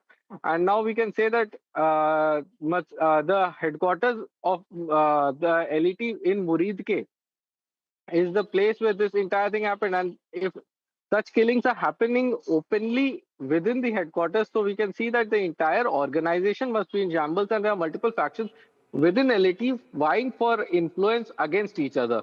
Back to you. Thanks so much, Ishan, for joining us and sharing all these details regarding the killing of Lashkar-e-Toiba commander. Now, viewers, moving on to another breaking development we're getting at this hour. Now, Arup Banerjee, a resident of Dum, has now died on March 28th. And this was due to lift being struck at Arjikar Hospital. Now, this incident unfolded around 5 a.m. when Banerjee was accompanied by his wife and son and was at the hospital for his son's treatment after completing their work on 4th floor. Now, the family entered an elevator to return to the ground floor. A second patient, in fact, also died within 72 hours at Arjikar Hospital, with his family now alleging that a lack of stretcher and basic facilities forced the critically ill man to walk 150 meters, leading to his death. Now, viewers, according to the family members, Biswajit Samanta needed to use a toilet during his time in the trauma unit. They alleged that the hospital staff told them that there was no toilet facility on that floor and directed them to pay and use a toilet which is located about 150 meters away outside the trauma center. Looking at sheer negligence on the part of the hospital staff at Arjikar Hospital, just in a span of 72 hours, 2 deaths have now taken place. My colleague Harsha now joins me with more details on this. Harsha, do tell us, how does it happen that in just a span of 72 hours, 2 deaths have now taken place at Arjikar, and all of this is now being, due to sheer negligence? Yes, Ishita, you rightly pointed out, this is because of sheer negligence and apathy of the hospital. Could clearly be seen how in this span of 72 hours, one man died in the lift. There was malfunctioning in the lift, and the second person died because of the lack of the, patient's toilet. There was no patient's washroom on the same floor where he was being treated. And this is Arjikar Hospital, which has been the center of controversy always. Earlier, a year back, we saw the rape case in the Arjikar, and now back-to-back 2 deaths in 72 hours. And the more apathic situation is that the staff, administration, and the officials of the Arjikar seem to be very ignorant towards what has happened, what has caused in the Arjikar hospital. The administration official who has been responsible for maintenance of the lift, for maintenance of the admin issues, for maintenance of the security, and to look into the issue of the lift malfunction and everything, none of them has been suspended from the Arjikar hospital. And in fact, patients have been protesting also there, seeking that there should be some justice to the patients who are coming there for the treatment. The person who died on 20th March, he was treated and he was very ill. He was asked to pay and use the toilet. In fact, the washroom was not on the same floor. He was asked to wash 150 meters, and this after he immediately went operation and under surgery. After that, this entire incident happened. You could look at the non-empathetic attitude of the hospital where one comes for the treatment and the patient dies. Back to you. All right, so what we're looking at is no action by Arjikar Hospital despite 2 lives are being lost just in a span of 72 hours. Thank you, Arsha, for joining us, and we will, viewers, continue to track this story. How is the negligence now taking the lives of people at this hospital? And with that, we're slipping into a very short break, but don't go anywhere. News and developments continue on the other side.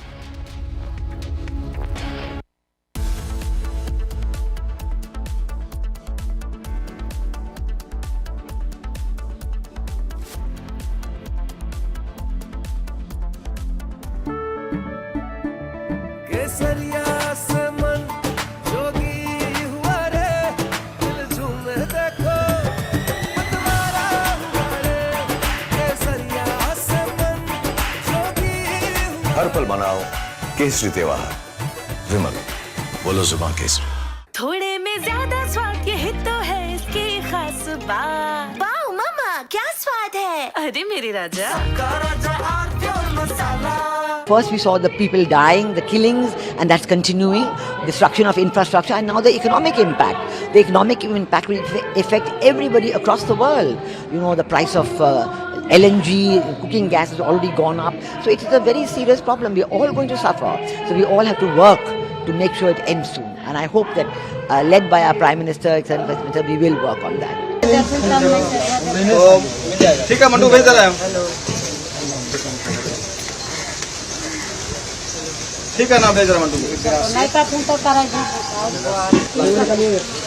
आलू से नहीं होगा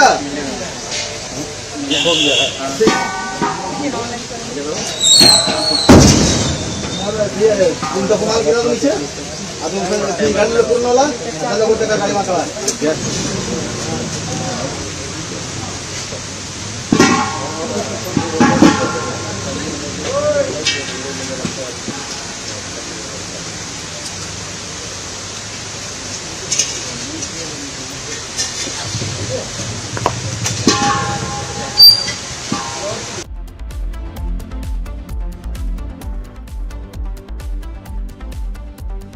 थोड़े में ज्यादा स्वाद ये तो है इसकी खास बात। वाओ मामा क्या स्वाद है, अरे मेरे राजा।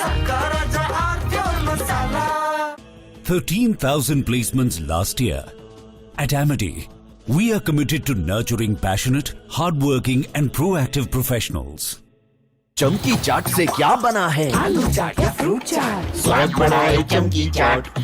क्या बात है, स्वादिष्ट पकोड़े और फरसान, अरे चमकी चाट है इसकी जान। असली स्वाद सिर्फ चमकी चाट।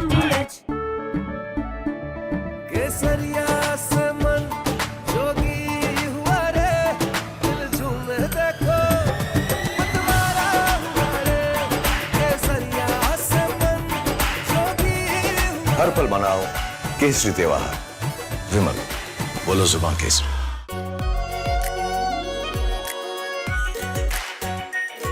Pure shahi paneer masala, delicious, healthy everyday.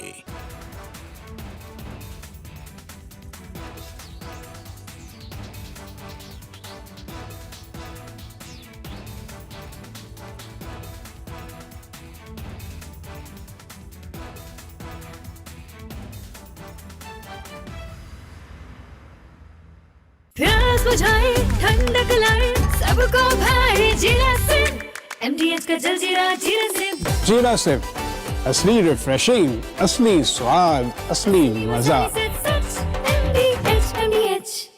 First we saw the people dying, the killings, and that's continuing, destruction of infrastructure, and now the economic impact. The economic impact will affect everybody across the world. You know, the price of LNG, cooking gas has already gone up. So it is a very serious problem. We are all going to suffer. So we all have to work to make sure it ends soon. And I hope that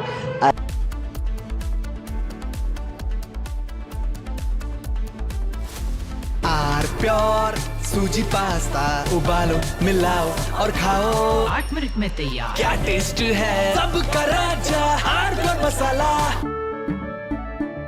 केसरिया से मन जोगी हुआ रे दिल झूमे देखो मतवारा हुआ रे. केसरिया से मन जोगी हर पल बनाओ केसरी त्योहार. विमल बोलो जुबान केसरी. चमकी चाट से क्या बना है? सैंडविच लस्सी और छाछ और हर घूंट में चमकी चाट. ड्राई फ्रूट और दही बड़े. चमकी चाट से स्वाद बढ़े. असली स्वाद सिर्फ चंकी चाट. first we saw the people dying, the killings, and that's continuing, destruction of infrastructure, and now the economic impact. The economic impact will affect everybody across the world. You know, the price of LNG, cooking gas has already gone up. So it is a very serious problem. We are all going to suffer. So we all have to work to make sure it ends soon. And I hope that, led by our Prime Minister, we will work on that. ठीक है mandu भेज रहा है. ठीक है ना भेज रहा मंडू. नहीं तो फोन तो कराएगा. अरे अनुसरण होगा. हो गया.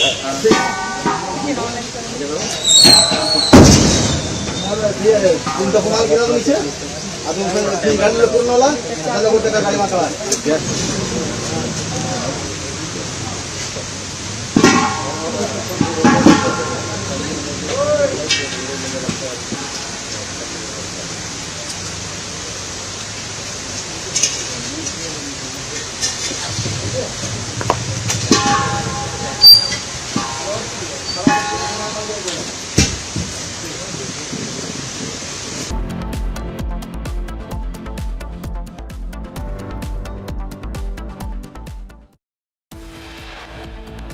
It's Trump saying all military strikes against Iran's energy infrastructure are halted for a 5-day period.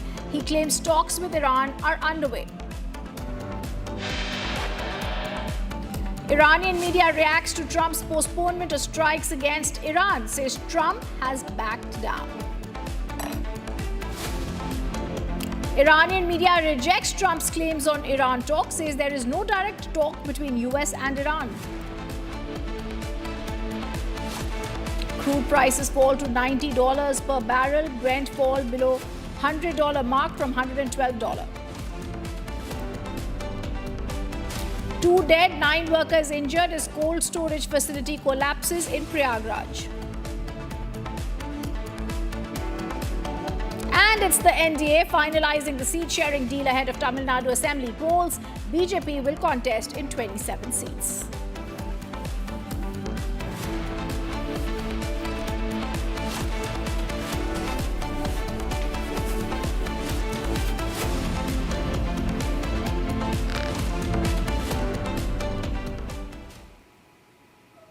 Good evening, welcome to Republic. I'm Ridhum, and after this entire chaos that has been caused by US President Donald Trump's words that there's a pause button on strikes in Iran, the Iranian foreign minister, in breaking news coming in, Abbas Araghchi, has held calls with his Russian counterpart Sergei Lavrov after the US President Donald Trump said Washington and Tehran had held very good and productive conversations regarding a complete and total resolution of our hostilities.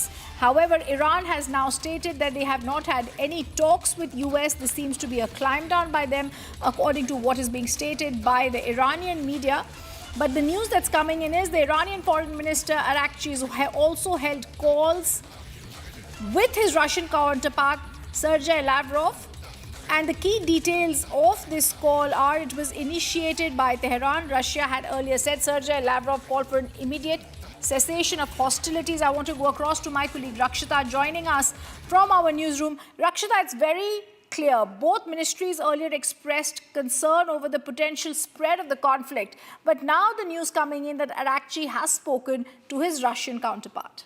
Absolutely. Right after what announcement has been made by Trump, we have the news coming in that Moscow and Tehran have held talks. And yes, Russia has been calling for a political solution, a diplomatic solution to what is happening. And as you rightly pointed out, that concerns have been raised from Moscow as well about widening of the war, which already has spilled over. And we've seen that Dmitry Peskov too today had said that the situation should transition to a political and diplomatic settlement. So that is what Moscow has been calling for, and it has also warned that there should be no strike in Bushehr because the Bushehr nuclear power plant is the only one that is right now functional, said to be functional, and has been built with the help of Moscow. Concerns have been raised regarding that as well, because in this war we've seen that there have been hardly any red lines. There have been threats of targeting of power infrastructure as well, of power facilities also, which of course was a looming threat. And now after the ultimatum, we see a climb down from Donald Trump, and we do understand now that it of course remains to be seen, because Israeli strikes still continue in Iran. But yes, the fact that Moscow has been a long-term ally of Tehran, not been directly militarily involved, is what we know. But yes, it has now called for a diplomatic solution to what's happening. All right, stay on with us, Rakshita. There is more breaking news coming in on the same story. It's the US media that now says Donald Trump has said it's Iran that wants to make a deal badly. The US media says a deal badly is what Iran wanted. It could be within 5 days or sooner. President Donald Trump announced today that a deal with Iran could be reached within 5 days or sooner. He's also stated in the US media that he's claimed Iran desperately wants to make a deal following weeks of escalating military tension and US-led strikes. However, if it's to believe the Iran media has said there have been no negotiations, whereas there is being told by the president very good and productive conversations have taken place over the last 2 days regarding a complete and total resolution of hostilities in the Middle East. Now, Rakshita, I want to come across to you. On Saturday night, we heard Donald Trump use the word obliterate. What happened from Saturday night to Monday evening that he's completely changed his tracks and he's now saying there's a resolution around and on the cards? Absolutely. There have been, of course, exchange of threats. If you could just put it in simpler words, we've seen that how there has been threats that have been issued from warnings issued, ultimatum issued from Donald Trump. And we see that Tehran has been unrelenting, and Tehran continues to maintain that it is not going to back down. Even when you talk about what Trump has just told media, Fox Media, of course, it has just spoken to the channel saying that Iran is very intent on a deal which could be materializing in the next 5 days. However, Tehran continues to maintain that there has been no talks, there are no direct talks or indirect talks that have happened, and they completely deny any of such prediction. So Trump being Trump, we've seen that he makes claims left, right and center. He's been making claims, and now we see a climb down. And in the latest, he has said that there could be a deal in next 5 days. He's pointing towards a regime change. Now, we do not know what's the regime change like, because Mujtaba Khamenei, the son of the slain Ayatollah Khamenei, is at the helm of affairs. He too continues to make strong statements. We've seen even the IRGC listing out those targets that will be hit next if at all US tries to attack any of its power infrastructure. So Tehran has been very aggressive, and Tehran has made its stand clear that they are not going to back down, they're not going to bow down at all. But Trump's climb down is indicating he is now trying to say that it is actually Tehran who has called for some de-escalation, and that there could be a deal in the next 5 days. All right, Rakshita, stay with us. There's more breaking news coming in. It's now the United Kingdom that has welcomed any reports of productive talks on Iran war. A spokesperson for the UK Prime Minister Keir Starmer has reacted to Trump's announcement, saying any reports of productive talks are welcome. We've said a swift resolution to the war should be there in global interest, and the Strait of Hormuz specifically needs to be reopened. Remember, President Trump has now announced a 5-day delay to planned strikes against Iranian energy infrastructure. UK Prime Minister Starmer's spokesperson has now stated that they welcome such talks. And remember, the concerns for UK are very prominent here. It remains concerned about the economic impact of the conflict. And also just recently, there was a shift in the UK policy where UK Prime Minister had authorized US to use British military bases for defensive operations to protect shipping in the Strait of Hormuz. So Rakshita, very clearly seeing diplomatically what's been happening and what President Trump has stated, the UK Prime Minister's spokesperson has said this is welcome as far as the United Kingdom is concerned. Absolutely. If you see, even Keir Starmer has also told media that he does not see any evidence as far as Iran targeting UK is concerned. While we saw that UK, there were indications that UK could be also dragged in after what happened at Diego Garcia. So there were, of course, indications made that now it could be UK also now who could be now involved even more this time. But Starmer has been, of course, if you see the language, he's been playing safe. And yes, everybody around would be wanting that there should be de-escalation because nobody stands to gain anything from here. And the US has been pushing the allies, he has been pushing the Gulf countries, he has been pushing the GCC and of course other allies, even the NATO, and he has not been entertained much. They have seen that what this war is costing, that none of them actually started. So yes, Starmer also, UK is now calling for a solution. So that's the update that is coming in from London, and of course we expect many more leaders to also now put up their reactions. Absolutely. Thank you, Rakshita, for giving us those details. The war news, a top focus right here on Republic TV. Now, viewers, the other top focus right here in India, Maldives speedboat had capsized. And at that time, it was Gautam Singhania who had been injured. We were hearing about that. Now the breaking news coming in. Gautam Singhania's spokesperson has now stated that he suffered minor injuries after the speedboat carrying tourists capsized in Maldives early Friday, while 2 Indian men, including the rally driver Hari Singh, are feared missing. Search operations are underway. Now, official statement from Singhania's spokesperson says there is speculation being spread regarding the unfortunate speedboat accident involving a serious mechanical failure. It's irresponsible nature of comments that are circulating. Gautam Singhania continues to recover under due care. We continue to pray for the friends and family of those affected. But I think the most important line in this is that there was a serious mechanical failure, because there are all sorts of stories that are now being spread allegedly on this case. And now the Raymond Group Chairman, Managing Director Gautam Hari Singhania's spokesperson has spoken. I want to go across to Revati. Revati, a lot of speculations are doing the rounds. What's the real picture? Right, as you rightly mentioned, that there are many things that are being talked about this particular incident that happened in Maldives, where there is also being said that there's something conspiracy attached to it. But as of now, there's an official statement coming up from the Gautam Singhania's spokesperson saying that there are speculations being spread on social media regarding an unfortunate speedboat accident involving a serious mechanical failure. So I would like to mention here that a serious mechanical failure. So this is the highlight of what exactly the statement says, because it is pretty much clear now that the boat that overturned, the speedboat that overturned did have a mechanical failure, yet there are 2 to 3 people who are missing from the speedboat. And now the statement says that it is a mechanical failure. Also, they said that Gautam Singhania is under due care and he is recovering at his home in Mumbai. So now the official statement from the investigative agencies is awaited as what is the status of this particular matter as Gautam Singhania continues to recover at his Mumbai home. Over to you. All right, continue to be with us. This is a top focus. We'll continue tracking. Thank you, Revati, for giving us those details. There is more breaking news that's coming in at the top of this hour.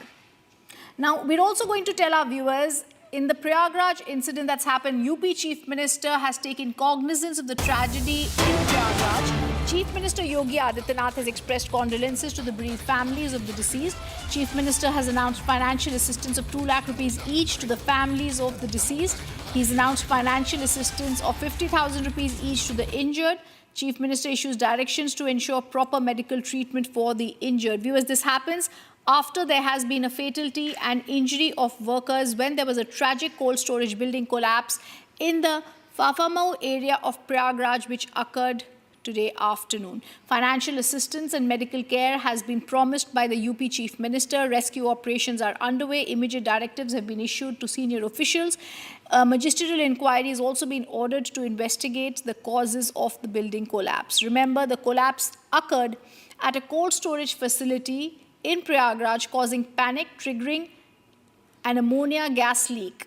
Multiple workers were trapped under the debris. Rescue operations were immediately taken on. The injured have been transported to the Swarup Rani Hospital. The UP Chief Minister takes swift cognizance of the tragic cold storage building collapse and has said that there will be financial assistance given of 2 lakh rupees each for the kin of the deceased and 50,000 rupees each for the injured. अभी देखिए लगभग 8 लोग हमारे hospital पहुंच चुके हैं, जिसमें एक गंभीर था, उसको SRN मेडिकल कॉलेज रेफ़र किया गया है। बाकी अभी राहत बचाव कार्य जारी है और अगले कुछ समय में स्थिति और स्पष्ट हो जाएगी कि कितने लोग घायल हैं और कितने मृतक हैं। काफ़ी बड़ी संख्या में लोग सकुशल निकले भी हैं, तो उन सबकी लिस्ट हम लोग तैयार कर रहे हैं। अभी आगे कुछ समय में हम आपको अपडेट कर देंगे। And we're going to go across now to news that's coming in of the NY LaGuardia Airport crash. Live from LaGuardia Airport after the Air Canada flight collided with Port Authority vehicle, killing both pilots. We're getting news that's coming in right from there, and I'm going to tell you there was a collision between the Bombardier CRJ 900 struck the fire truck at approximately 11:40 p.m. while landing on runway 4. This is the Air Canada Express arriving from Montreal collided with the Port Authority fire truck on the runway at LaGuardia Airport late Sunday night. The crash killed both the pilot and the co-pilot of the aircraft, which was operated by Jazz Aviation. At least 41 people were injured, including passengers, crew, and 2 Port Authority officers of the fire truck. We are getting live and breaking news from the LaGuardia Airport in the United States, and we're going to stay with those visuals. The Federal Aviation Administration had closed LaGuardia Airport following the crash, with a ground stop expected to last for some time. The air traffic control audio captured the frantic stop, stop, stop orders directed at the truck moments before the impact. Let me quickly tell our viewers what had happened. 2 pilots killed after the Air Canada jet hit the fire truck. This forced the airport also at that time to stop its efforts. The LaGuardia Air Traffic Control audio reveals frantic calls for the truck to stop, stop, stop. In moments before the crash, an air traffic controller could be heard on a radio transmission discussing the report for the emergency vehicle. And Air Canada has now come out also with a statement. They can't confirm the exact number of injuries. But remember, viewers, on this flight operated by Air Canada Express carrier, originating from Montreal, the preliminary passenger list indicates the airplane was carrying 72 passengers, 4 crew members. This incident occurred roughly at around 11:30 p.m. The Port Authority of New Jersey and New Jersey confirmed the pilot and the first officer were killed in this accident. Air Canada provides an update on the Air Canada Express. Emergency services are there. Air Canada and Jazz Aviation teams are also preparing to be at the site. They're cooperating with all. But the moments before the crash, we stay with that picture. The air traffic controller could be heard on a radio transmission discussing the request for the emergency vehicle to cross part of the tarmac, then trying to stop it. Stop, truck, stop, the transmission says, which can be heard repeatedly. The controller can then be heard frantically diverting an incoming aircraft traffic from landing. But staying with those pictures where we can see activity at the LaGuardia Airport in the US, it's shut down after Air Canada jet strikes the vehicle, killing 2 pilots late on Sunday night.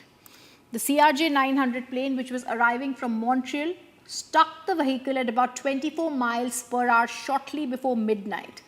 The two pilots were killed in the incident. More than 40 passengers, crew members, aircraft rescue and firefighting officers were transported to the hospital. We're also getting details about what happened. We understand it says that 32 have been released, but there are some passengers with serious injuries. The jet was operated by Jazz Aviation, which is Air Canada's regional partner.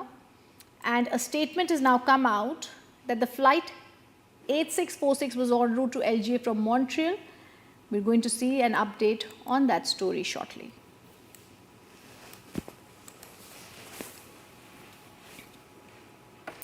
Prime Minister Narendra Modi addressed the Rajya Sabha today on the ongoing war on West Asia and its impact on India's economy, oil supplies, as well as Indians living in the Gulf region. The Prime Minister has said the situation in West Asia is serious. India is closely monitoring the developments, especially oil supplies through the Strait of Hormuz. He also assured the Parliament the government is taking steps to ensure that there is no shortage of petrol, diesel, LPG in the country. Here's what he addressed. Paschim Asia में चल रहे संघर्ष. In a key address in Lok Sabha, Prime Minister Narendra Modi today addressed the war situation in West Asia. इस समय पश्चिमी Asia के हालत चिंताजनक है.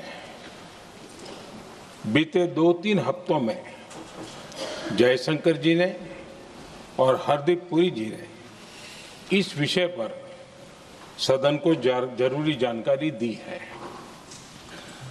अब इस संकट को 3 सप्ताह से ज्यादा हो रहा है. इसका पूरे विश्व की अर्थव्यवस्था पर, लोगों के जीवन पर बहुत ही विपरीत असर हो रहा है. इसलिए पूरी दुनिया इस संकट के जल्द से जल्द समाधान के लिए सभी पक्षों से आग्रह भी कर रही है.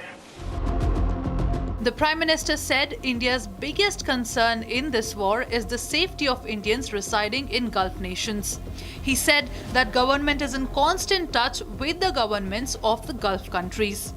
लगभग 1 करोड़ भारतीय खाड़ी देशों में रहते हैं और वहां काम करते हैं. वहां समंदर में जो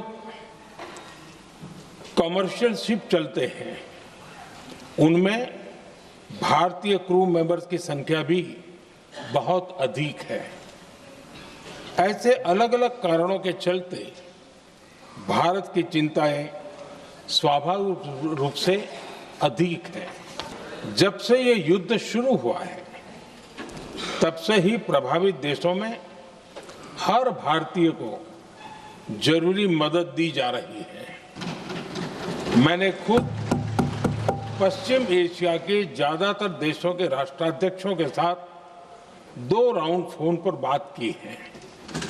सभी ने भारतीयों की सुरक्षा का पूरा आश्वासन दिया है. Prime Minister also addressed the energy situation in India and across the globe, and he said that attacks on energy infrastructure in Gulf nations is a matter of deep concern.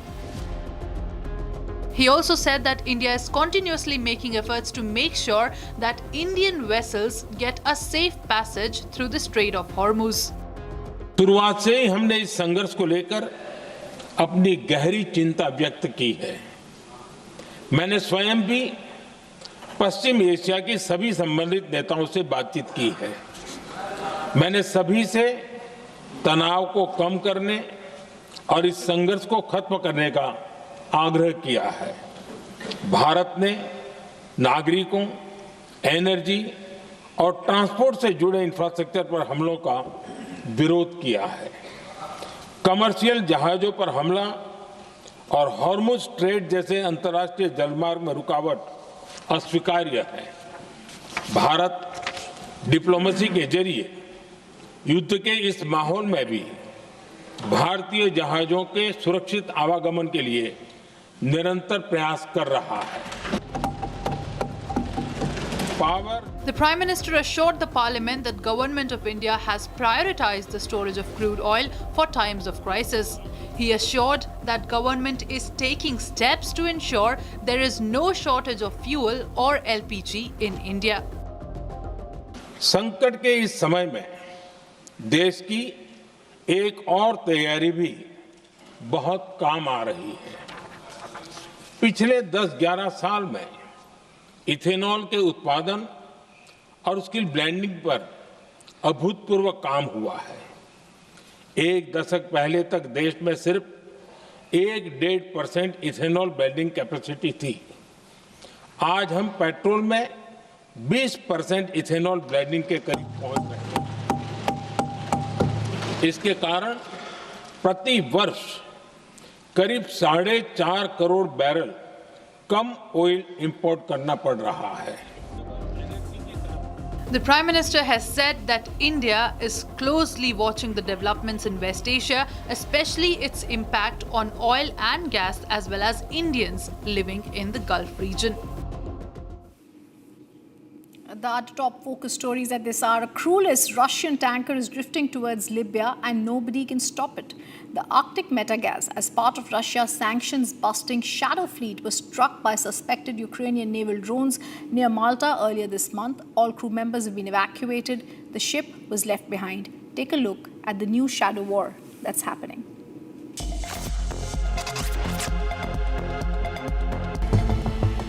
A Russian tanker, Arctic Metagas, has been adrift for 2 weeks. It's now 40 nautical miles from Libyan waters. The crewless Russian Arctic Metagas is carrying 450 tons of heavy oil, 250 tons of diesel, and an unknown quantity of LPG. Italian authorities say it could reach Libyan shores in 4 to 6 days. The biggest fears: a catastrophic gas leak or the vessel colliding with offshore infrastructure. Italy, Spain, Malta, Greece and Cyprus have written to the European Commission calling this an imminent ecological disaster and demanding an urgent coordinated EU response.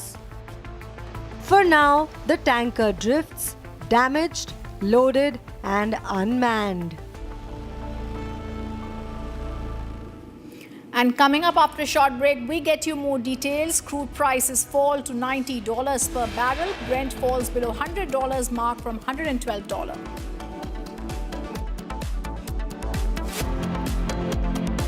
थोड़े में ज्यादा स्वाद ये तो है इसकी खास बात। वाओ मामा क्या स्वाद है? अरे मेरे राजा। 13,000 placements last year. At Amity, we are committed to nurturing passionate, hardworking and proactive professionals. चमकी चाट से क्या बना है? सैंडविच, लस्सी और छाछ हर घूंट में चमकी चाट। अब बताओ स्वाद आया?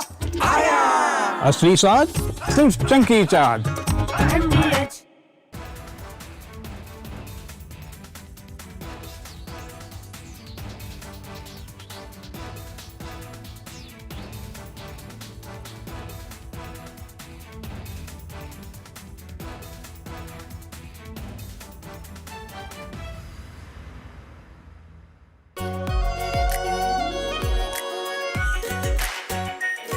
Pure shahi paneer masala, delicious, healthy, everyday. First we saw the people dying, the killings, and that's continuing, destruction of infrastructure, and now the economic impact. The economic impact will affect everybody across the world. You know, the price of LNG, cooking gas has already gone up. So it is a very serious problem. We're all going to suffer. So we all have to work to make sure it ends soon. And I hope that, led by our Prime Minister, we will work on that. ठीक है mandu भेज दे रहा है।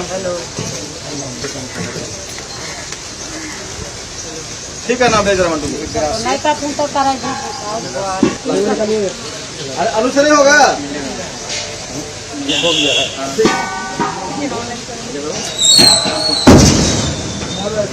तुम तो कमाल किया तो नीचे। अब तुम गाड़ी में पूर्ण वाला, ना तो कुछ का गाड़ी मार रहा है।